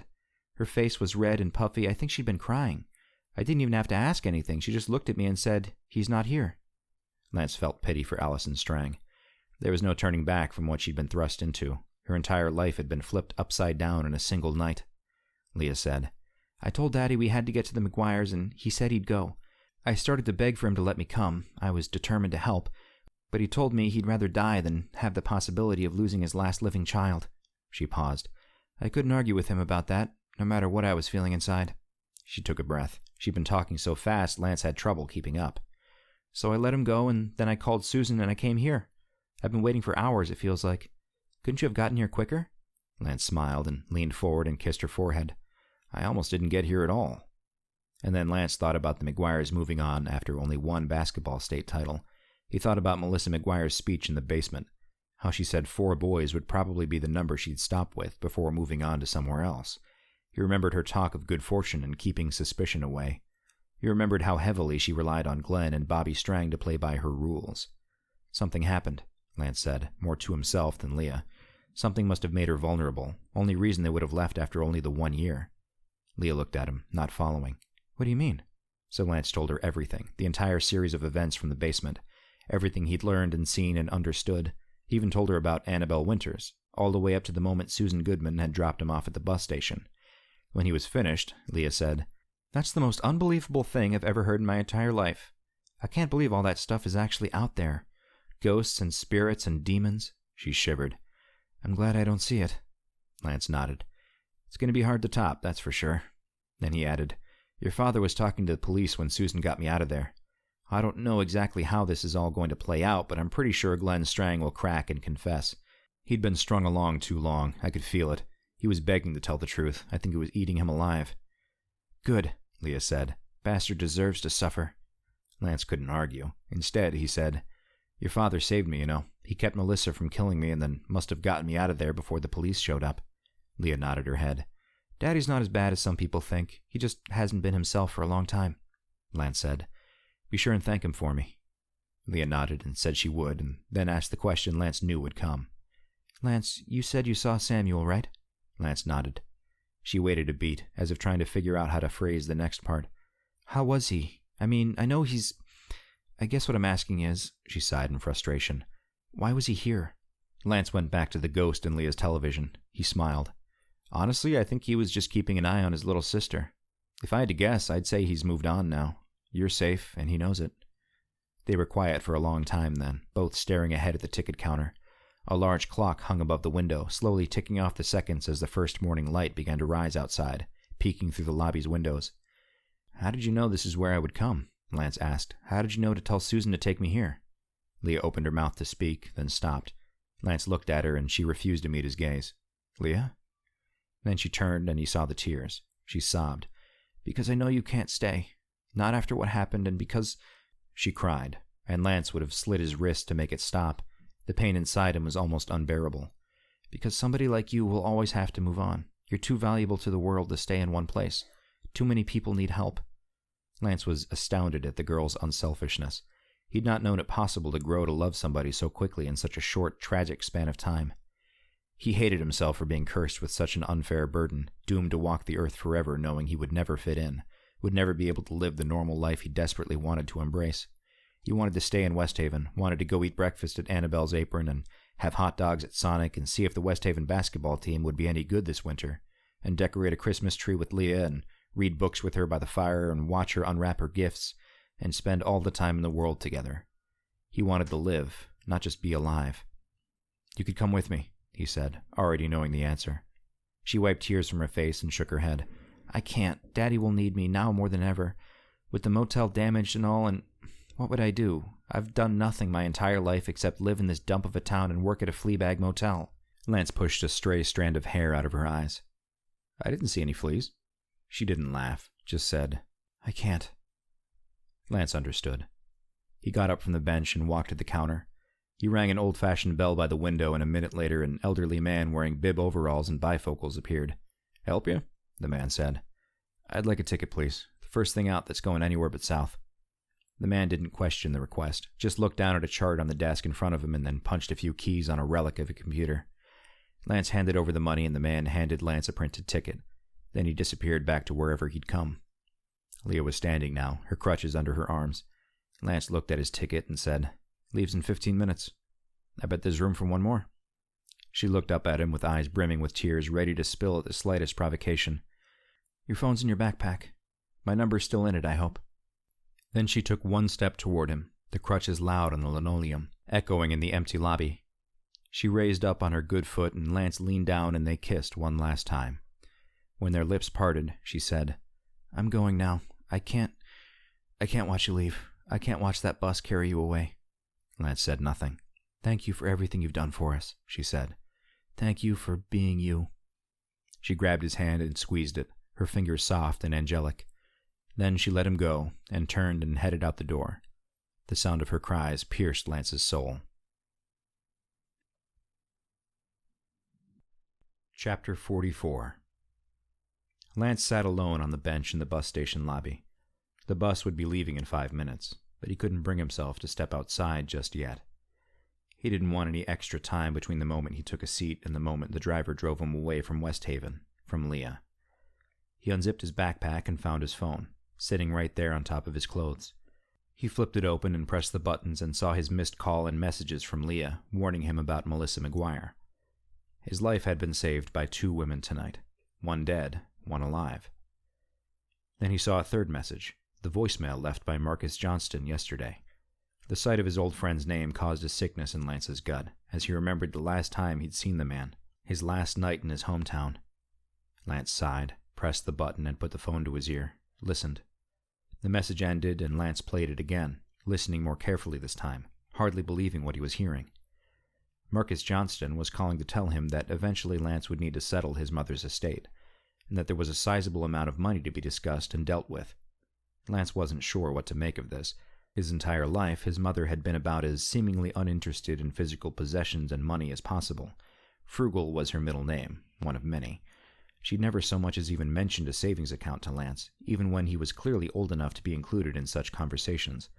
She'd worked, of course, changing jobs frequently, but always committed to whatever she'd taken on at the time. This revelation was a mystery.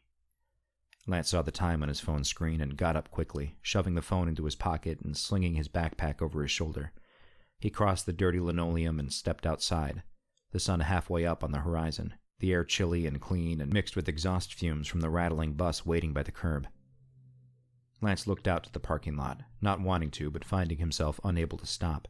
Some part of him desperately hoping to see Leah's mother's car sitting in one of the spaces, a head of blonde hair visible behind the windshield, the best smile on the prettiest face.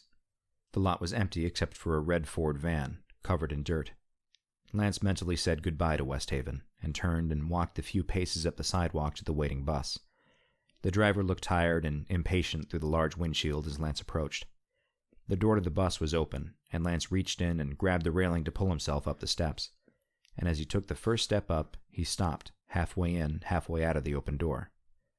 He turned and looked around and sniffed the air. He caught a whiff of lavender, a hint of honey, his mother's favorite tea. The sidewalk was empty. Lance stared at the deserted walkway another 10 seconds before the driver cleared his throat behind him. Lance climbed the rest of the steps and found a seat on the mostly empty bus. 2 other passengers, a couple from the look of the way they were huddled together in seats near the back, didn't bother to even look up as Lance boarded. He tossed his bag onto the seat and had barely sat down before the bus jerked forward and drove away, gears grinding, the scent of lavender and honey fading from his senses. As the bus pulled out into the street, Lance closed his eyes and leaned his head back. For the first time in as long as he could remember, he felt the warm caress of tears spill down his face.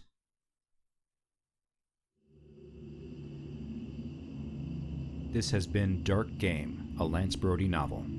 Written by Michael Robertson Jr. Narrated by Joe Cliff Thompson. Copyright 2016 by Michael Robertson Jr. Production copyright 2018 by Michael Robertson Jr.